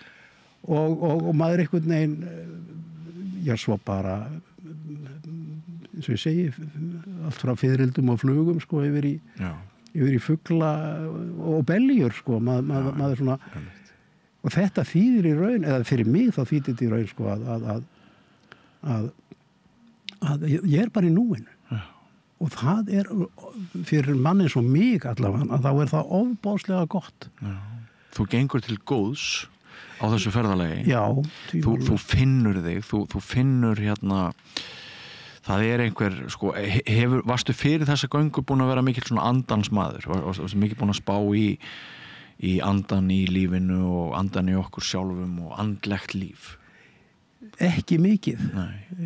Ég hafði að vísu svona, ekkert kannski meira heldur en svona fólk gengur og gerist. Ég hafði eitthvað krukkað lesið, eitthvað buddhisma og ég hafði eitthvað lesið sofíska heimspekingu og svo framvegis en í raun alls ekki á neitt hátt sko, farið eitthvað djúpa pælingar í því sko. Ég held að ég hafi bara eins og mjög margir aðrir sko að ég hafi bara einhvern veginn sko farið á harðarspretti gegnum lífið. Var í mikilli vinnu, mikið að gera, maður náttúrulega með fjölskyldu og elur börn og maður alltaf á harðarspanni og gefur sér eiginlega aldrei tíma til þess að almennilega að velta hlutunum fyrir sér. Nei, við könnumst sennilega næstu því öll við þessa lýsingu þína sko. Og ég held að það sem er svona löng ganga, það sem hún gerði mér allavega, það var það að ég fekk allt í einhvern veginn bara ráðrum og svigurum til þess að velta því fyrir mér hvað ég hefði verið að gera í lífinu sko. Og ég náttúrulega áttað með því að ég, eins og ég reynda að segja í bókinni, ég býð náttúrulega upp á mér þessari bók. Ég náttúrulega óttalugur gallagripur og mér eru oft lánast að taka vitlausar ákvarðanir og ég hef oft verið dómharður og fljótfær og myndi ég að segja ég væri svona ég óttalugur gallagripur en og jafnvel sko farið inn á einhverja vegferðir sem hafi ekki verið til að heilla en ég hef eiginlega aldrei almennilega gefið við tíma til svona að draga einhvern lærdóm af þessu og svona einhvern veginn að mála upp fyrir sjálfum mér sko hvað í raun mikilvægast í lífinu. Já, þú hlífir þér einmitt hvergi, það segir hérna undir lokin þá ræðir þau einmitt það að þú sért gallagripur og tilvistar spurningar stjórnleysi bráðlátur dómharður einmitt og til skorti auðmýkt, sagðirðu. Fannstu þá auðmýktina í þessu ferðalagi? Já, ég gerði það Og það var kannski sérstaklega vegna þess að þetta er launganga og ég gekk hana vísu í áföngum. Það að segja, ég gekk lengst, starfstafndarleiðarna gekk ég árið 2022. En ég átti alltaf eftir það bil 500 kilometra kafla sem að ég síðan lauk 300 af þeim 500 kilometrum lauk ég bara núna í fyrra. Þannig að ég var ennþá eftir að ganga í raun 200 kilometra. Ég bætti það upp með því að ganga síðan áfram frá Róm til suðurs í 160 kilometra en sko, maður hittir fólk og þegar maður er gangandi þá mæti maður fólki einhvern veginn á öðrum forsendum heldur en maður kemur keyrandi eða fljúgandi eða eitthvað. Maður fer via Transigena, þessi gönguleið, hún fer sko, fámennar byggðir og jafnvel byggðir í Frakklandi til dæmis sem eru raunverulega, fólk að flytja þann í burtu, það er langvarandi krísa og sem hefur leitt til fólksfækkunar. En maður mætir svo mikill velvild. Fólk svo forvitið, fólk tekur svo vel á móti manni og mæti manni af svo mikill gæsku. Ég hitti líka annað fyrir fólk, ekki marga sem voru að ganga svona langgöngu en fólk var kannski að ganga í viku eða eitthvað hluta af í að fara sig gena og ég hitti þá í pílagrímaskjólum og það sem að stóð upp fyrir mér var sko hvað er mikið til á góðu fólki í heiminum og fólki sem er tilbúið að greiða götu þína. Já, skemmtilegt. Virkilega skemmtilegt sko og fólk sem er forvitið þína hagi og fólk sem að býður upp á sig. Þú er ekki tapað á því að vera Íslendingur, spá ég, í samtölunum þínu við... Nei, það var... Við Íslendingar eru náttúrulega, sko, eins og ég segi, mjög sjaldgæf tegund þegar það kemur út í heim. Já. Njótum oft áhuga annara fyrir vikið. Já. Og ég fór nú yfir Pófljótið, ég segi yfir frá því í bókinni að þá fór ég sem sagt eins og gömlu pílagrímarnir gerðu, ég vilja bara ferja mig yfir fljótið, fékk ferjumann til þess að ferja mig yfir fljótið annars fara menn á einhverjum brúm og hraðbrautum en það er hann maður Danilo sem að hefur helgað pín til lífsins því að ferja pílagríma og ég var náttúrulega fyrst í Íslendingurinn og það var svona primo Íslandes og svo fekk ég kossa á báðar kinnar og Talar þau öll tungumál? Nei. Ég skil svona rafli ítölsku og rafli spænsku og ensku tala ég náttúrulega og ég skil rafli frönsku og það var bara ekkert vandamál. Nei. Þetta reddast allt saman bara á ef viljunni fyrir hendi sko. Pabbi minn, mýveski bóndinn við bakka Mývatns, hann náði sambandi við hvert einasta erlenda ferðamann þótt hann talaði ekkert tungumál annað en íslensku. Já, ég trúi því bara mjög vel. Ég svona nefni það í bókinu alveg ótrúlegt atvik sem að varð fyrir þegar ég var í Frakklandi og var þar að ganga í gegnum svona skóarglendu og það er eitthvað girðing hann inn í skóginum og ef girðinguna stendur eldri maður sem að svona við fyrstu sjón sko hann myndi mig á sko íslenskan bóndakall sko kring 1960 svona 2 þumla vettlíknum og svona og hann heilsaði mér sko bonjour og svo byrjar hann bara að tala á frönsku og ég skil bara ekki einast orð og hann hlær og bendir og fussar og sveigjar og ég reyna að segja honum að je ne parle français, ég skil ekki orðið fransku og hann lét sig þegar engu skipta þannig að ég fór bara að svara honum á íslensku og ég hló og fussaði og sveigjaði og bendi og svona, það stóði í svona 5 mínútur þannig að hann bara kíkti á klukkuna og sagði bara og var farinn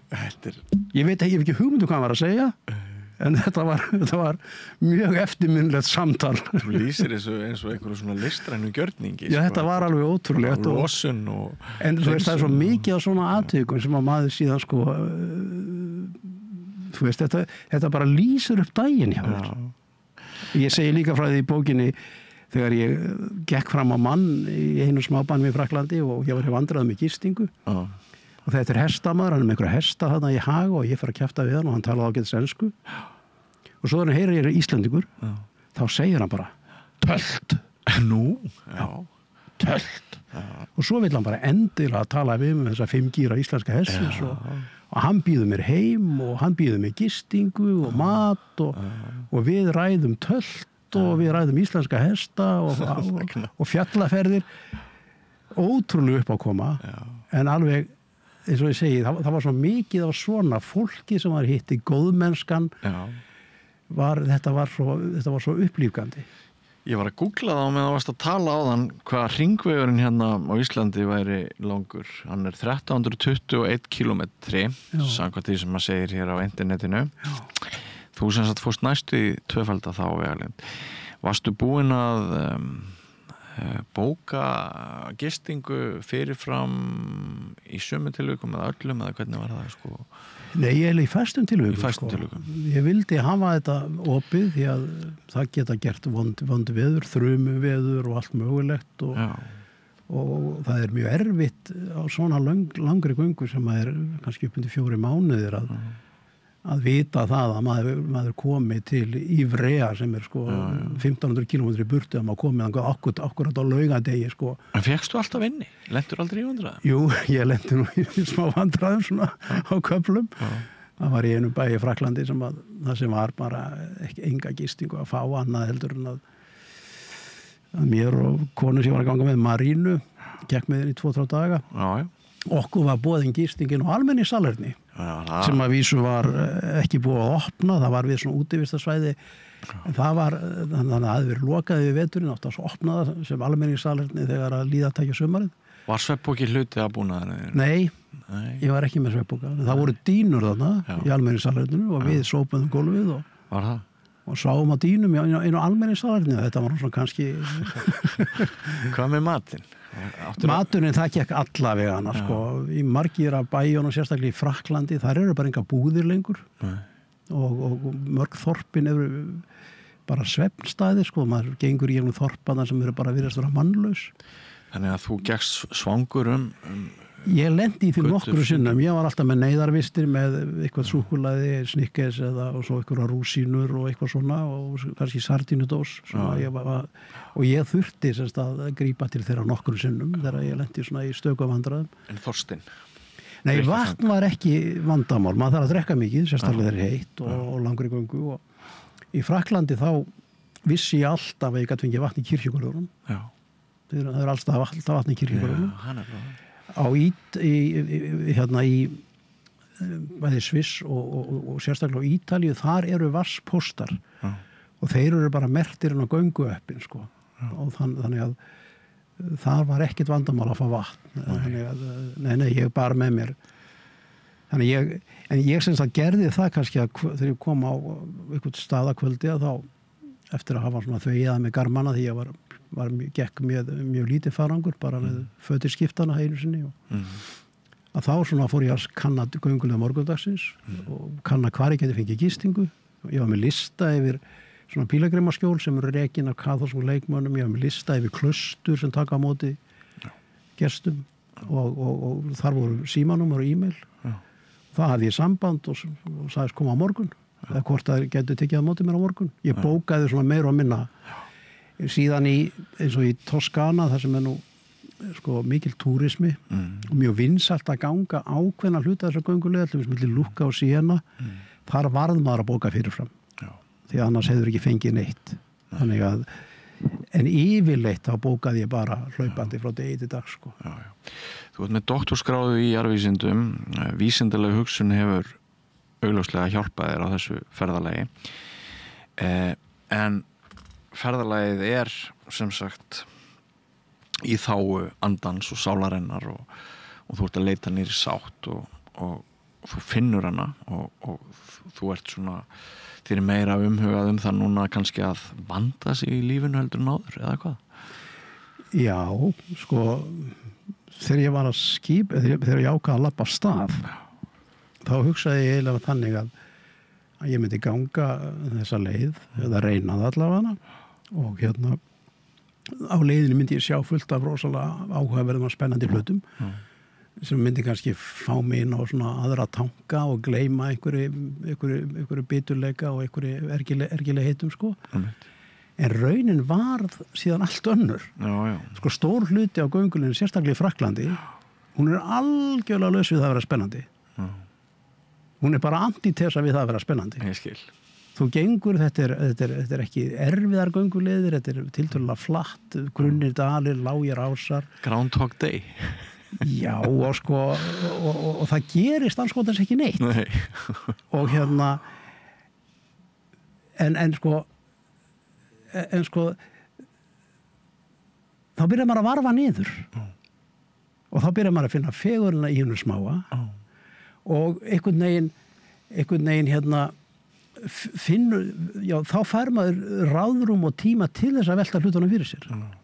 Og þannig að eiginlega allt frá því ég var að ganga hérna í norðaustur Frakklandi og síðan bara allarlandi Rómar, þá var þetta að jöfnum þræði sko fyrir mér mjög skemmtilegt ferðalag í gegnum alls konar landslag og töluverðar áskoranir. Þetta var líka bara andlegt ferðalag. Já. Þannig að og ég átti eiginlega ekki sérstaklega von á því. Var það ekki? Nei, ég er alltaf raunvísdamaður og hef einhvern veginn bara vanrækt sko þetta með andlegan vöxt. Já. Og þannig að hinn andlegi ávinningur ferðarna var bónus. Alveg hiklaust. Alveg hiklaust. Og eins og ég segi, ég nefndi það að ég fór í mikla sjálfskoðun. Já. Og þessi sjálfskoður raunverulega gerði mig mjög gott sko því að það sem ég eiginlega áttaði mig á og ég var nú komin alveg neitt bara niður í Apuanfjöllin í Toskana þegar ég áttaði mig á því sko að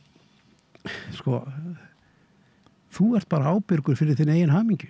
Það er enginn annar sem getur gert í hamingju saman. Þú átt ekki kröfu til neins. Nei, þú átt ekki kröfu til neins. Og það hvort þú ert hamingjusamur eða ekki, það fer bara eftir þinni breytni, hvernig þú mætir fólki, hvernig annað fólk mætir þér og þetta snýst þegar upp staðið allt saman fólk og tengsl. Einmitt. Og ég áttaði mig á því líka þarna, ég vil kalla þetta svona andlega vakningu sko, að ég get ekkert látið ykkur særindi og ergelsi stjórna mínu lífi. Nei, þetta að hluta til einmitt bókum andlega vakningu og æðruleysi. Og æðruleysi, já. Og ég eiginlega skildi bara þann pakka, sem sagt svekkelsis og ergelsispakkan, ég skildi hann bara eftir bara bak við runna upp í Apuafjöllum, hann það bara ennþá. Mjög gott. Ólafur, það búið að vera gaman að spjalla við þig og eitt af því sem einkennir bókina er að það er gríðarlegu fjöldi af myndum, þannig að maður fær ferðasöguna í myndum.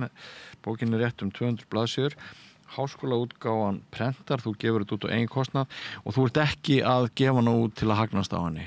Nei, alls ekki. Ég hef nú svona verið að selja hana, vinnum á vandamönnum að segja og Rennur ágóðin til góðra mála? Já, ég sem sagt selt hana raunverulega á kostnaðarverði, lagt 1000 krónur á kostnaðarverðið og allur ágóða sölu bókarna mun fara beinustuleið til Rauða krossins og til hjálparstarfs. Þannig að ég ætla ekki að hagnast á þess ekki bein eyri.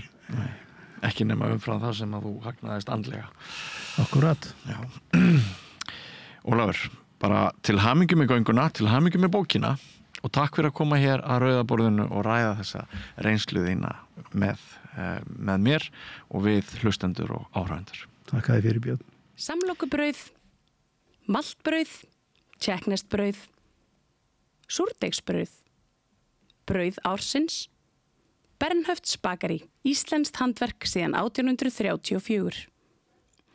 Við köfum dýpra í útlendingaandúð, svona vaxandi rasisma og ég ræddi hér við hjón frá Pakistan að uppruna í nýja Íslendinga sem eru múslimar og þau komu hingað til mín að ræða fordóma og svona áhrif þeirra á þau sem fyrir þeim verða. Gjörðu þið svo vel.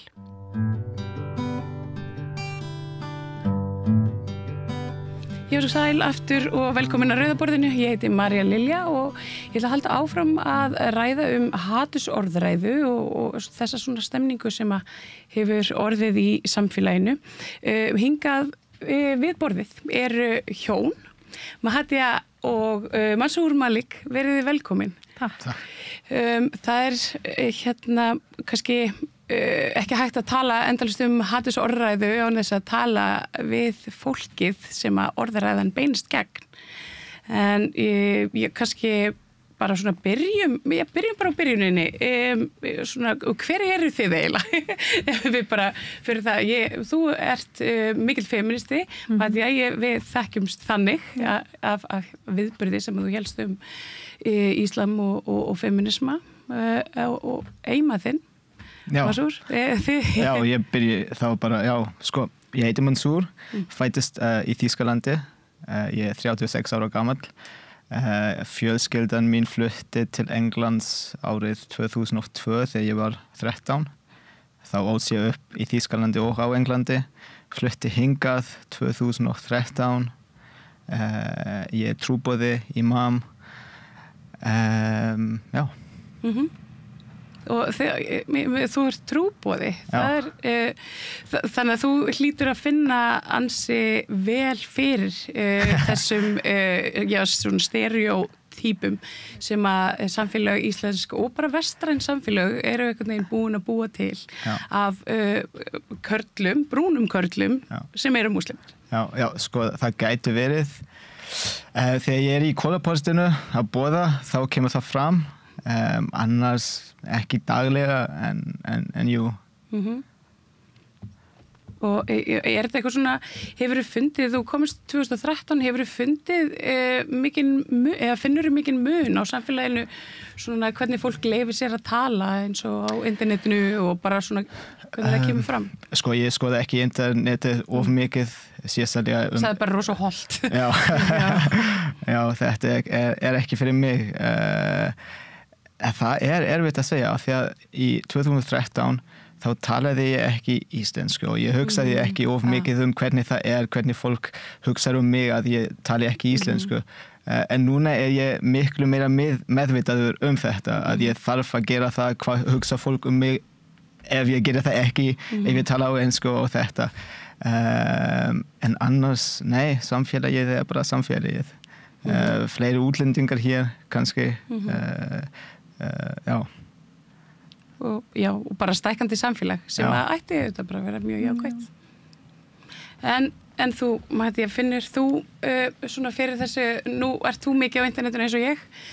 Já. Og þannig að þú kannski sérð þetta betur heldur en hann og svona sko ummælin sem að hafa verið látin falla núna bara síðustu daga, síðustu vikur. Þetta virkilega ljótt. Já, það kemur ekki svona hvað surprised? Óvart. Já, það kemur ekki óvart fyrir mig ekki lengur. Ég alltaf að bíða að ef það eitthvað í fréttin múslimar eða brúnt fólk eða fólk sem eru frá Afríku eða Austurlöndum þá ég bara að bíða fyrir hatur sem í the comment section. Og hvernig segir maður svona, þau eru alltaf, fólk eru í samfélaginu eru að svona prove me right. Af því að ég hugsa alltaf, kannski mingar það aðeins og það eru ekki eins mikið fólk að skrifa eitthvað ljótt, en nei, það alltaf eins mikið fólk. En það ekki, það svo erfitt að lýsa. Já. En þetta einmitt, núna hefur við verið að sjá, það voru falsfréttir sem fóru á stað og það þetta hatur gegn hælisleitendum og það einhvern veginn búið að búa til eitthvað svona hóp, eitthvað óvinn í einhverjum hópi sem ekki svona einsleitur og sem auðvitað mjög alvarlegt. Partur af þessu ímynda ég mér kannski að sé sko sýnileiki fólks að því að þú talar fréttir og fjölmiðlar, þar yfirleitt neikvæðar fréttir sem eru fluttar af innflytjendum í íslensku samfélagi. En ég hugsa ef það tengst með hvað í gangi svona in the world og ef það hefur áhrif á Íslandi. En mér finnst að ég þarf að svara já. Af því það svo mikið hatur í gegn muslimar og brúnt fólk og bara litandi fólk, like colored people. Og það sjáum við líka hér. En það alltaf neikvæð. Stundum, ef við sem eru útlendingar, ef við reynum að koma fram og segja frá okkur, já við gerðum svona frábært eitthvað, gerðum svona einhver að opna eitthvað tækifæri eða einhver ég get svona hugsað bara on top of my head vinkonur sem eru búin að gera svo mikið hér og þau þurfa að fara svona út á veg og tala sjálf en það enginn sem að gera það fyrir þeim í félag. Því það ekki svona it doesn't feed the media's narrative of what they want to portray people of color as og þess vegna já, það alltaf veikvæð þá af því það hjálpar svona media að hvað svona það býr til svona ég einmitt bara svona neikvæðum mynd svona, og svona viðheldurinn já, svona upphalda svona salímyndir sem eru bara hér í samfélaginu og við sjáum fréttir þegar við horfum á fréttir og við lesum viðtöl og svona þá sjáum við sko hvíta Íslendinga og þeir eru alveg á öllum síðunum og þeir eru að gera skemmtilega hluti þeir eru líka að stunda glæpi þeir eru líka að leika í bíómyndum og þeir eru og það eru löng viðtöl við þá alls konar hluti, erfimál þú veist, og allt annað á milli en þetta sem að við fáum af nýjum Íslendingum og sérstaklega brúnum nýjum Íslendingum svona bara eitthvað svona smá skammtur og þá bara eins og í þessu tilfelli þar sem að þið eru hér komin til þess að einhvern veginn svona verja ykkur og ykkar trúarbrögð gagnvart samfélaginu og það auðvitað mjög sorglegt og þar held ég að við fjölmiðla fólk mættum gera mikið betur. Já. Og mér finnst stundum að það alltaf það sýnt eins og sem eru að flytja inn núna á Íslandi eru að gera eitthvað ólögleg sem ekki rétt. Þetta réttin manneskja að koma til Íslands og segja ég get ekki farið aftur heim get ég fengið eða má ég búa hér þetta löglegt það má en þetta prósess sem tekur mjög lengi það var kona núna sem hún búin að búa hér 5-6 ár og núna þarf hún að fara aftur til Írak en hvernig virkar þetta? Hún búin að læra íslensku hún með börn hér sem að fara í skóla og núna líður henni eins og hún ekki velkomin hér en þetta var löglegt hún mátti vera hér en núna Ísland að henda henni út og við sjáum meira og meira af þessu og ég fjallaði svolítið það við þetta borð og fengið hingað Nóborðes og Solaris og við höfum verið að ræða hvernig þessa hörku að fólk sem hefur verið hér í langa tíma með mannúðarleyfi því ekki gert kleift að sækja bara að vera áfram á Íslandi. Það einhvern veginn búið að bara afmáða úr lögunum. Sko það versta sem ég hugsa við tölum neikvætt innflytjenda og þeir gera þetta og þetta og þetta en þeir sem gera eitthvað gott eða við tölum við þurfum að víkja þeim burt eða úr landi en við tölum aldrei þetta gott fólk, við þurfum meira af þeim hér á landinu. Akkurat, það mjög góð punktur. Það einmitt, það eins og þetta svona one way. Já. Bara þú ekki gott allir út og hann góð, hann má en ekki hinnir.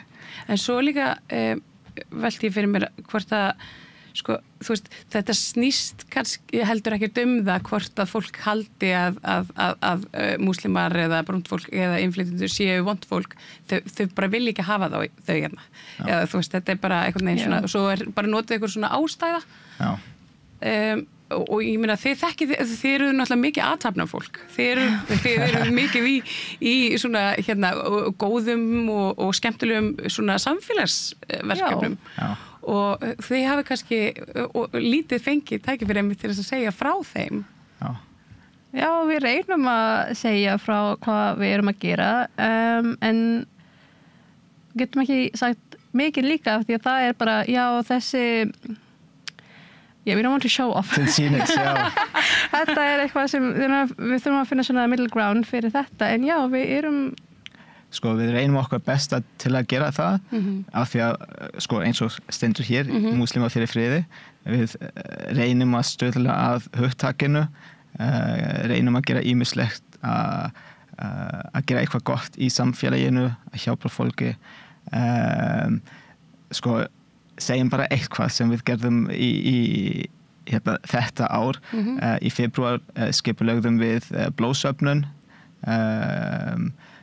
Hún skipulagði viðburð slæðu og iftar fyrir konur.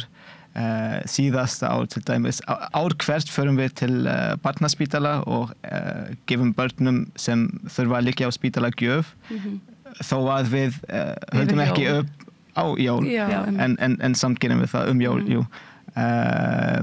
Við skreituðum barnabiðstofu í Landspítalanum. Já, af hverju? Af því að ég fór með sonur minn þarna, þurfti að bíða svo lengi og það var svo leiðilegt að vera þarna. Þetta var bara hugmynd, ég hugsaði því að Vá, veistu, ég hef hugsað það sama en ég hef ekki framkvæmda en ég hef setið með barna á biðstofu og verið bara, oi, hvað leiðilegt. Já, en þá reyndi ég að gera bara eitthvað þetta já. Ég byrjaði með svona pínu hugmynd og þá kom hann alltaf að hjálpa mér, ok, við gerum það. Já, ég tók þátt í góðgerða hjólaferð frá Írlandi til Englands. Þetta voru meira en 500 kilometrar. Ég náði að safna 360.000 krónur fyrir kraft. Vá. En já, eins og hún sagði, sko, mér finnst það erfitt að segja fréttunum að ég gerði þetta af því að ég gerði það bara af því að mér finnst gaman að gera það, ég held að ég þarf að gera það og þetta er ekki til sínis, ok, komdu og skoðu hvað ég gerði bara til að segja, ok, hann er góður maður. Já, einmitt. Það er þetta að brúnt fólk og múslimar þurfi alltaf að vera einhvern veginn svona að réttlæta sig. Bara, ég er góð, sjáuði mig, ég gerði svona gott. Já. Já, og þá er það líka neikvætt, ok, hann gerir það bara til sínis. Já, ég meit alveg. En kannski, ég fæ spyr ykkur að þessu úti í Íslam, af því að það eru alls konar hugmyndir Íslam. Og það eru þetta til líka bara alls konar múslimar í rosalega mörgum, eða bara í öllum heimsálfum. Og þannig að það er, en samt sem áður, þá erum við einhvern veginn búin að setja alla múslima undir eitthvað svona einn hatt og þetta er bara svona propaganda, vestrænt propaganda sem við höfum bara búið til þessa ímynd einhvern veginn. Af hverju, og þú veist, og ég meina, það er ekkert í Íslam og við höfum rætt áður hér við þetta borð sem er verra eða betra en í bara kristni eða hverju sem er og af hverju ætli þessi trú sé tekin svona sérstaklega út fyrir svega? Góð spurning.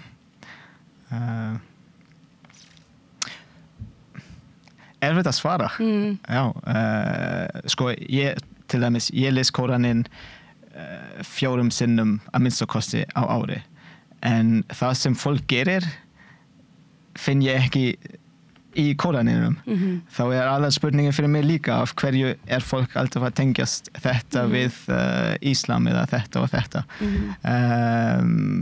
Já, erfitt að svara. Við höfum talað með hijabin og kóranin og feminisman. Þú fannst þína samsvörun í feminisma og þína valdeflingu í þínum hijab. Og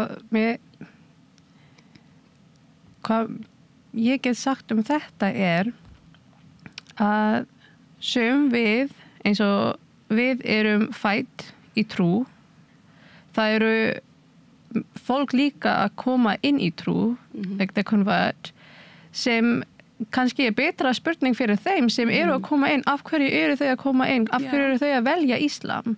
Af því það eitthvað sem við þurfum að alltaf muna, að fólk eru fólk og theology og practice of religion eitthvað annað. Við erum allir, eins og þú varst að segja, það eru muslimar í svona allan world? Heiminn. Og við erum frá mismunandi svona cultural backgrounds. Við upphöldum mismunandi svona belief systems og Íslam svona alltaf með okkur. Það ekki, við erum, en oft hvað fólk eru að gera að blanda mikið, þeir eru að blanda culture og blanda trú sem stundum virkar ekki. Það eru fólk að hugsa, já, hann múslimi, en samt eins og við erum frá Pakistan, foreldrar okkar eru frá Pakistan, ethnicity Pakistani, og ég hef oft heyrð að já, þú ert múslimi og þess vegna þau eru frá Pakistan að drepa konuna þína. Like you kill your daughters in honor killings, sem ekki frá Íslam. Þetta eitthvað sem gerir í okkar í samfélaginu sem has its roots in like old cultural beliefs. Og þetta gerist líka í kristnum samfélögum. Já. Og þetta gerist, það bara vegna þess að það til ofbeldisfólk. Já, og þess vegna svo mikilvægt að það ábyrgt okkar líka að segja frá að það ekki sama. En samt það vantar aðeins svona critical thinking frá öðrum líka að hugsa, já, eins og við segjum feminista að það patriarchy, við veitum samt ekki allir menn ekki að gera svona harm for women, en samt þá we fight against patriarchy, but we're not there to punish all men. En þessi svona hugmynd þarf að vera með allir svona all like concepts within society. Not all Muslims, and not all brown men, and not all black men, and it's just criminals are criminals, and they should just be criminals. They should not be, yes, these Muslim criminals. Og það eins sem ég búin að lesa, af því ég var svona að lesa yfirfréttir, þessi 2 menn sem voru sendt núna í fangelsi, sem committed rape, their names were put in the news, whereas all the Icelandic men that have committed rape, their names have never been put. If anything, their names have been omitted out of documents. I find that so unfair. Why is that important? Af hverju þetta mikilvægt að segja já, Mohammed bin whatever their names are? Ég held að sé, sko, ef ég set mig í spor hérna blaðmannsins og þá það agenda þarna, sko. Já. Og sérstaklega þegar sama manneskja skrifar fréttin þetta og þetta, en hér eru nöfnin, hér ekki. Já, það að því að það ekki hægt að segja útlenskur nauðgari, þá hérna, eða bara eitthvað svona arabiskur eða sýrlenskur eða eitthvað svona, þá hérna, þá rosa þægilegt að setja bara fram nafnum Mohammed. Já. þá bara kveikir fólk á eitthvað svona og það býr til eitthvað reiði og smellir á fréttina og eitthvað svona. En það gerði bara það, sko. Já, það gerði allt í einu, báðar svona fréttir voru þessi fréttatíminn sem voru að segja eitthvað gang rape, sem kom í sama tíma með þessi 2 menn sem voru sendt í fangelsi, og það var umræður í margar hópar líka hvað gerðist. það var allt í einu. Það fór allt af stað. Já, allt af stað og ég var bara ég fór aðeins svona down the rabbit hole og las mikið og þá, en ég að hugsa alltaf, ég gerir það ekki, ég hugsa aldrei að, já, eins og ég var að læra íslensku í tækniskólinn og við vorum svona stór hóp með konur sem ein kona frá Brasilíu sagði við mig, be very careful of the white perverted pedophiles here in Iceland. Hugsaði ég ekki, já, allir Íslendingar og menn hér á Ísland eru pedophiles. Þetta svo einmitt. Þetta ekki svona, það þarf að vera svona aðeins, maður þarf að hugsa, já, það eru fólk sem eru að gera eitthvað sem ráng. En það ekki út af einhverju, það ekki út af, þú veist, því hverju þau trúa. Hugsaði aldrei, hvernig þau líti út. You know, Christian men are going to be like that. Það bara ég hugsar ekki svoleiðis. Já, ég held það sé nauðsynlegt að viðurkenna að nokkrir einstaklingar sem kalla sig múslima gera eða fremja glæp og þetta, jú, þeir gera það. En þá líka nauðsynlegt fyrir okkar að aftengja gjörðir þeirra og trú. Já. Það alveg rétt. Ég, sko, Íslendingar, að því að nú komin svona æsingur í gang og einmitt þessar fréttir sem hún vísar í, þessar nauðganir og hópnauðganir og sem komið í ljós núna að, já, þarna með hælisleitendur þessi frá Palestínu og hælisleitendur frá Tyrklandi, það ekki hælisleitendur hér frá Tyrklandi. Það allavega mjög lítið að þeim ef svo því að það bara, allavega. Þetta var bara falsfrétt, bara fake news. Og hún var gerð til þess að bara búa til eitthvað æsing og það tókst. Já. Og það tókst. Sem ég þarf að segja, að bæta við bara aðeins, sem eitthvað, má ég nefna political parties. Já, auðvitað. Já. Það sem Miðflokkurinn að bíða eftir alltaf. Þau eru alltaf að bíða að það gengur eitthvað bara í gang og þá eru þau að koma. Ég var að frétta núna bara í dag. Vinkona mín sendi á mig, þú búin að sjá þessi Facebook-hóp sem þau voru að búa? Að það bara múslimahatur og útlendingahatur bara í þessi hópur sem ekki private, sem public en við getum lesa en ég var aðeins að bara kíkja inn, það var ein vídeó af múslimar menn sem voru að biðja í Breiðholtsskóli eða eitthvað skóli í Breiðholti. Já, bara þeir leigðu sal. Já, þeir voru að leigja sal að gera það. Það var kommentin niður að breyta því í Moskvu. Ég var, þú að grína? Og ég bara, væri það versta? Já, eða það, já. En það einmitt, og það líka einmitt þetta með, sko, það ákveðin hópur og ég ætla að leyfa mér að fullyrða samt að þetta lítill hópur þó það fari mjög mikið fyrir honum. Og orðræðan þeirra, hún einhvern veginn orðin aðeins meira accepted sem sko, áhyggjuefni og svona aðeins meira einhvern veginn svona farin svona að koma sér inn í mainstreamið en þetta ennþá mjög lítill hópur. Já. Og og maður sér það en þessi hópur og þetta fólk og þessir, ég meina, nú eru komin 2000 manns í þennan hóp sem þú talar mér var reyndar bætt í hann þannig að það mjög skökk tala og þannig ég sko og það sem að þetta fólk rosalega hrætt við það einmitt að Íslam sé með eitthvað svona agenda og Íslam sé bara eitthvað svona ég veit ekki, eitthvað svona boogeyman sem að ætli bara einhvern veginn að taka yfir Ísland og brenna konur og brenna kirkjur og banna krossa hvernig? Nei, ekki bara hvernig en hvar eru kenningar Íslam þetta? Einmitt. Eins og ég sagði, ég les Kóraninn að minnstakosti 4 sinnum á ári, ég hef aldrei lesið þetta. Nei. Ég hef aldrei reynt þetta, af hverju? Einmitt. Hvaðan kemur þetta? Og ég sem mjög svona, ég les mikið colonization og mér finnst það kemur af því að þetta búin að vera agenda hér á Evrópu.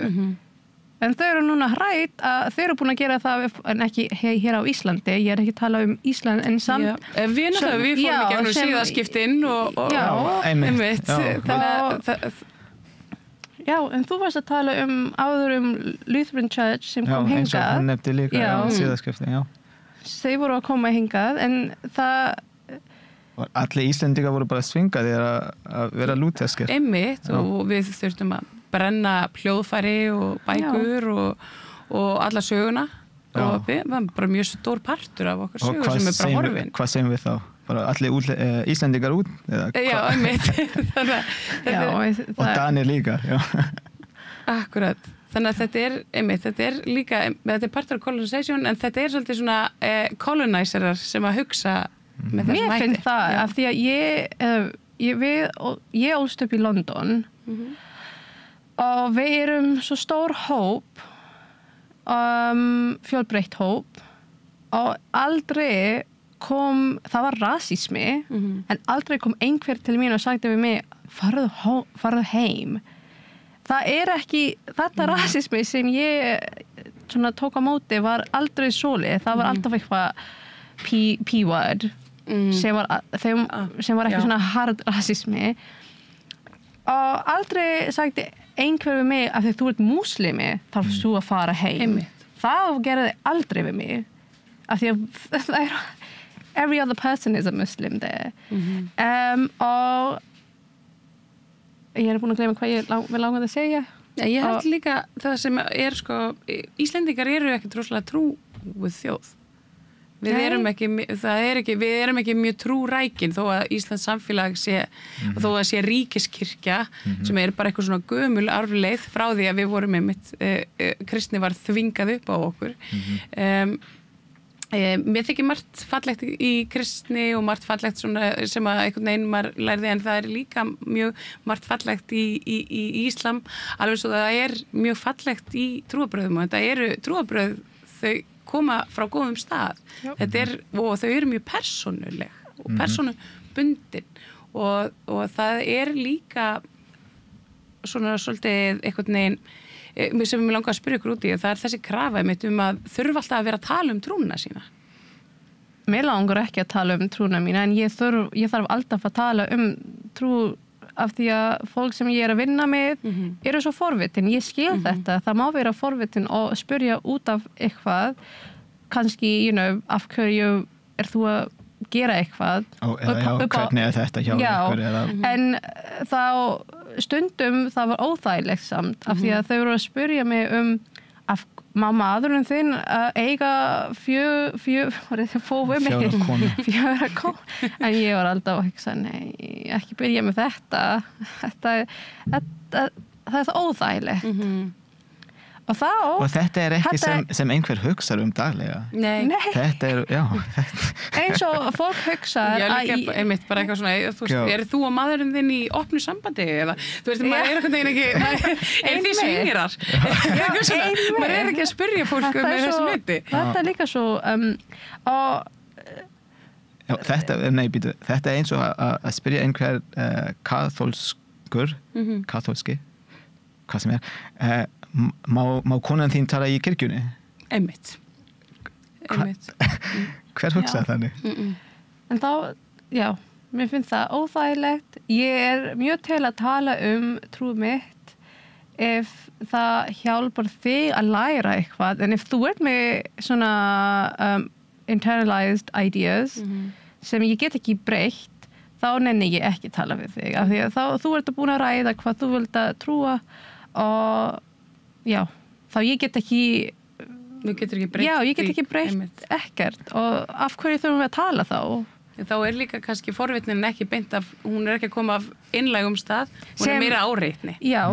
Sem ég held fólk I don't think people realize, but I can tell. Ég er með eins og ég segi oft með systir mín, af því við erum bara alltaf að spjalla þetta, við erum með spidey senses sem bara við veitum what the intention is behind asking.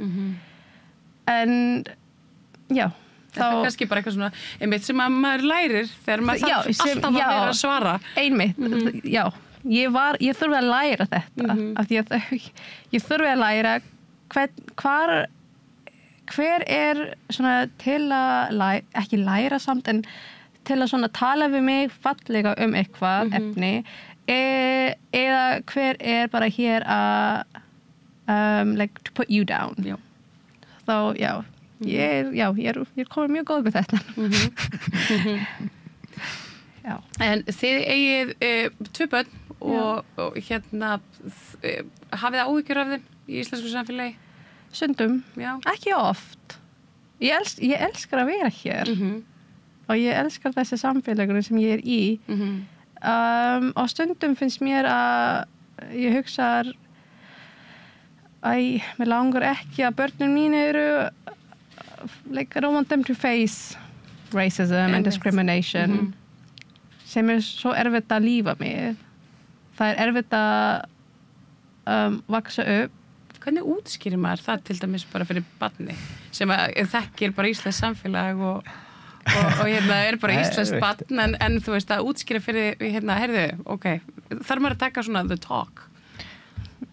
Sko, við tölum við börninu okkar að þeir eru aðeins öðruvísi í liti og þetta en við tölum líka mikið að allir séu bara eins brúnir og hvítir og gulir og þetta við eigum bækur og lesum saman allir eru velkomnir hér þetta bara í skóla til dæmis en þetta fólk frá bara ýmsum stöðum við gerum það en vandamálið að gera einhver annar í samfélaginu þetta líka við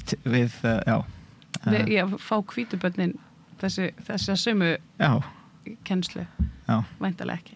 Nei, ég þekki engan. Nei, ég og hvítbarn ég hef aldrei farið yfir þetta með henni þetta sérstaklega, hún reyndar ólst upp í London þannig að hérna, hún kannski svolítið svona lærði sjálf bara bara að vera í fjölmenningarsamfélagi hvernig fjölmenning virkar en það svona en hún einmitt algjört einstæmi hér og þá kemur alltaf spurning inngilding og þetta og við gerum það, við kennum börnum okkar hvernig það að vera hér hvernig það að vera öðruvísi en hvað gerir hinir til að hjálpa okkur líka Akkurat. Af því að þetta ekki bara nei, þið þurfum að gera það, við þurfum að gera ekki neitt bara sitja hér og einmitt og það ákveðin barriér líka veginn, þú veist, hvernig kemst maður yfir þann barriér eða þú veist, hvernig fær maður fólk til þess að taka þátt í einmitt inngildingunni og þú veist, við hljótum öll að vilja að öllum líði vel í samfélaginu. Ég held í alvörunni að mér sko margir af verstu internetrasistunum, ég held að þeim langi í hjartanu alveg að öllum líði vel en þeir eru bara einhvern veginn það búið að rugla þá í rýminu með alls konar einhverju propaganda og í einhverju múæsing. En það líka núna, það bara auðveldra að fara á netinu og skrifa eitthvað niður. Já. Það var ekki hægt svona 50-60 ár síðan. Og þeir eru ekki svona kannski enginn búin að kenna þeim að það eru reglur að vera á netinu líka. Það ekki bara hægt að segja hvað okkur langar að segja og ekki hugsa enginn að lesa yfir. Það eru mismunandi fólk sem eru að fara yfir fréttir bara á Facebook og lesa yfir kommentin og þá líður svo illa að lesa hvað þú ert að trúa sem ég hef aldrei hugsað að ég þarf að fara og tala við þessi kona hvað ég að trúa en samt ef ég út að labba eða ég í kringlunni eða eitthvað fólk kemur bara til mín og farðu bara heim af hverju? En hvernig get ég farið heim? En hvað ég farið til Þýskaland, England, Pakistan, hvað? Í næstu götu. Já, en þá... Og börnin okkar líka, hvað fættir hér á Íslandi? Já. Og einmitt. Þetta undarlegt að segja það og líka að því að heimurinn einhvern veginn, hann svona stór og fjölbreyttur og við erum rosalega mikið einhvern veginn á ferðinni það fólk flytur á milli landa ég bjó í Englandi í mörg ár við gerum þetta einhvern veginn og þú veist maður sér eitthvað tækifæri eitthvað eða fyrir langar í námi eða eitthvað og svo eru sum sem að þurfa að koma að því að þurfa flýja stríð og þetta er einhvern veginn svona, það er eins og einhver ákveðin hópur af samfélaginu sé ekki tilbúin til þess að sætta sig við þetta. En sami hópur situr í tölvunni sinni á Tenerife í íslensku kolóníinu og er á leiðinni á Ingo Viðugu tónleika á íslenska barnum og er að skrifa ógeðslega hluti palestinska hælsleitendur á Íslandi og dreifa falsfréttum nauðgunarmál. Þú veist, þetta er alveg svona þetta einhvern veginn sem springir í manni heilan.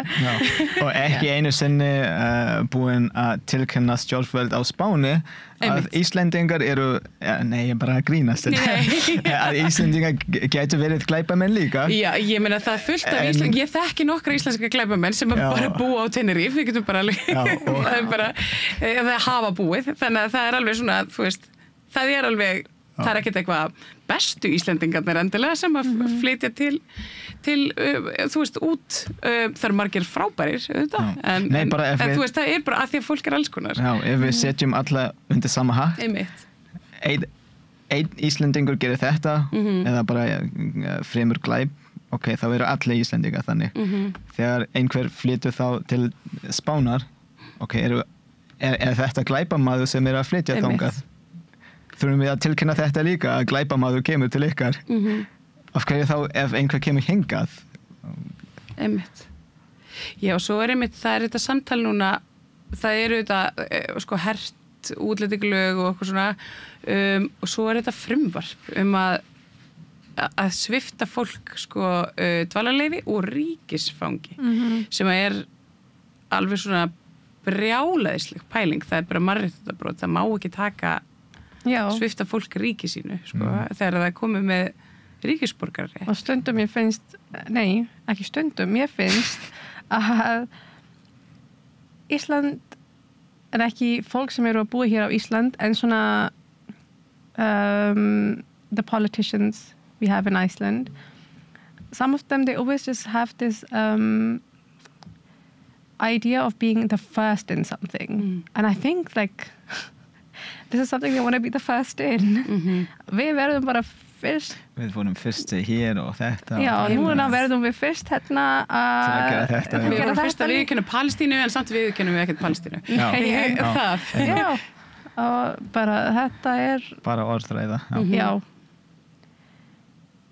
Hvernig getum við sem eru að flytja inn vera öryggir hér ef við veitum ekki hvernig lögreglan kemur og bara vísar okkur út landin. Hvernig getum við þá, þetta er ekki inngilding, þetta er á móti hvað inngilding stendur fyrir. Að þurfa alltaf að vera á tánum. Líka því að við sjáum bara eins og til dæmis að vera á mótmælum er allt í orðið criminalizing sko. Þú veist og að verða þau brot nóg til þess að sé hægt að taka sko, við erum komin svo hættulega slóðir. Já, af hverju þeir en ekki við. Einmitt. Já. En framtíðin björt, samt. Já, vonandi. Sumar er framundan og ég meina, þú ert alltaf með trúboð. Getur þú sagt okkur aðeins frá því í Kolaportinu? Já, af því að sko, fólk er aðalega hrætt að koma til okkar. Þá reyni ég hef lengi reynd að vera í Kolaportinu og bara gefa fólki tækifæri að koma að spjalla við mig bara í opnum rými, ekki vera hrætt við mig. Hvernig tekur fólk í það? Er það mikið að koma og spyrja leiðilega hluti eða skemmtilega hluti? Ekkert. Nei, lappa bara hjá og skoða eitthvað hér og sumir tala við mig, flestir ekki, en þetta í lagi. Þetta, sko ég gerir þetta aðalega bara til að sýna fólk að við erum hér og mér langar að gefa þér tækifæri að koma ef þú er með spurningum, þá getur þú komið til mín, tala við mig, já. Og nú er það komið hérna út í kosmosin að fólk getur komið og rætt við þig trú. Já, alltaf. Á íslensku. Á íslensku, nákvæmlega. ertu með kóraninn á íslensku og búið að þýða hann aftur af því ég heyrði nefnilega, ég man eftir því fyrir nokkrum árum þá var Ingólfur Sæinn hann reyndar svona ferðaþjónustu fyrirtæki í dag hann var pældi mikið í einmitt þessu, það var þýðingin, íslenska þýðingin á kóranunum væri bara út úr kú. Já, sko, hann Helgi, ég veit ekki hvað hann heitir, eða eftirnafnið, hann þýddi kóraninn, ég man ekki hvenær, 2002 held ég. Þá kom annar edition út setna 2012 eða eitthvað svoleiðis. Og núna ég og vinur minn sem professor í íslensku sem öðru máli í Háskóla Íslands. Við erum að vinna að þýða kóraninn yfir á íslensku. Já. Hafið þið lesið þessa fyrstu útgáfu sem var til hérna í mörg ár og var bara vitlaus? Já, við byrjum þetta saman alltaf. Já. Af því að okkur sagt að tungumálið mjög fallegt sem Helgi notaði en þá þýðingin ekki mjög akkurat. Nei, hún næri einhvern veginn ekki innihaldinu nógu vel. Þetta þýðing af þýðingu. Einmitt. Og við erum að reyna að þýða beint frá arabísku yfir á íslensku. En samt notum við eitthvað hér og setjum þetta saman úr biblíunni líka. Allt sami Guðinn. Já. Herðu, þakka ykkur kærlega fyrir að koma frómuhjón. Það var alveg dásalegt að fá að spjalla við ykkur og ég bara slaka til að fá ykkur næst og sjá þið í Kólaportinu helgina. Já, það. Takk sömuleiðis. Dagskrán á tali af borgarfulltrúa. Borgarfulltrúar Sósíalistaflokksins með viðtalstíma alla mánudaga klukkan 13:30 til 14:30. Það þarf ekkert að bóka tíma, endilega kíkjum við í Bólholt 6, 105 Reykjavík. Já, það var mikill hiti í samfélaginu eftir uppljóstrun Kveiks en þar kom fram að lögreglumenn hefðu njósnað í almenna borgara fyrir auðmenn, ótrúlegt mál. Vilhjálmur Bjarnason einn þeirra sem varð fyrir njósnum og hann kom hingað og ræddi þetta við Sigurjón M. Egilsson og svona hvaða áhrif þetta hafði á hann og fjölskyldans meðal annars enda þetta mikið inngrip. Gjörið svo vel og horfið á það.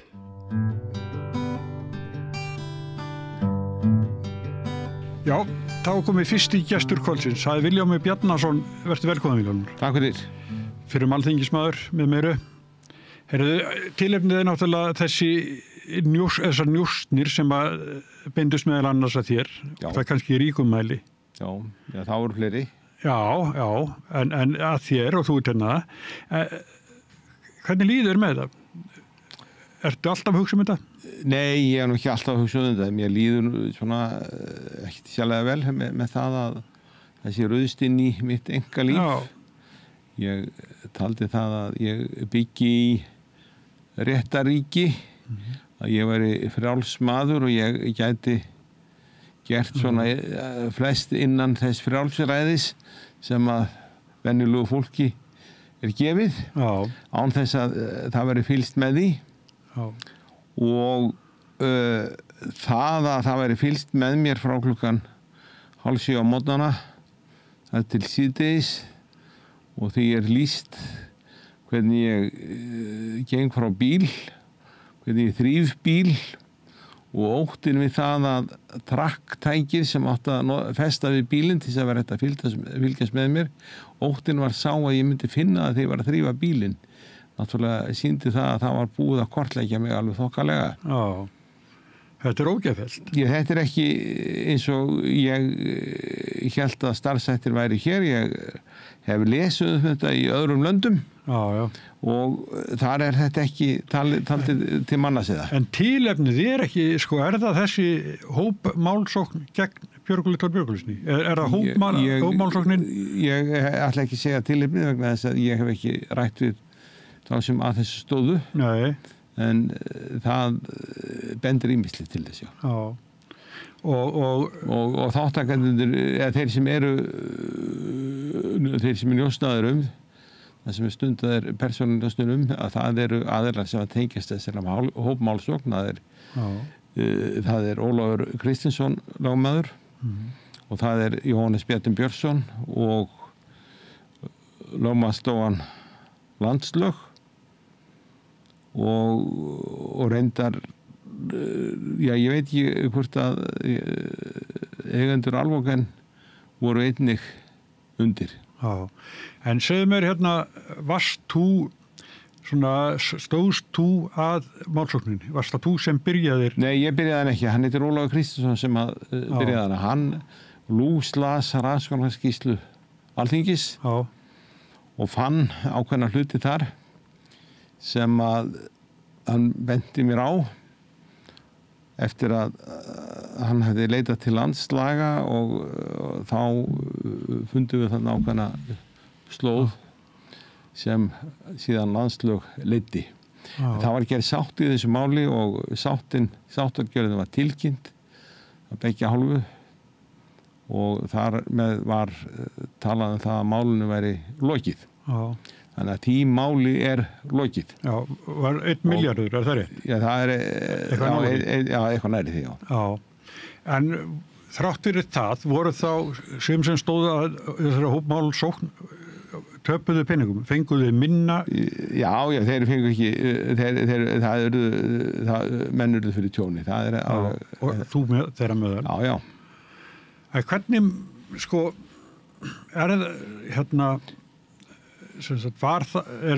getur ekki ímynda okkur á tilgangur með þessu hafi verið sá að sverta ykkur með ykkur hætti? Jú, nú erum við komin í annan kafla, nú er sáttargjörðinni lokið, það mál búið, en þá dúkkar þetta mál upp núna fyrir umtæmbil mánuði fyrir mig.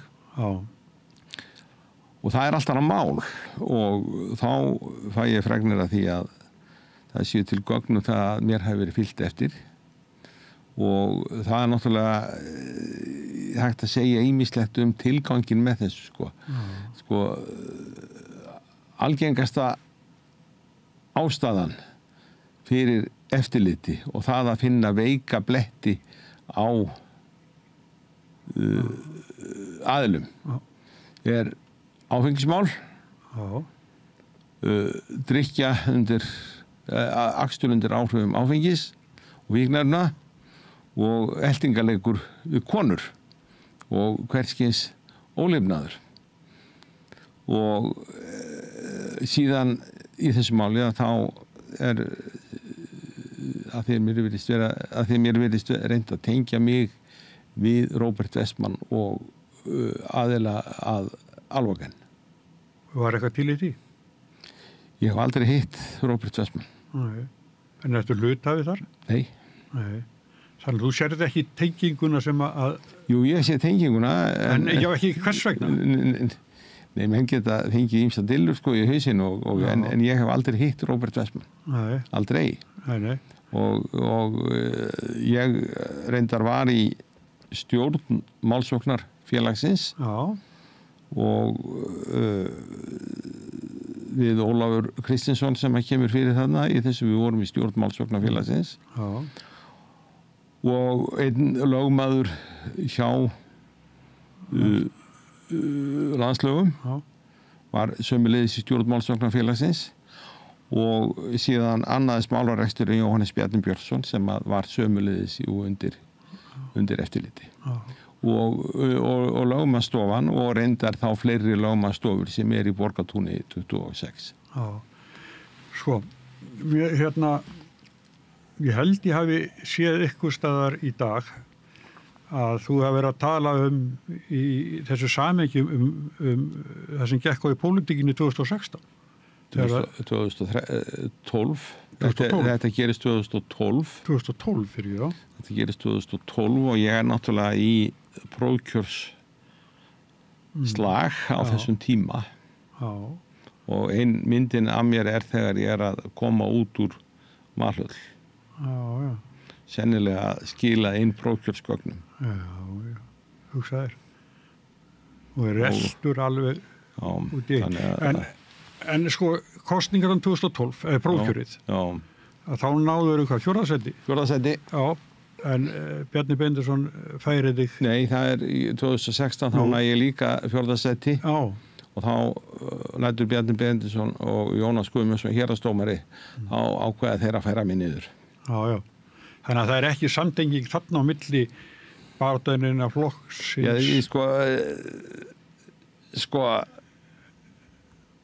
ég náttúrulega náði þessu sæti í 2012 en svo í kosningunum 2016 þá dúkkar upp maður sem heitir Vilhjálmur Bjarnason, kennir sig við Hagsmunasamtök heimilin og segist ekki vera fjárfestir. Já.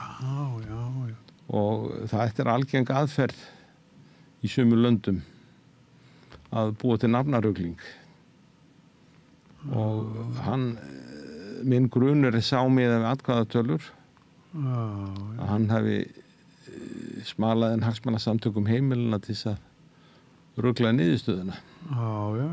Síðan náttúrulega augljóst hætt á nafnaruglingi jafnvel þó að hafi staðið þarna Vilhjálmur Bjarnason alþingismaður og Vilhjálmur Bjarnason fasteignasali. Já, þannig að það skadaði þig. Ég tel það. Já. Og heldur að hann hafi verið þar að biðja ykkur annars? Já, ég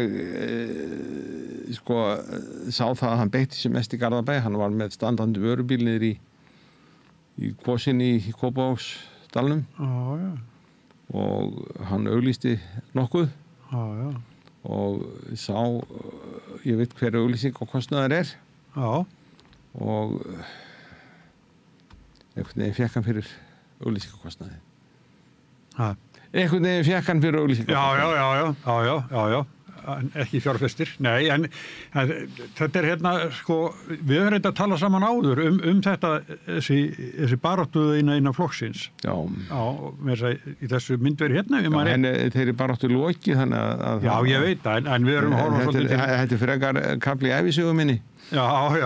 En það er nú eðlilegt að við lítum tilbaka einmitt núna vegna þessa máls sem... Já. En í þetta nú aukaðrið í öllu saman, en ég hef allavega til rétt að halda þessu til haga. Já, þú varst órétti beittur. Já, ef það er svo að menn hafi farið þarna beinlínis fram gegn mér. Já, og líka fariður Já, það er innan hús í Sjálfstæðisflokknum. Já. Og Viltu ekki tengja það á milli? Ég ætla ekki að tengja það á milli, Nei. En svo kemur fram í þessu Ólafur Þór Hauksson, saksóknari. Já.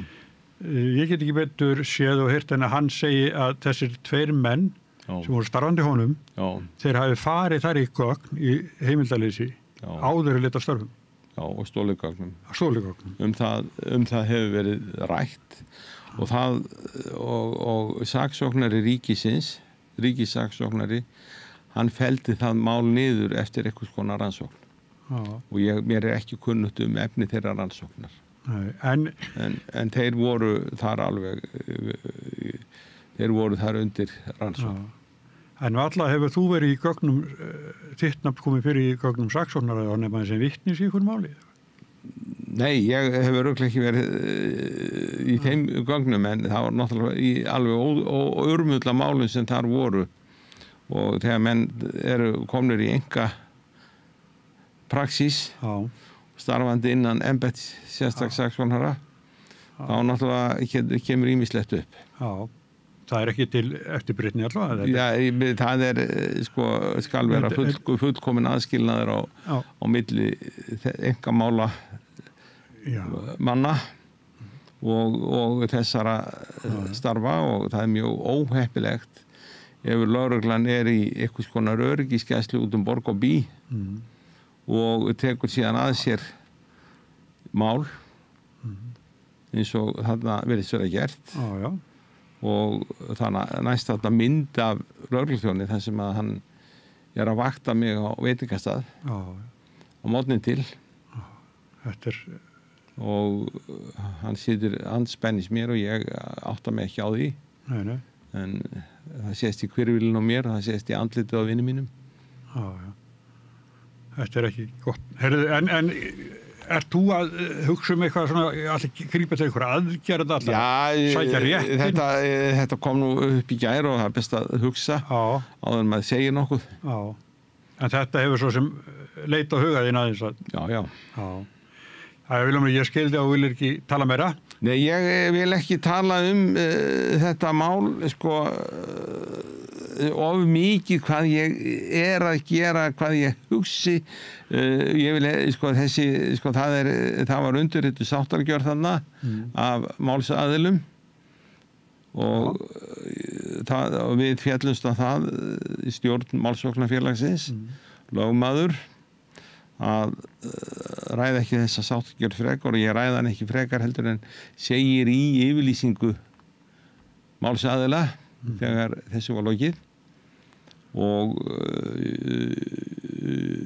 en síðan hitt að þegar svona kemur upp og þetta er bara svo óvenjulegt sko að það er ekki bara persónurnar Ólafur Vilhjálmur Jóhannes Bjarni Björnsson og landslög sem er undir heldur hefur persónuvernd hafið frumkvæðisathugun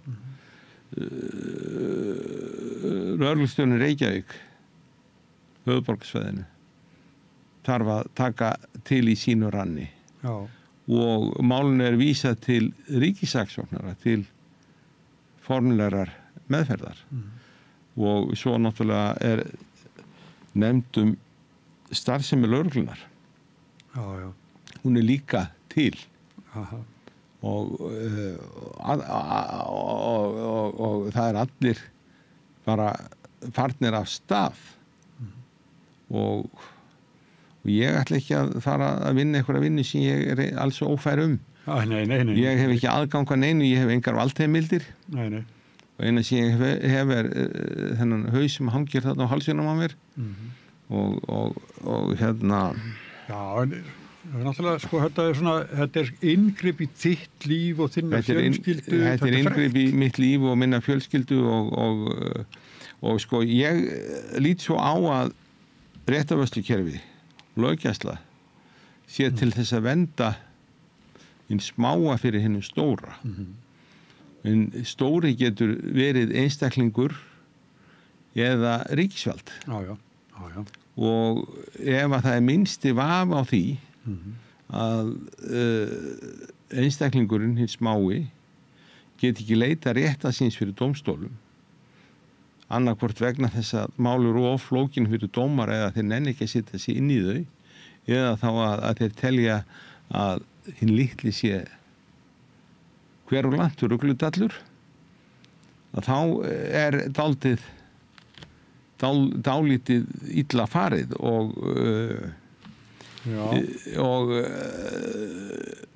ég er mikill áhugamaður atvinnulíf og til þess að stunda atvinnulíf þá er þetta félagsform, hlutafélagsformið nauðsynlegur farkostur til þess að setja stunda atvinnulíf og til þess að hlutafélagaformið virki hlutafélagið þá er í gildi hlutafélagalög og þau eru mjög skýrmælt það hverjar eru heimildir hluthafa, hverjar eru heimildir stjórnar, hverjar eru heimildir forstjóra og það er nákvæmlega þetta sem ég hef barist fyrir í 25-30 ár með virkum hætti að sé virt og það hafa fallið dómsmál þar sem ég hefur málsaðili og á grundvelli þeirra niðurstaðana hafa verið gerðar breytingar á hlutafélagalögum og einhvern tímann þá var tilkynnt frumvarp til laga breyting á lögum hlutafélög og ráðherra sem að fór með það mál kynnti það svona hálf hlæjandi á þingflokksfundi að þetta mál kæmi til umfjöllunar og ákvæðið það væri kallað Vilhjálmsákvæðið. Já. Og ég er mjög stoltur af því að eiga ákvæði í hlutafélagalögunum. En ef að hlutafélagaformið er ekki virt, þá er ekkert víst að það verði neitt atvinnulíf. Aha, skil. Og þetta eykur ekki trausti á því. Þetta eykur ekki trausti á því og það er það sem að ég er að, það er eiginlega mín barátta. Já. Og hún náttúrulega nær til miklu fleiri en mín, hún nær bara til alls atvinnulífs í landinu. Já. Og nú er það orðið þannig að lífeyrissjóðirnir, þeir eru orðið mjög stórir leikendur í íslensku atvinnulífi. Og hverjir eru eigendur lífeyrissjóðanna? Það eru bara vinnandi fólk. Og við sem eigum réttindi í lífeyrissjóðum, réttindi okkar grundvallast á því hvernig farið með þetta og það að fara að útluta einhverjum sérstökum réttindi til stórra hluthafa eða stjórnenda og ég vitna nú gjarnan í frægan dóm í Bandaríkjunum sem eru Dodds-bræður gegn Ford. Já. Það er að segja að Dodds-bræður þeir eiga verulega stóran hlut með Ford í verksmiðjunum og gamli kallinn hann ætlar í lok árs að veita kaupendum bíla á árinu afslátt vegna góðrar afkomu. Já. Og þá segja Dodds-bræður, já, þú getur tekið af þínum ágóðahlut, en okkar hlutur, kaupendunir eiga engan rétt á afslætti. Það er hægt að veita afslátt sem sölukvata á árinu, en vegna góðrar afkomu, góð afkoma, hún gengur til hluthafa. Og þetta mál það gekk í gegnum öll dómstig í Bandaríkjunum og er kennslubókardæmi í félagarétti. En hvor vann? Hvort var að Dodds-bræður unnu þetta mál. Og þetta þennan rétt hluthafana en ekki duttlunga forstjóra. Kaupendunir, þeir voru búin að kaupa sér bíl og áttu engan rétt. Nei. Kaupandinn í apríl eða mæ, hann getur þrúkkað verðið við seljandan. Og þegar samkomulag hefur náðst, þá er viðskiptum lokið. Þeim viðskiptum. Og hann á engan rétt þó að seljandinn hefur hagnast. Nei. En það getur vel verið að seljandinn lækki verð á bílunum og það bara, þá verður kaupandinn að býta á jaxlunum og segja, ég voru á snemma. En eins og ég segi að það er þetta jafnræð og réttur hluthafana sem ég hef verið að berjast fyrir. Og það er ná fæstir sem skilja þetta, en ég ætla ekki að hætta baráttu minni. Nei. Og ég ætla ekki að hætta baráttu minni í þessu máli. Nei. Herri, takk fyrir spjallið og vegniði vel í þeim verkefni sem þeir eru verið falið núna óumbyggðið. Já, óumbyggðið, já, ég veit ekki hvað er falið með nokkuð skapaðan hluti eitthvað, þá lendir maður í svona málum. Já. Og ég held að alþýðustöðin ætti nú að verða þessi sjónarmið. Já, gerum það. Já. Takk að þið fyrir. Takk að þið fyrir. Og við höldum áfram eftir augnablik. Með því að ganga í leigjendasamtökin styður þú baráttu leigjenda. Leigjendasamtökin eru fyrir öll þau sem vilja vinna að réttlæti og öryggi á húsnæðismarkaði.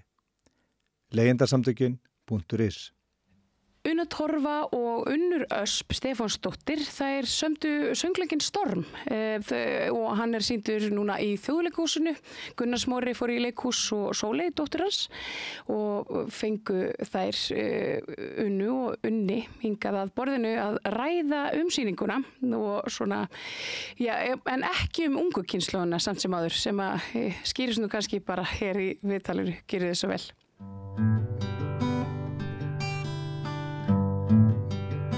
Þegar það komið að ég að fara í leikhús, það er búið að vera hlé á því hjá okkur einhvern sinn, ég veit ekki á hverju, en ég fór daginn á Storm söngleik sem að Una Torfa semur tónlistina og textan og leikur og Unnur Stefánsdóttir, hún semur líka og leikstýrir. Mikið rétt. En það sem þetta fjallar svona ungt fólk, þá hef ég gert það og ef ykkur tryggur hlustandi þá veit hann það að þegar það fjallað ungu kynsluna þá kemur Sóley Lóa Smáradóttir, dóttir mín alltaf með mér og ég vitna alltaf í hana og ég stundu sagt að Sóley sagði að þetta hefði verið frábær sýning. Það var alltaf svo glaðir og svona. Þannig ég ákvað bara að Sóley kæmi bara sjálf núna. Því að hún sérfræðingur minn í því að greina það hvort að höfundar og þeir sem setja upp ná einhvern veginn að ná utanum ungu kynsluna. Því það er vitað að það margar útgáfur ungu kynsluna. Það eins og hún eins og við gamla fólki sjáum hana. Einmitt, bara frábært að hafa Sóley. Herðu, en á hverju þið þessu að setja upp sýningum unga fólkið? Þetta sýningum ungu kynsluna. Já, en ég meina við vorum náttúrulega öll einhvern tímann unga, það ekki? Þannig að þetta líka einhver svona nostalgísk þrá kannski sem blundar innra með mér að, þú veist, halda í eitthvað sem að ég man mjög skýrt og svona smá saman að feita út með árunum. Þannig að þetta náttúrulega bara númer 1 og 3 það að vera manneskja á tímamótum. Og þetta saga áfall og saga Ekki eftir að segja að þú séð svona, þetta stundu kallað að vera svona eins og blóðsuga, finna ykkur á ungu kynslóðina, soga í það í vonum að þú missir gæskuna frá þér. Jú, örugglega, ég meina ég í miðaldrakrísu, ég bara 50 á næsta ári og það örugglega hluti af eldinu sem brennur innra með mér þegar ég fara að hlusta á Unnu og þetta fer svona einhvern veginn að æpa á mig að þarna sé ótrúlega mikil hæfileika manneskja að semja svona opna, einlega, fallega tónlist ástina og þrána eftir nándinni og ég hugsaði bara vá, þú veist, mér fannst þetta bara stórkostlegt, ég bara kolfjall fyrir þessu og bara hágrét bara við fyrstu hlustuna fullt af þessum lögum og það var Una 22 ára þannig að fyrir mér var þetta bara, já, þetta bara svona æpti á mig sem einhvers konar efni í sögu fyrir krakkan okkar og svo ég móðir. Ég foreldri eins og svo margir og með 4 krakka heima og mér langaði líka, þú veist, svo ég gerist bara persónleg að gera eitthvað fyrir þau, þú veist, mér langaði bara, maður hefur auðvitað fylgst með þessari umræðu og maður með börnin á heimilinu á ólíkum aldri og ég meit 17 ára strák sem var nú með Sóley í skóla sem að þau fá einhvern veginn alltof lítið efni fyrir sig inn í leikhúsinu. Þú veist, það í símanum, þau fara kannski einstaka sinnum í bíó, en þau koma alltof lítið í leikhús. Þannig að mér fannst bara það per se, Una Torfa og að langa að gera eitthvað fyrir þau. Bara langa að gera eitthvað sem að hleypir þeim inn í að geta horfst í augu við sjálf sig. Þú veist, við höfum verið að setja upp alls konar söngleiki krakka í útlöndum og leikritum úlinga erlendis og við erum alltaf að reyna einhvern veginn að fá þau til að tengja við þetta challenging form fyrir þennan hóp. En ég hugsa, akkur ekki bara gera eitthvað nýtt. En maður ekki ungur 22 ára að semja söngleik? Ég myndi halda það, jú, en þetta bara bilun, sko. Ég ætlaði eins og að leiðrétta sjálf mig, þess að Andrew Lloyd Webber, ég held að hann hefði bara verið kannski jafngamall og þú núna, þegar Jesus Christ Superstar kom út. Akkúrat. Hann hefði verið bara 24-25. Einmitt. Halldór Laxness var undir 30 þegar hann skrifaði Sölkuverku. Halldór Laxness var undir 30 þegar hann skrifaði Sölkuverku. Þannig að það gerist oft, að það er líka, maður hugrakur þegar maður ungur, sko. Það bara að láta vaða. En unga fólk, Una, lítið efni fyrir ungt fólk í leikhúsinu? Já, það held ég að sé alveg klárlega þannig sko, það náttúrulega bara allt svo erfitt á Íslandi sko, svo erfitt að búa til einhverja svona blómstrandi grassrót í svona litlu samfélagi og þegar það meira segja bara erfitt fyrir stóru leikhúsin að komast af sko og þá þá þarf mikinn kjark til að veðja á verkefni eins og þetta, eins og Storm sem að það sem við erum að reyna að ná til markhóps sem að kemur sjaldan í leikhús, lítið þannig að mér finnst það bara rosalega mikilvægt að það sé kjarkur í rekstri svona menningarlegra stofnana. En það kemur ekki staðið fyrir grassrútina? Nei, alls ekki. Einhvern tímann ef við ætlum að vera nostalgísk, þá var fólk á þínum aldri sem var að setja upp alls konar sýningar, bara í einhverjum gömlum miðinaðarhúsnæðum og við stundum fjallaðum þetta hérna. Þetta eiginlega soldið eins og að segja hverfa, það bara eins og allt húsnæði sem svo dýrt, það ekki hægt að taka það yfir og eitthvað hlera. En á sama skapi hefur eiginlega sjaldan verið margt í gangi í grassrútinni. Þú veist, það eru svo sem hús sem að halda utan það eins og Tjarnarbíó og svona. Sem hlýtur að vera bara sprungi, sko. Já, algjörlega, þau fá svo lítinn tíma hver sýning fyrir sig, en það alveg ótrúlega mikið framleitt að mögnuðu listafólki í Íslandi með nýri sviðsöfundabraut og svona í listaháskólanum, þannig að það brjálaðislega mikill kraftur í sjálfstæðisenninni, þú veist, það ekki hægt að segja það sko, en auðvitað, þú veist, erfitt að framleiða leikhús með enga peninga og við erum þeirra að gæfa aðnjótandi að þjóðleikhússtjóri þorði að taka sig á þetta og veðja á þetta og þá erum við náttúrulega í smá lúxustöðu að geta gert þetta einhvern veginn, já, bara svona gert þetta eins og við fantaserum en á sama tíma langaði okkur að gera þetta svolítið hrátt og svolítið, þú veist, gera ekki 25 manna, 30 manna stórsöngleik, sko, heldur hafa þetta bara svona pínulítinn kjarna af nýjum listafólki og já, ég fann það strax eitthvað svona þörf fyrir að treysta á söguna og vera í svona ákveðum einfaldleika og aftur að einhverjum uppruna og einhverjum svona þrá eftir nánd sem að við höfum fjarlægst. En þegar ég að spyrja hvort það sé eitthvað fyrir hæfi ungs eða fjallað ungt fólk í leikhúsunum, ég ekki vissu hvort að þú sér rétta manneskja til að spyrja því að það eitthvað við þig sem við vorum að ræða hérna áðan, við vorum að bíða eftir þér. Að ég sagði einhvern tíma þegar ég var að tala við Ara Eldjárn að hann var í það sem mætti kallast kynslóðavillingur. Já, ég tengi við það sko. Þá eins og maður sé að tala við kynslóð pappan sko. Já, ég tengi við það. Mér hefur í rauninni aldrei liðið eins og ég sé ungt fólk, neitt sérstaklega. Já, ekki einu svona þegar ég var barn, sko. En ég held að, sko, það sem ég langaði að segja áðan og í rauninni bara núna þegar við erum að tala um að Stormur sé eitthvað svona fyrir ungt fólk eða ekki, eða ungt fólk. Mér finnst þetta verk ekki fjalla eitthvað svona unga fólkið í dag árið 2025 og hvar það statt og hvernig það hagar sér og hvernig það Mér finnst þetta verk fjalla þessi tímamót sem það eru að útskrifast úr menntaskóla eða ef við kannski víkkum það ennþá meira bara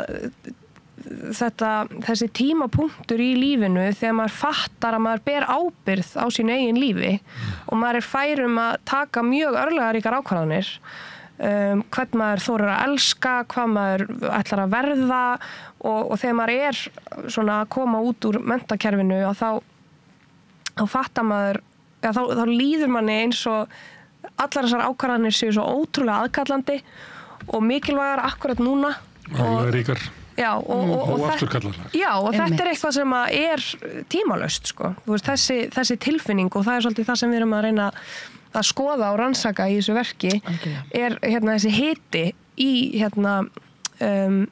svona og það tilfinningarót allt á þessum tímamótum. Já, þetta svona eins og að standa á bjargbrún og ég upplifði þetta bara sjálf og það líka kannski einhver þörf fyrir mig og mínum aldrei sem ég í dag að fjalla þetta tímabil að mér fannst þetta bara eitthvað erfiðasta tímabil sem ég hef gengið í gegnum að því að það allt svo heitt og hættulegt og einmitt örlagaríkt og stórt og þú veist það einhvern veginn allar taugar þandar og maður svo meðvitaður og maður svo hrár og maður svo berskjaldaður og maður líka svo hugrakkur og þú veist það einhvern veginn bara allt í gangi og það bara gott ramma, þú veist við erum alltaf að leita að high stakes, bara hæstu teiknin og og meiri segja ég sem bara var frekar bara heppin með þessi fyrstu 20 ár, ég fekk bara hálfgerð taugaáfall á þessum tímamótum og bara allt í einu gátu ekki allir drauma minni ræst og maður upplifir ykkur höfnun og já, þetta alveg ótrúlega mikið upplifi ég fyrir og eftir þessi tímamót, að einhvern veginn fara úr bómullinni. Við svo ekki skelfa Sóley og mikið, þetta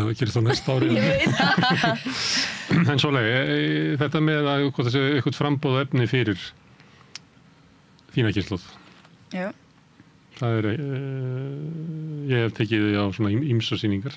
Samkomlega var það að ég tekið eiginlega bara með á sýningar sem að fjalla ungt fólk. Já. Og það ekkert margar. Nei, það ekkert svo margar. Finnst það vanta efni? Já, mér finnst það sérstaklega í leikhúsum, þar sem ég hef ekki vitað það vini mínu fara í leikhús. Þið fara frekar á tónleika. Enginn fyrir í leikhús. Þannig að það gott að fá þessar sýningar sem eru ekki og flóknar, þannig séu til þess að skilja. Eins og Ástorm.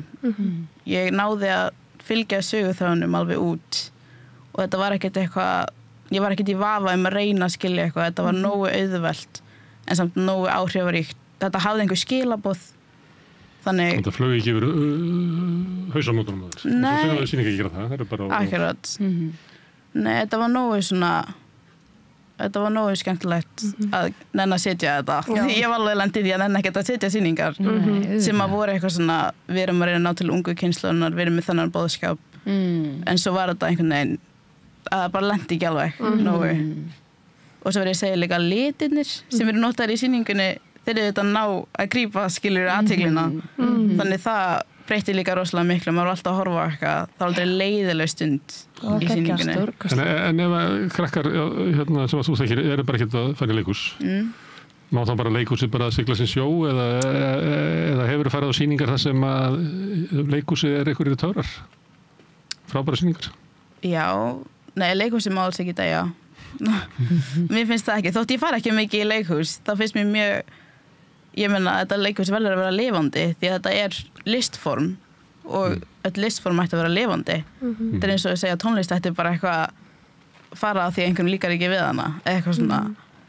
En það gæti eitthvað sagt að symfóníuna, þegar maður horfir yfir salin og það meiri segja fólk á sviðinu hefur sagt það, hérna bara gráir kollar. Ég veit það. Eins og þetta sé að deyja. Já. Þetta verður sagt óperuna. En hvað gerist þá að allt í nú bara eru frumsýtar 3 nýjar íslenskar óperur að sama vetur? Já. Magna. Það er búið að spá henni dauða endalaust. Já. Bara reis upp í grassrótinni þegar að sjoppan lokaði. Svolítið magnat. En þetta með þessi tímamót að nú ert þú að fara að taka ákvarðanir í lífinu. Viltu þú standa á björnbrún? Þetta aldrei svona, já, en það er aldrei vitlaus hugsun en ég veit að það er ekki allir með þetta af því að það er svo gott að hafa net því að það er ekki allir með þetta net til þess að grípa sig eins og ég er með foreldra mína og fjölskylduna og ég er með vini og skilur leita sér upplýsinga og þóra að gera hitt og þetta og svona. Þannig meina þú meiri gera mistök? Já, það er frekar að leyfa mér að gera mistök frekar en að halda ég þurfa að vera með þetta allt á hreinu og þá fara allt til fjandans ef ég gerir þetta ekki rétt eða eitthvað svona þá er gott að hafa þessu hugsun það er í lagi að gera mistök því ég veit að ég get farið og leita mér aðstoð hjá mömmu eða pappa eða eitthvað svona en það er ekki allir með þessa hugsun þess vegna er þetta frekar hræðilegt einhvern veginn ég hugsa það sjálf sem einstaklingur eins og síðan veit ég er með alla en það er samt bara eitthvað svona að borga skatta eða eitthvað svona ég er bara eitthvað hvað er það? Ég veit ekki hvað þetta er og það hræðir mig bara eitthvað rosalega en skilur það að hafa þetta fólk sem að aðstofar það er þetta skiptir öllu máli. Því að líklega eru við 3 kynslóðar hérna. Ég hef stundum hugsað þetta þegar ég var ungur að þá hékk það einhvern veginn í loftinu kannski arfleiðin frá hippatímanum að samfélaginu væri best ef allir myndu bara gera það sem við vildu og það sem að væri mín skylda eiginlega að samfélaginu að bara gera það sem að mér dytti í hug að gera og það væri best fyrir alla en ég hef svona áttað með á því að þessi hugsun dó einhvers staðar út á leiðinni það er þessi þrýstingur sem að þið eru að tala um að þessi svona mikilvægar ákvarðanir að taka okkur á þessu tíma kannski hringdum bjöllu hjá einhverjum öðrum að minni kynslóðinu, hún hringdi ekki bjöllu hjá mér, sko. Nei, mitt. Hvaðan kom þessi hugmynd? Já, þetta er svolítið áhugavert, sko, að hugsa, sko, mér svolítið, að því að í stormi að þá erum við svolítið að skoða þessi tímamót eins og þau birtast okkur í nútímanum.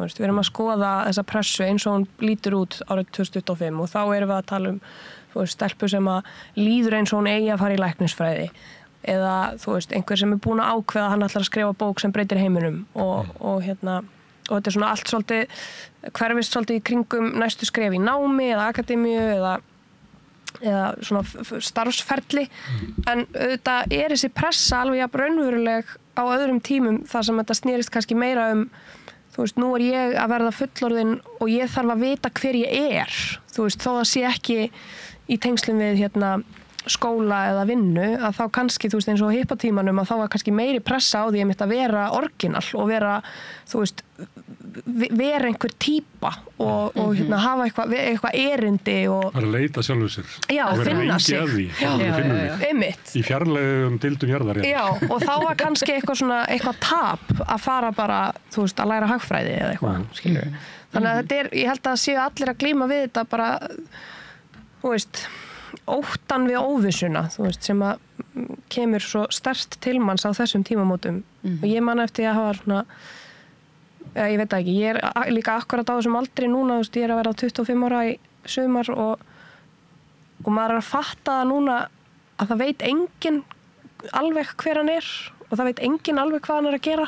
Það er stóra lygin, sko. Já. Það er sagt að börnunum að fullorðið fólk viti að sé orðið fullorðið, það er ekki orðið. Já, og við erum spurð þegar við erum lítil hvað ætlar að verða þegar þú ert orðin stór. Eins og maður verði eitthvað, bara varanlegt. Bara nú er ég orðin lögfræðingur og þá veit ég hver ég er. En það virkar bara ekki þannig. Nei, og mér finnst við bara alltaf vera að díla við það sama, eiginlega alveg á sama hvað aldrei við erum. Og það var hlutaði sem að mér fannst að magna við bara söngtekstana, þar sem þetta byrjar allt uppsprettan að sögunni. Að þú veist, þetta er alveg svona alveg ótrúlega einfaldur, fallegur tærbóðskapur að þora og treysta og það talaði svo til mín að því að við erum öll að díla við þetta 8 ára tvíburarnir mínir, 8 foreldrar mínir að halda veisluna sína og hafa ágjörð að snitturna verði ekki nóg og fara í eitthvað panik yfir einhverju situation í einhverju stjórnsemi og ég hugsaði bara vá, við lærum ekkert, við þroskust ekki eða þú veist, þetta er bara alltaf það sama að við erum að reyna að þekkja okkur sjálf, standa með okkur sjálfum og standa í lappirnar gegn þessum erfiða fucking heimi sem er að fara til fjandans þannig að mér fannst líka bara allt sko myrkrið sem er í gangi núna í samfélaginu og heiminum þurfa þetta.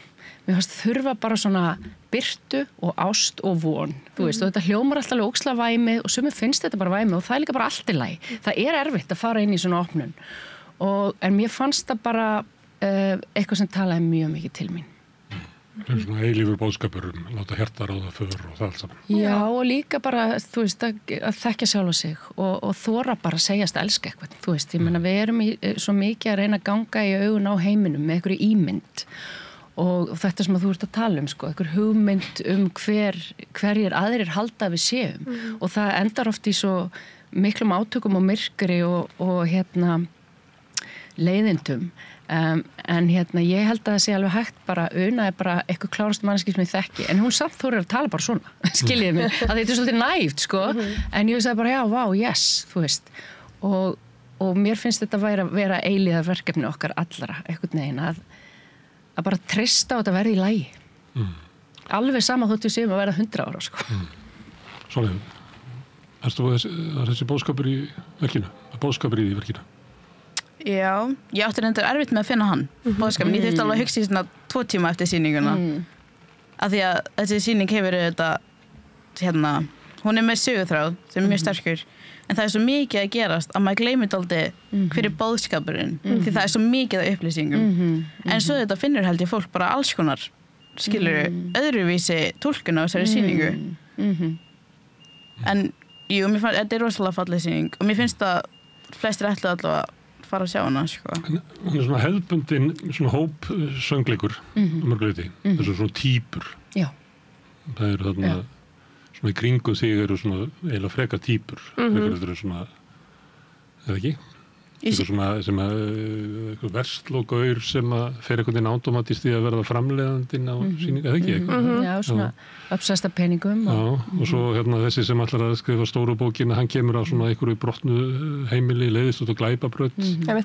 Þetta svona, eða ekki? Jú. Þetta ort inn í svona söngleik, eins og það eru margir söngleiki sem hafa verið gerðir svona kynslóðir. Heldur betur. Við erum náttúrulega bara undir áhrifin frá því sem við höfum fílað í gegnum tíðina og við hræðumst ekki að nefna það, bara hárið og rent og þessar sýningar, en svo var þetta náttúrulega bara óvissuferð, þú veist, maður fer á stað með eitthvað þörf fyrir að hafa eitthvað að segja og eitthvað erindi og mér langaði að fjalla týndu drengina og kvíðnu stelpurnar, af því að það er svona svolítið það sem er mikið búið að vera í umræðunni og eitthvað bara sem að ég brenn fyrir að við tölum en svo maður auðvitað að gera 2,5 tíma söngleik og langar að hafa þetta aðgengilegt og skemmtilegt og fyndið og bara einhvern veginn að tekja rosalega mörg box til að þú farir út og hugsir eitthvað sko og það var ekkit endilega lagt upp með það, þetta er í hópur, en svo byrjar þetta bara og það er svo gaman náttúrulega bara í svona opnu sköpunarferli, það er ógeðslega erfitt og skeri, en það er mjög gaman að bara hefja samtali við Unnu, við skrifum handritið saman, velja svo leikhópinn, að hefja samtali við þau og þá bara í gegnum svona spuna, því við unnum þetta í svona 2 hollum sem við fáum ekki alltaf svigrúm til að gera, því þetta er nýsköpun, þá vinnum við fyrst sko áður en að við klárum handritið í svona spuna alveg í 10 daga og þar komu þessar týpur svolítið bara frá leikurunum, þú veist, þannig að þetta er ekki bara eitthvað við heima að skrifa, þetta væri nú sniðut eitthvað og tikka eitthvað svoleiðisbóks og einhverju svona ólíkir litir, okkur fannst líka að vera með alltaf þessar tilfinningar sem stelpnanna mikilvægt að hafa einhverju svona töffara með sko, þannig að við vinnum þetta svolítið, ég vinn þetta svolítið út frá leikhópnum líka og orkunni sem að þau presentera.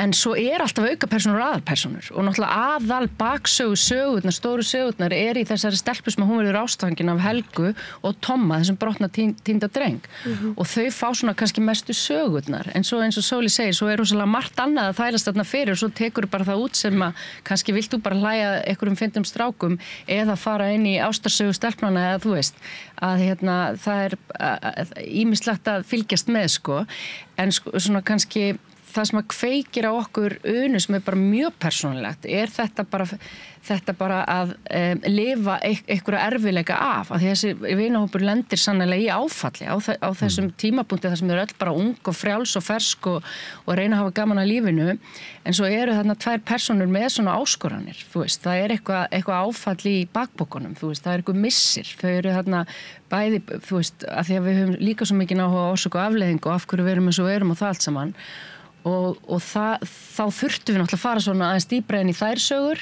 og hafa hitt svona aðeins kannski bara með svona smá svona svona gleðibombur svona í kringum þessar 2 dramatísku sögur.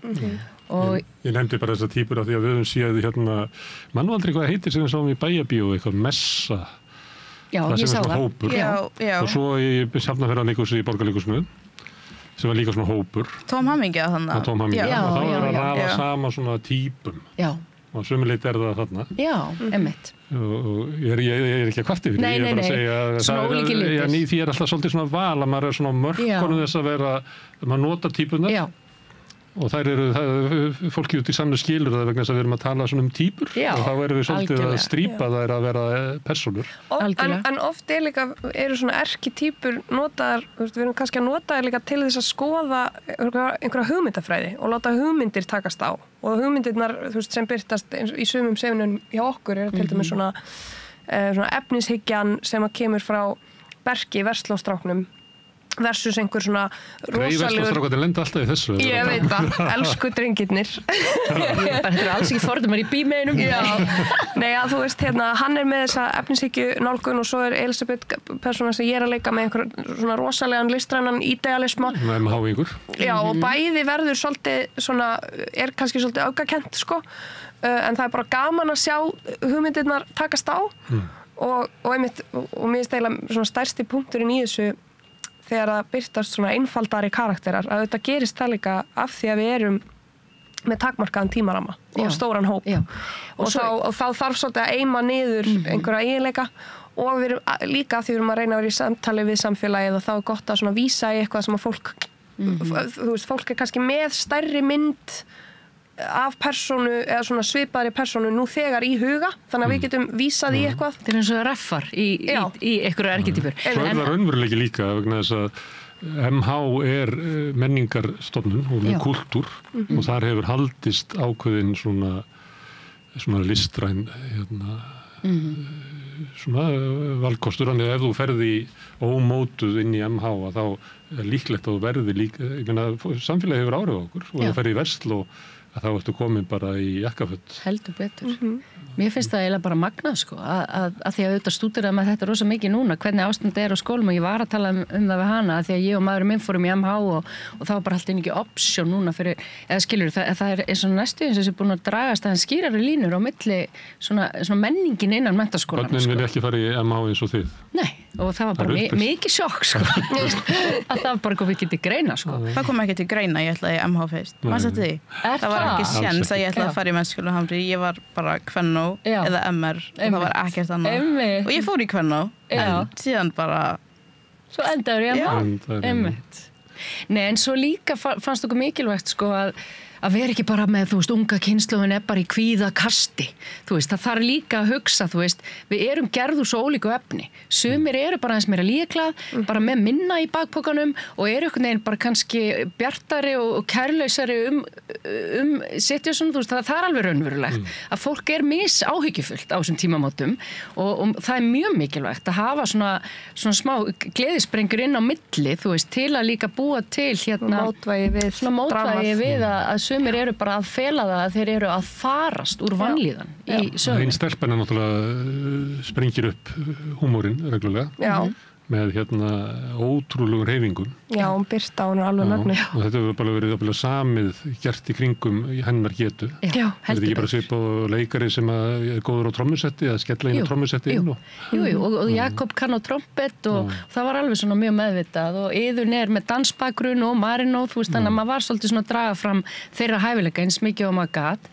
En við vorum með svona opnanir, það er svo gaman að vera í svona mikilli nýsköpun því að við opnanir köllum við í raun og veru svona eitthvað svona gjörninga þar sem þau ættu bara að koma með eitthvað á borðinu á bara algjörlega á fyrstu stigum og það er náttúrulega kviknar alveg rosalega mikið í höfundunum okkur hvaða persónur við erum að fara að skapa og þar kemur strax fram þetta element, þú veist, uppistandarinn sem er alltaf að upplifa höfnun, bara höfnun frá skóla, höfnun frá strák en er alltaf einhvern veginn að halda í birtuna sína og það er svo fallegt hjá elsku Birtu okkar sem heitir Birta og er algjör Birta. Já. Þetta er lífið og þetta er þessi tímamót og þetta er líka kynslóð og það er talað þessa kynslóð ykkar.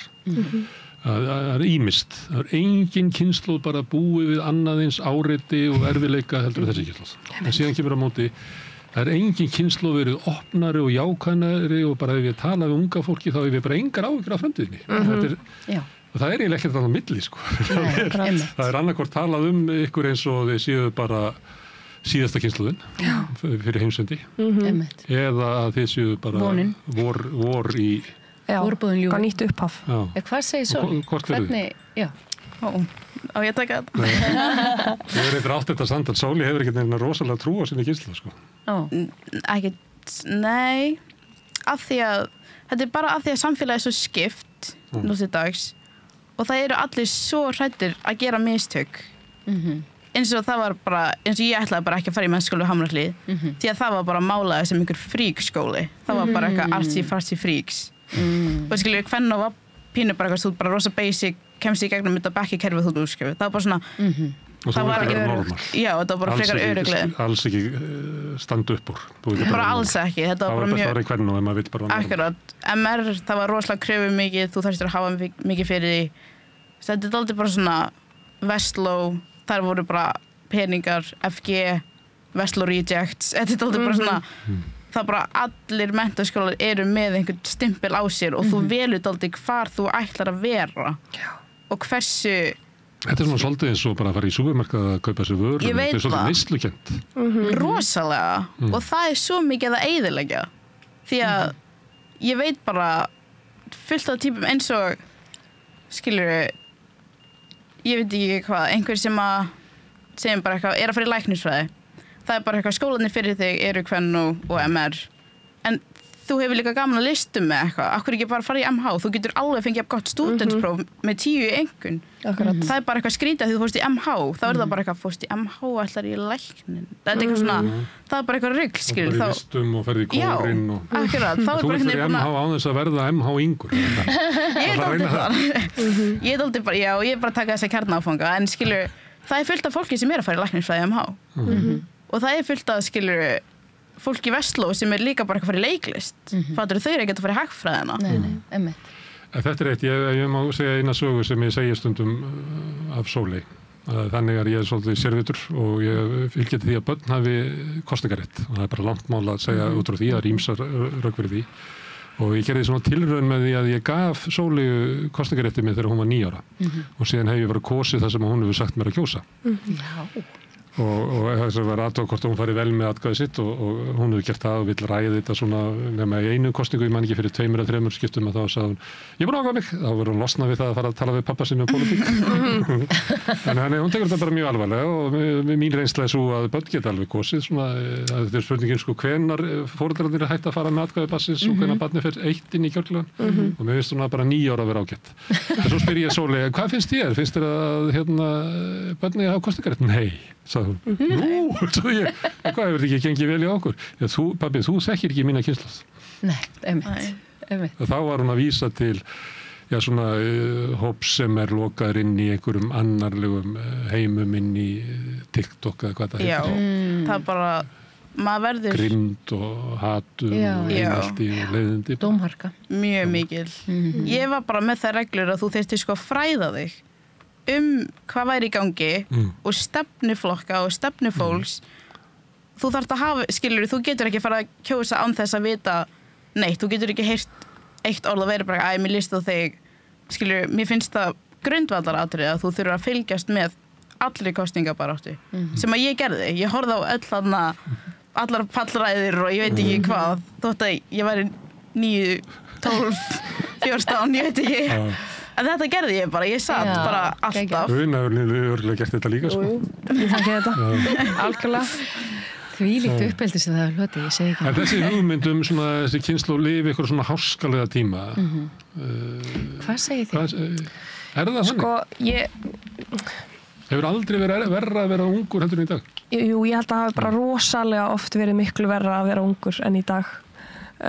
Og ég sennilega bara... Já, ég held að við í nútímanum erum náttúrulega, sérstaklega hérna bara á Íslandi, það er bara miklu auðveldar að vera til en hefur nokkuð tíma verið. En samt sem áður eru mjög stórar nýjar áskoranir að svona sem steðja að og þú veist, við erum bara að fara í gegnum svo rosalega byltingu út af internetinu og hún er að, interneti er að breyta því hvernig við tölum saman, hvernig við skilgreinum okkur, hversu mikið úthald við höfum fyrir þú veist, hverskinn samskiptum eða því að vera ósamála eða og svo er eitt svona svolítið stórt sem að ég hef áhyggjur af er að við erum líka kynslóð sem að elst upp við svona ákveðin forréttindi svona í sögulegu samhengi og erum að mörguleiti ómeðvituð hvað þessi forréttindi kostuðu kynslóðirnar á undan okkur og kunnum ekki að viðhalda þeim og kunnum ekki að berjast fyrir réttindum okkar og okkar upplifun er að réttindi okkar komi ofanfrá og ég held að það sé rosalega ég er svona áhyggjur af því að við þurfum að læra að funda, við þurfum að læra að hittast, við þurfum að læra að grípa til aðgerða, tala saman í raunheimum, ekki bara að skrifa eitthvað á netinu, heldur að gera hluti í alvörunni, átt okkur á því hvernig samfélagi er raunverulega breytt. Og þú ert dóttir Svandísar Svavarsdóttur og sem er dóttir Svavars Gestssonar. Þannig að þú hefur náð þessu. Ég hef náð þessu. Ég náð þessu. En heldur að, ég meina, þú hefur drukkið það með móðumjólkinni. Já, en svo samt, sko, á hvernig ætlar það að koma þessu erindi til fólk sem hefur ekki verið alið upp við þetta tal við kvölduraborðið? Sko, ég hef einmitt hugsað bara mjög mikið það því að ég læt mig samfélagið varða mér finnst það vera ábyrgðarhlutverk að vera til og að fá að taka þátt í samfélagi og afi Svavari mitt tala alltaf að það skipti bara það sem að skiptir einna mestu máli í lífinu að gera gagn og ég trúi því ég hef fundið þá leið sem ég að nota núna að gera gagn með því að búa til list og listin sem ég bý til stefnir yfirleitt að því að sameina fólk frekar en að sundra því að hvetja fólk til að koma á einhvern stað og vera saman hlusta á lag eða koma og sjá leikrit af því að ég held að það hafi rosalega jákvæð áhrif á samfélag stórar samkomur og samvera og að fólk sitji og upplifi eitthvað saman. Vinahópurinn á sviðinu að gera þetta. Já. En maður hugsa svona, ég meina, krakkarnir ekki að gera þetta nú, það bara væri allir í símanum ef þetta væri raunveruleg mynd af krakkum í dag. Ég held nefnilega ekki, sko. Ég held að þessi hópur krakka muni alltaf vera til. Ég held að þessi eilífur hópur, að það eru krakkar sem að vilja þrýsta á ramman, vilja taka sér pláss, vilja búa eitthvað til og þetta ennþá að gerast. Þú veist, krakkar að stofna hljómsveitir, krakkar að keppa í músíktilraunum, krakkar að búa til leikhús. Það eru leikfélög í menntaskólanum okkar og ungt fólk ekki bara inn á TikTok. Sko ég á stráki í Vestló sem jafnaldri Sóleyjar og ég sé hann ekki sko og ég hef alveg ágjörði bara, hann lærið til próf? Nei, hann í Morfís og hann í leikfélaginu og hann þú veist, það svo mikið félagslífi í gangi. Auðvitað þetta ekkit allir hópar samfélagsins sem að fara inn í þessa skóla og fara í félagslífið á fullum krafti. Og þess vegna erum við að gera hennar söngleik. Þú veist, við komum að því hvað getum við gert fyrir unga fólkið, að sköpunar kraftur, hann mun bjarga okkur öllum, ekkert bara þessari kynslóð. Þú veist, það það sem að ég held að því að það svo mikil heilun í því að búa eitthvað til og það getur verið í mjög víðu samhengi. Það þarf ekki að vera búið til lagað eða leikrit, sko. En bara hvernig sköpun getur skipt sköpun og ég held að það sé það sem við þurfum að setja miklu meira inn í skólana. Það bara núna ástand í skóla hjá tvíburunum mínum að það bara ekki til peningur fyrir leiklistakennara. Þú veist, þau verið þá bara að gera það sjálf á sal og maður hugsa bara guð mig góður, það þetta að koma saman, búa til, takast á, lesi í aðstæður, þurfa að nota innsæði sitt, takast á, þú veist, það það sem að ég held að geti bjargað okkur. Já, en hópurinn, einhver leiti þetta svona óður til félagsskaparins og kraftsins í því. Vinana. Þið kannist við það að það var eitthvað sem tók þetta saman 1990 þá voru 95% af öllum topplögum í Bandaríkjunum voru hljómsveitir. 2000 þá voru það 91%, 2010 voru það 50%, 2020 voru það bara 5%. Einmitt. Og Una ekki hljómsveit, hún bara Una Torfa. Ég bara Una Torfa. Þannig að einhver leiti sko einstaklingsmiðunin í menningunni að svona hópurinn og dýnamíkin kannski tengdist þetta bara strákaböndum, ég veit ekki hvað gerist í þessu bílskúrum hefðum. Nei, ég var að heyra þessu umræðu einmitt, það var svo mikið að sóla. Þú kannast við þetta? Ég kannast við þetta, en ég held að þetta sé bara svona einstaklingshyggju væðing samfélagsins, þú veist, bara birtast þarna, þetta bara birtingamynd hennar. Ég held að þetta sé líka bara hvernig við uppgötvum list, að það gerist núna rosalega mikið einmitt í gegnum internetið og það að nota internetið svona einveru þú veist, stemning, maður bara einn í sínum síma eða sinni tölvu. Þú með heiminum. Já, og á meðan, þú veist, 90s krakkar voru kannski að sýna hvert öðru plötur og hlusta saman og það gæti verið svo leiðilegt, sko. Já, einmitt. Þegar maður lenti ykkur unglingaherbergi og að hlusta og yes og eitthvað svona ég var að deyja. Já, einmitt. En þetta bara breyttur veruleiki, þannig að fólk svolítið mikið kannski að taka sín fyrstu skref eitt og ég var svolítið þar, að ég var bara ein með minn gítar og bróður minn sem að kunna spila á bassa og svo kynnist maður hægt og rólega einhverju fólki, en núna þegar ég spila tónleika þá er ég með hljómsveit með mér og búin að kynnast fullt af fólki í gegnum þessa vinnu og mér finnst svo gaman að sjá það er bara munur á því núna og þegar ég var í menntaskóla sem sko, þú veist, bara 5 ár síðan, 6 ár, að það eru svo miklu algengara að sjá stóra tónlistamenn á Íslandi spila með hljómsveit frekar en að koma einir fram með DJ, skilur. eins og var á tímabili. Já, og núna bara bullandi stemning fyrir því að fólk sé að hittast og spila saman og semja saman. Þetta er að koma aftur eins og lópapeysan. Já, sígild. Kemur sterkinn. Þetta fer allt í hringi. Við vorum að hlæja við Galabúsónum mínum. Maður búin að vinna svo mikið með unga fólkinu og maður fer að klæða sig eins og foreldrar mínir klæddu sig. En mér langar að bæta við bara með það að það var bara meðvituð ákvörðun að hafa þennan vinahóp í Stormi, að sýna það sem að okkur finnst vera svo frábært við það að vera unglingur og við ætlum að nota þennan söngleik til þess að sviðsetja fegurðina, ekki ljótleikan. Við ætlum ekki að sviðsetja einmannaleikan og aðskilnaðinn og fyrringuna. Við ætlum að reyna að lyfta því sem að ennþá til og við ætlum að minna á það að þetta er alltaf til og þetta er eilíft.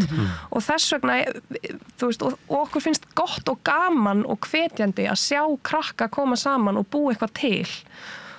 Og þannig að það var svona, það var smá aktivismi líka í því, að gera það. En að þetta til það sem er þið kallað skaldæfisaga, þetta byggir svolítið mikið á þér.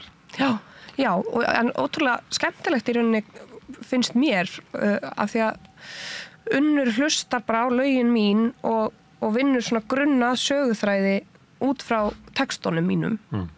En við fórum ekki í eitthvað svona djúpt samtal hvaðan lögin koma eða hvernig aðstæður voru þegar ég samti þau. Þannig að þetta byggir svolítið á túlkun Unnar á minni músík. Og svo stíg ég inn í þetta hlutverk Elísabetar og hún er alveg eins og ég að sumu leyti og svo einhver allt önnur típa en ég að öðru leyti. Og það er búið að vera mjög svona skemmtileg áskorun. Það slæðir í gegn lag hjá henni eins og hjá þér. Já. Þannig það er margt. Akkurat. Svo líka bara því að þetta er erfitt form, Ég nú leikst í nokkur söngleikjum með mjög svona misgóðum upplægi í handriti, en þeir verða oft bara vinsalir að þetta er aðgengja hjartana að syngja og tjá sig með tónlist. En mér fannst þetta líka bara svo spennandi og flottur rammi að halda í svona smá jarðsamband og raunsæi, að þetta eru krakkar að semja þessa tónlist. Hún er að búa til plötu, þau eru að fara að halda tónleika. Þetta er ekki þessi algjöru fantasíu söngleikur þar sem út alltaf bara bresta í söng út frá tilfinningu. Þannig að mér fannst það líka bara ótrúlega skemmtilegt að hafa þessar blörruðu línur en hafa þetta samt línur. Hafa þetta ekki sjálfsæfisögulegan söngleik Unu Torfa því ég er búin að vera að vinna svoleiðis sýningar í einleikjunum mínum. En er það samt að hluta? Algjörlega. Það er enginn sem situr út í sal sem að ekki það er svona mörk í lína á milli Elísabetar Algjörlega. En það er rosa ákvörðun og hún heitir Elísabet. Það er bara það, það er statement að bara við erum að fara að segja sögu af tónlistakonu. En svo er þetta. Það er dásanlegt að tala um það þegar fólk brestur svona út í söng, það er best þegar einhver opnar glugga á annari hæðin og tekur undir. Það finnst mér Þetta er challenge Já, ég veit það. Algjörlega. Þú tekið alla leið. Oh my god. En þú veiktist og varst við dauðastýr. Já, ég veiktist af krabbameini 2020. Það er ekki hluti af... Nei, en það er þetta í rauninni, þessi hópur í kringum Elísabetu, þetta er ekki byggt á mínum vinum. Þetta er ekki líkilskálsa. Nei, í rauninni, það sem ég myndi segja er að söngleikurinn byggir bara á þemum sem birtast í lögunum mínum. Og þannig að við erum að segja... Við erum svolítið að taka, mína tilfinningasögu og nota hana sem einhvern grunn. En einhverja svona vörður í mínu lífi, hvað varðar fólk og stað og stund og eitthvað, það er ekki partur af söngleikunum. Nei, alls ekki. Þannig að... Og þá... Ég segi ekki, það myndi heita við dauðanstyr, myndi heita, í frásögn. En dauðin er í verkinu. Já. Bara annar. Já, akkurat. Haldið að það sé út af því? Já, ég held allavega... Að það sé dauði, eitthvað svona tengsl við það sem er í lögunum og textunum? Já, við allavega tölum bara mjög mikið... Þannig að verði að koma honum að þarna... Við tölum bara mikið erfiða lífsreynslu. Og það getur verið mjög opið og áföll og það er nú svona næstu í tískuorði í dag. En við erum, sem er bara mjög jákvætt að fólki fyrir að tala erfiða lífsreynslu. En við höfum báðar reynsla því frá ólíkri átt og það er einhvers staðar grunnurinn í sögunni, já. Fyrir og eftir dauðan og að lifa dauðan af. Og er það hægt? Er hægt að lenda á algjörum vegg? Missa, skilja, næstu því deyja, það er bara hægt að yfirfæra þetta á hvað áfallega er við lífsreynslu sem er. er hægt að halda áfram upp úr hólunni. Þannig að það er alveg sannarlega hluti af efniviðnum, þótt svo við höfum viljað hafa þessi mörk mjög skýr sko, að þetta væri ekki eitthvað reynslusaga unnu, þá auðvitað er það hluti af dýftinni í hennar söngtekstum og hluti af því að það er alveg brútala, nú ætlum við að fá unga fólki í leikhúsið og taka svo ákvörðun þar sem við tökum ákvörðun í seinni hluta verksins, að bara fórna einni persónu, en það var bara mjög mikilvægt. Og þú veist, við reyndum alveg að berjast fyrir þessari ákvörðun hvort að við ættum að snúi sig ykkur aðra átt, en þetta brann svolítið á okkur, að fara bara alla leið í það, að vera ung manneskja bara að hefja lífið og lenda í svona rosalega alvarlegu áfalli og er hægt að halda áfram og hvernig gerir maður það og þannig að við, fórum alveg bara djúpt í það samtal og töluðum við mikið af fagfólki og mikið af foreldrum sem hafa mist börnin sín og reyndum að gera það bara af mikilli virðingu og dýpt sko. Og það er alveg örugglega, þú veist, ekki að það sé ykkur meðvituð ákvörðun hjá mér þegar við byrjum á sögunni, við fórum bara strax á djúptrún og við Una, af því að við höfum bara áhuga á því að komast að kjarna málsins sko, að reyna ekki að þykjast vera eitthvað cool sko og þá náttúrulega byrjar hún að deila sinni reynslu og ég byrja að deila minni reynslu og ég lendi mínu áfalli 35 ára sem er á allt öðru meiði en það er svona fyrir og eftir sko og það að fá svona trukkin í lífið sem að bara flestir lenda í eitthvað tíman á lífsleiðinni, það er ansi brútalega lendi því 20 sko og það fannst okkur bara, bara djart og við vorum alveg smá hrættar að það yrði aðeins umdeildara en það held ég bara einhvern veginn fléttast þannig inn í söguna að það verður bara hluti af henni en það var sannarlega áskorun að láta það einhvern veginn virka inn í svona söngleik sko. Og dauðin er hluti af lífinu og maður er ekki að lifa með honum ef maður er að lifa með lífinu. Stundum er sagt að þeir sem að svona eru við dauðans dýr og snúa aftur að þeir komi skárri tilbaka. Ég kannist við það. Akkurat. Ég hef þekkt svoleiðis menn sem hafa verið nærri dauðu lífi og risið upp og voru miklu skárri mánuðin á eftir. Svo verður þau náttúrulega bara eins. Já, ég held allavega, ég hef lært svo mikið á Unu sko, ég þreytist ekki á að segja það, af því að það er eitthvað svona mjög djúpt æðruleysi í gangi eftir hennar lífsreynslu bara af öllu en örugglega ekki síst þessu og það veitti mér hugrekki í að kýla á þetta verkefni sko að það auðvitað hlýtur að vera rosalegt að horfast í augu við dauðan sko að það kemur eitthvað svona alvöru sjónarhorn á þetta allt saman, allt þetta dæmi sko og þá er eitthvað leiksýning og hvort eitthvað gagnrýnandi fíli hann eða ekki eða hversu marga sýningar verða, það verður eitthvað neginn, bara þetta verður eitthvað neginn stærra, þessi þörf fyrir að fjalla þessi skiptimál. Ég er svo gamall að í Vínubekk dóttir Ingur 11 ára í umferðinni og fólk var, krakkar voru bara að deyja miklu oftar og ég held að þessi margir af minni kynslu og eldri sem að þetta kemur bara reglulega en ég veit ekki. Herðu, unga fólkið áhorfendurnir, við fórum Sóley, það voru nokkrið yngri þú ekki margir samt og svona eldra fólk, mikið af svona kannski foreldrakynsluð foreldrakynsluð Unu kannski síðmiðaldra fólk mætt á úlíðarsauðlíkinu þannig er það ekki þegar þú ert stöndur á svið og ert að horfa þá ert ekki að syngja til jafnaldræðina nei þeir eru þarna ekki, sko. Þeir eru þarna í mannum en bara stærsti svona hópur viðskiptavina leikhúsuna, stofnana leikhúsuna er fólk á miðjum aldri en það er líka bara dýrt að fara í leikhús og það sem ég held að segja reyndar aðalmálið er að það krefst sko skipulagningar að fara í leikhús. Maður þarf að skipulagja það með ákveðnum fyrirvara og ef maður ætlar að fara með vinum sínum þá þarf maður að tala sér saman og það sem er einfaldast kannski er að fara með Þú ert að slökka á símanum. Ég held að þetta sé síðast að fólk eru með kveikt á símanum í bíó Já, þetta er síðasta víð sko. Þetta á sundlu þarna. En fólk kveikir ekki á símanum. Mér finnst það alveg magnað sko. Kveikir það á símanum? Nei. Og ég bara gerði Kæru Jelenu sem var líka svolítið svona, við fengum svolítið mikið á ungum hópum inn og það og mér fannst það bara algjöru töfrar sko, að þau bara lögðu frá sér síman og þau bara voru í mómentinu og það þráu þetta náttúrulega allir, við þráum þetta líka meðaldra fólki, það bara please, þú veist, það er áskorun fyrir okkur öll, við erum orðin sjúklega að háðu þessu þannig að það er bara alveg, bara ótrúlega gaman að sjá, ég meina það kom nú fullur salur af hvennu að gera það ekki? Bara úlingar. Er það allt annað að vera með sýningu, af því að við tölum oft áhorfendur sem hluta, við stöndum með þeim. Er það allt annað að vera með sýninguna ef það eru framhaldsskólakrakkar? bara algjörlega, það var bara mjög skemmtileg upplifun sko, það var það var svo mikið af bröndurum sem að virkuðu alls ekki í gær og aðrir sem að virka aldrei en virkuðu í gær. Þú veist, eitthvað svona grín sem að miðaldra fólki finnst ógeðslega fyndið, fjall alveg flatt í gær sko, og svo öfugt. Og þú veist, eins og að karakter í verkinu sem heitir Sigtryggur sem umbóðsmaður Elsabetar og hann með svona þrúandi nærveru en ógeðslega fyndinn sko og hann fær alltaf mikinn hlátur og vekur mikla lukku. Okkar maður hugsar mikið slútt. Já, og hefur svona húmor fyrir honum sko. En í gær þá bara elsku Halli okkar þurfti að hafa fyrir því að leika Sigtrygg í gær sko. Af því að það var einhvern veginn eins og salurinn væri svolítið bara þetta ekki okkar maður. Nei. Þessi komin til að stíga á tær og vera með vesen. Vesen og frekju og kallrempu.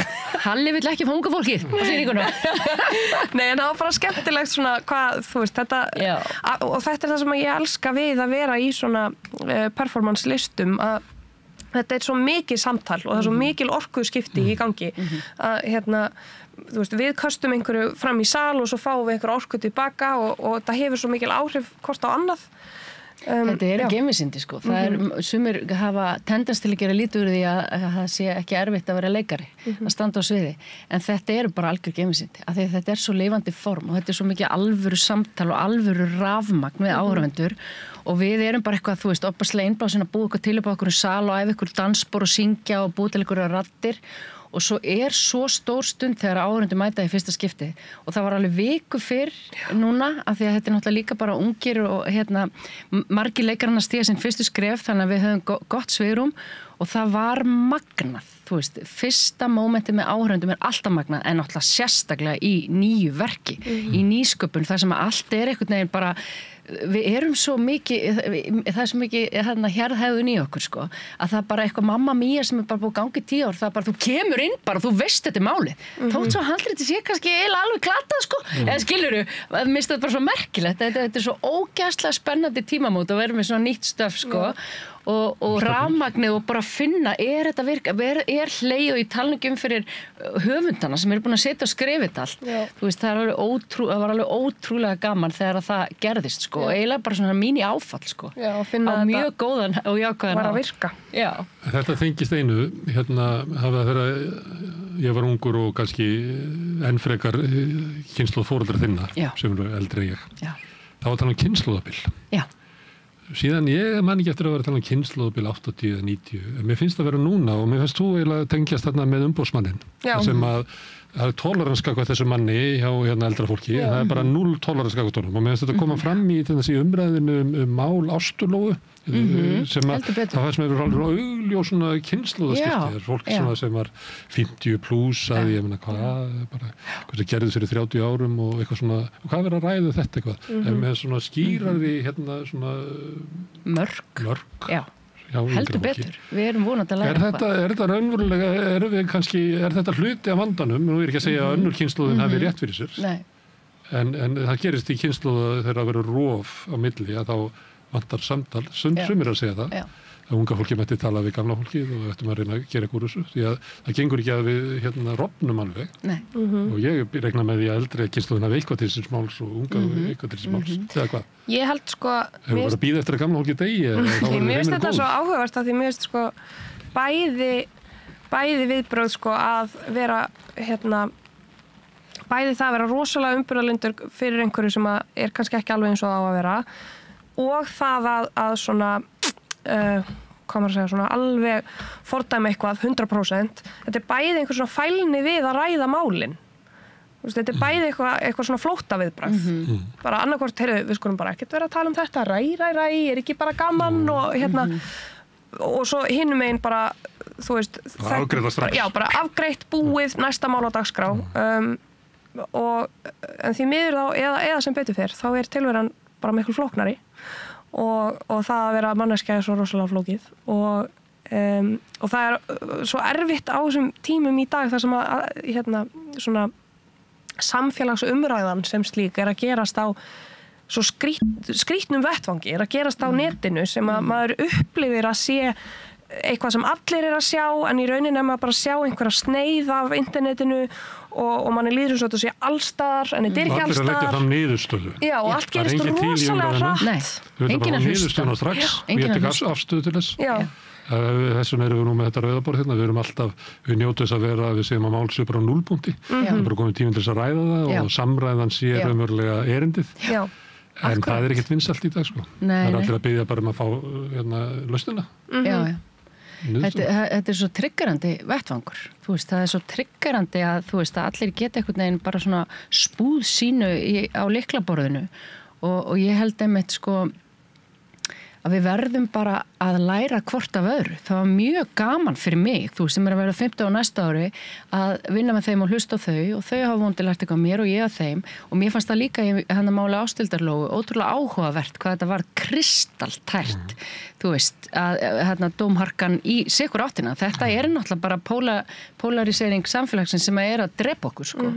Og ótrúlega erfitt af því að svo eru líka með kynslóð fóreldrar minna og kannski alveg slætar hann í mína kynslóð aðeins og mikið já þau voru ástfangin og maður er bara þú veist, what? Þú veist, þetta er svona einfaldað á báðum endum pólana, á báðum pólunum. Eins og gerir oft þegar þú verður að fá niðurstöðu bara. Já. Það er nákvæmlega það þarf niðurstöð.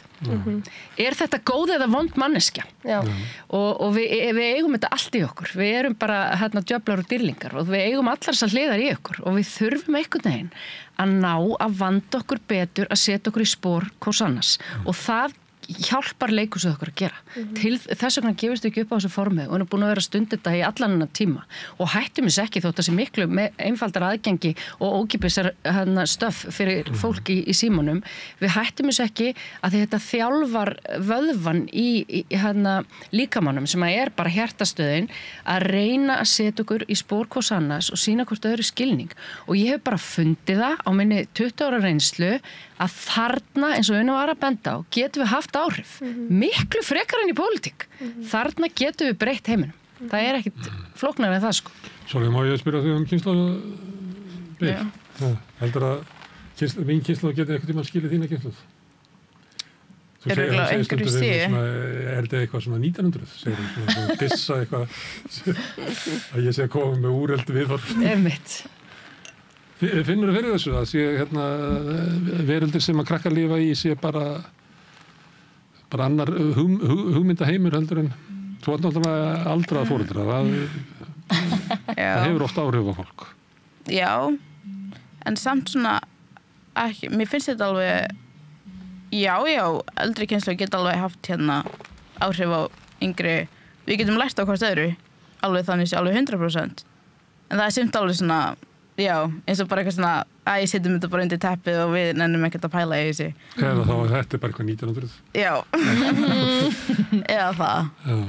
Já, mér finnst það, ég hef dálítið í dag eins og bara eitthvað með innflytjendamáli eða eitthvað, ég veit það ekki. Ég get tekið það sem dæmi.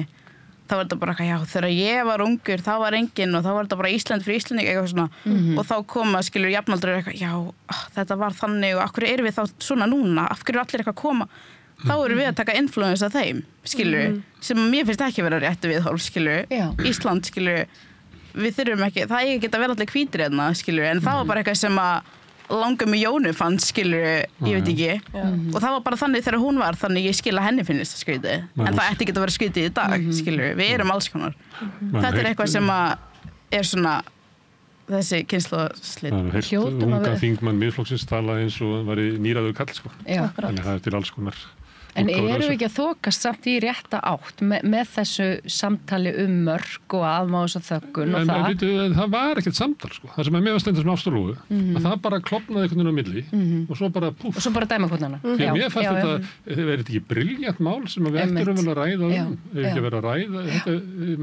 Þetta er mál sem er ekki hægt að þetta er svona enganlegt og svona samfélagslegt, miklu frekar heldur en eitthvað pólutíst eða þetta er ekkert stjórnsýslu á ekkert erindi þangað en það eru þingmenn að reyna að halda þessu inn í eitthvað svona stjórnsýslu þetta mál passar ekkert við það þetta passar þetta er enganlegt og samfélagslegt mál hvernig við horfum á svo margt, siðferði og kröfur til þeirra sem að standa og eiga að stýra samfélaginu. Hvenær fólk fullorðið. Já, en svo þetta líka bara svo persónlegt og óþægilegt og þetta svo, þú veist, maður líka bara með samúð með fólkinu sem stendur í miðjum storminum, sko. En svo það líka? Svo líka það, sko.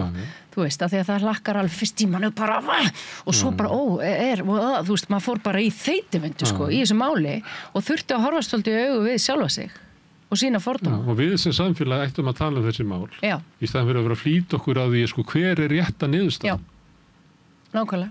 Það minnst krafan það að komum bara niðurstaðan í ferli. Já, mikil dómharka.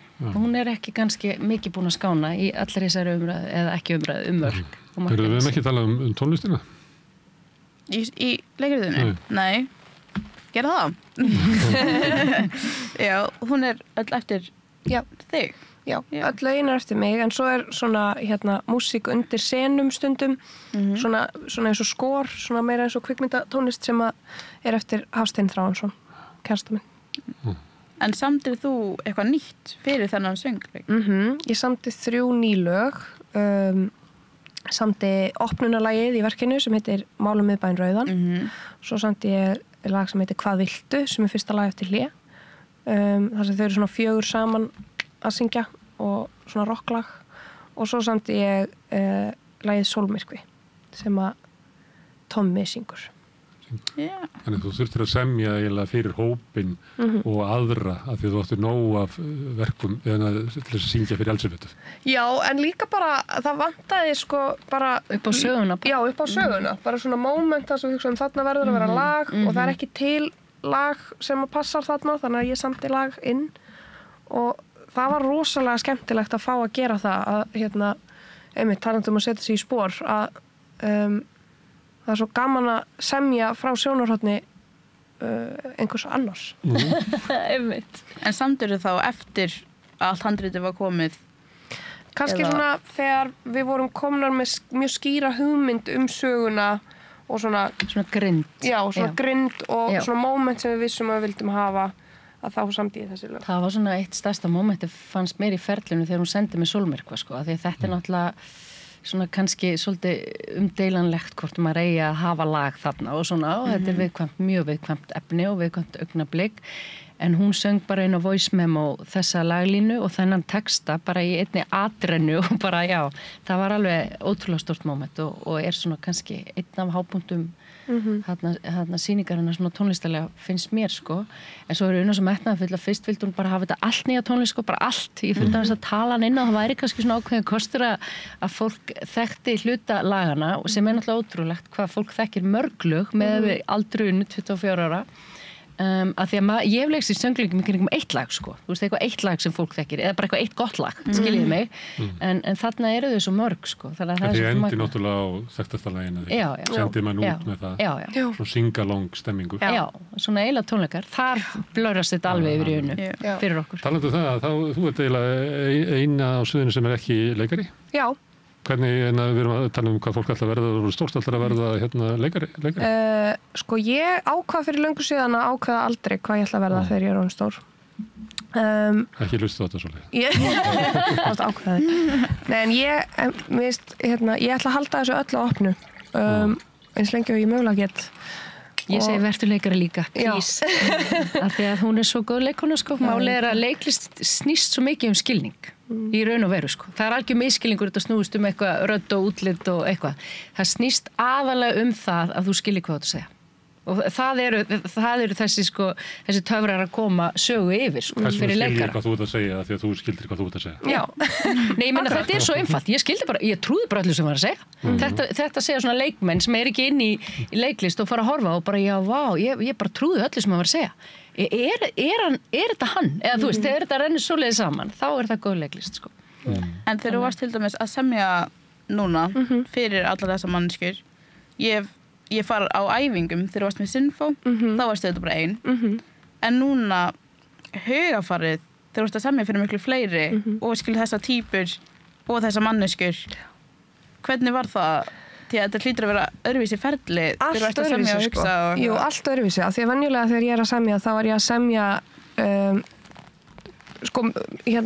músikalst er þetta pínu áskorun af því að ég eins og þegar ég var að semja Sólmyrkvað þá vissi ég að ég var að semja fyrir Jakob og hann ekki með mína rödd þannig ég þurfti að passa að lagið hentaði hans rödd og ég bara ekki með sko svona þú veist, ég hætti tónlistarnámi þegar ég var 12 ára þannig að ég ekki með svona bóknámsþekkinguna til þess að vita bara hvernig á ég að finna hans raddsvið og en ég fann út úr því en það var smá áskorun en það sem var skemmtilegast var sko að gera textana að skrifa texta sem voru ekki bara innan úr sjálfri mér og minni upplifun sem það sem ég venjulega að gera heldur að ímynda mér hvernig einhverju persónu líður á einhverju augnabliki í sínu lífi og skrifa þaðan og nota þeirra tungutak og eða svona hugsa þú veist hvernig tjáir þessi manneskja sig, hvað myndi Tommi til dæmis, hvernig myndi hann komast á orði til þess að lýsa sínum tilfinningum á þessu augnabliki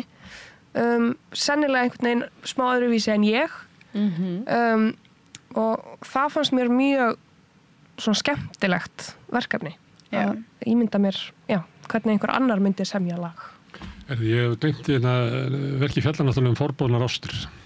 Jú, líka. Við verðum aðeins að ræða það. Það Elisabeth verður ástfangin af vinkonu sinni sem eru forboðnar ástir eða hvað?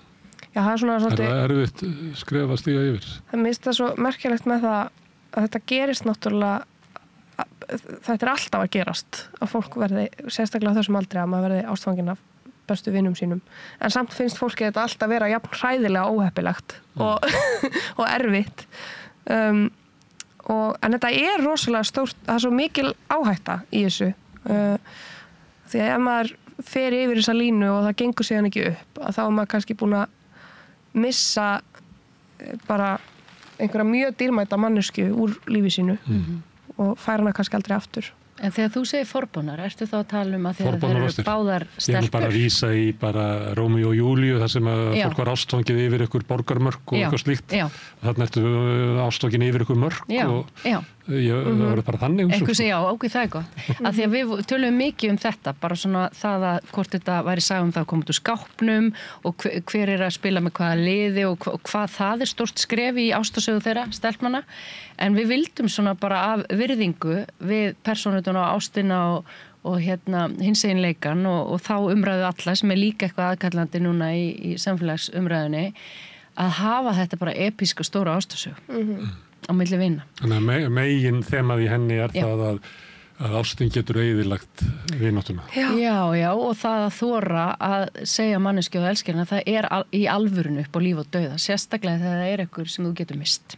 Sem einhver náinn vinur. En við snertum klárlega líka á því í gegnum Helgu þessari tókstritu, þessari sjálfsmyndatókstritu sem það að fatta að maður sé kannski ekki straight og ég gekk í gegnum þetta sjálf sem unglingur og mér fannst þetta bara mjög flókið þegar ég komst að ég væri tvíkynhneigð og mér leið sko eins og ég væri bara svona uppgötva eitthvað mjög flókið sjálfa mig og tók mér langan tíma að samþykja þessar nýju upplýsingar mig og en það mér finnst það svolítið skemmtilegt að það birtist hjá Helgu í Stormi en við erum ekki að búa til einhvern ytri þrýsting eða við erum ekki að kynna inn einhverja homofóbíska karaktera eða eitthvað kerfi sem heldur þeim niðri eða neitt svoleiðis þetta snýst meira þessa persónlegu og innri tókstritu. Og þetta að hún hefur mist foreldri, Helga, að það ekki endilega óttin við að koma út úr skápnum, heldur bara ef ég elska, þá mun ég missa. Þú veist, þannig við vorum að reyna að vera svona aðeins svona dýpri tónum en að hafa þetta ykkur að sögu það hvað erfitt að vera lesbía í dag eða eitthvað. Já, og bara við þekkjum þau öll sem að höfum elskað og ég tala ekki sem að höfum mist eða verið hafnað. Það bara það stærsta sem maður lendir í lífinu. Erfiðasta, magnaðasta, skemmtilegasta, fallegasta. Þannig í grunninn þetta bara ástarsaga, sko. Þóttum fjalli líkum döðan. Gaman að fá ykkur hingað að fjalla Storm og takk Sóley fyrir að hjálpa mér. Una og Unnur, kæra þakkir. Takk fyrir okkur. Takk fyrir okkur. Yndislegt að vera með ykkur. Hjálpið okkur að byggja upp dreifikerfi samstöðvarinnar með því að læka síður samstöðvarinnar á YouTube og Facebook. Já, og hér skulum við setja enda punkt í úrvali vikunnar. Ég þakka fyrir mig, heiti María Lilja og búin að kynna fyrir ykkur hér þau viðtöl og samtöl sem áttu svona, eða svona rjóman af því sem áttu sér stað við rauðaborðið hér í vikunni. Áður en ég kveð þá langar mig að minna ykkur á að á samstöðum.is hnappur þar sem hægt að gerast áskrifandi að því efni sem hér og styrkja leið efni og vinnuna sem fer fram hér við borðið. Mikilvægt fyrir okkur og ykkur líka viljum við trúa. Svo endilega kanniði áskrift eða það auðvitað hægt að styrkja okkur með öðrum leiðum með því að deila efnin okkar og segja öðrum frá. Þannig að við erum bara svo þakklátt að hafa ykkur hérna með í þessu verkefni með okkur. Samfélagsútvarp og sjónvarp í þágu allra. Ég þakka aftur kærlega fyrir mig og bið ykkur að lifa heil. Segðu það á Samstöðinni. Samstöðin í eigu hlustenda, áhorfenda og lesenda. Sláist í hópinn og gerist áskrifendur.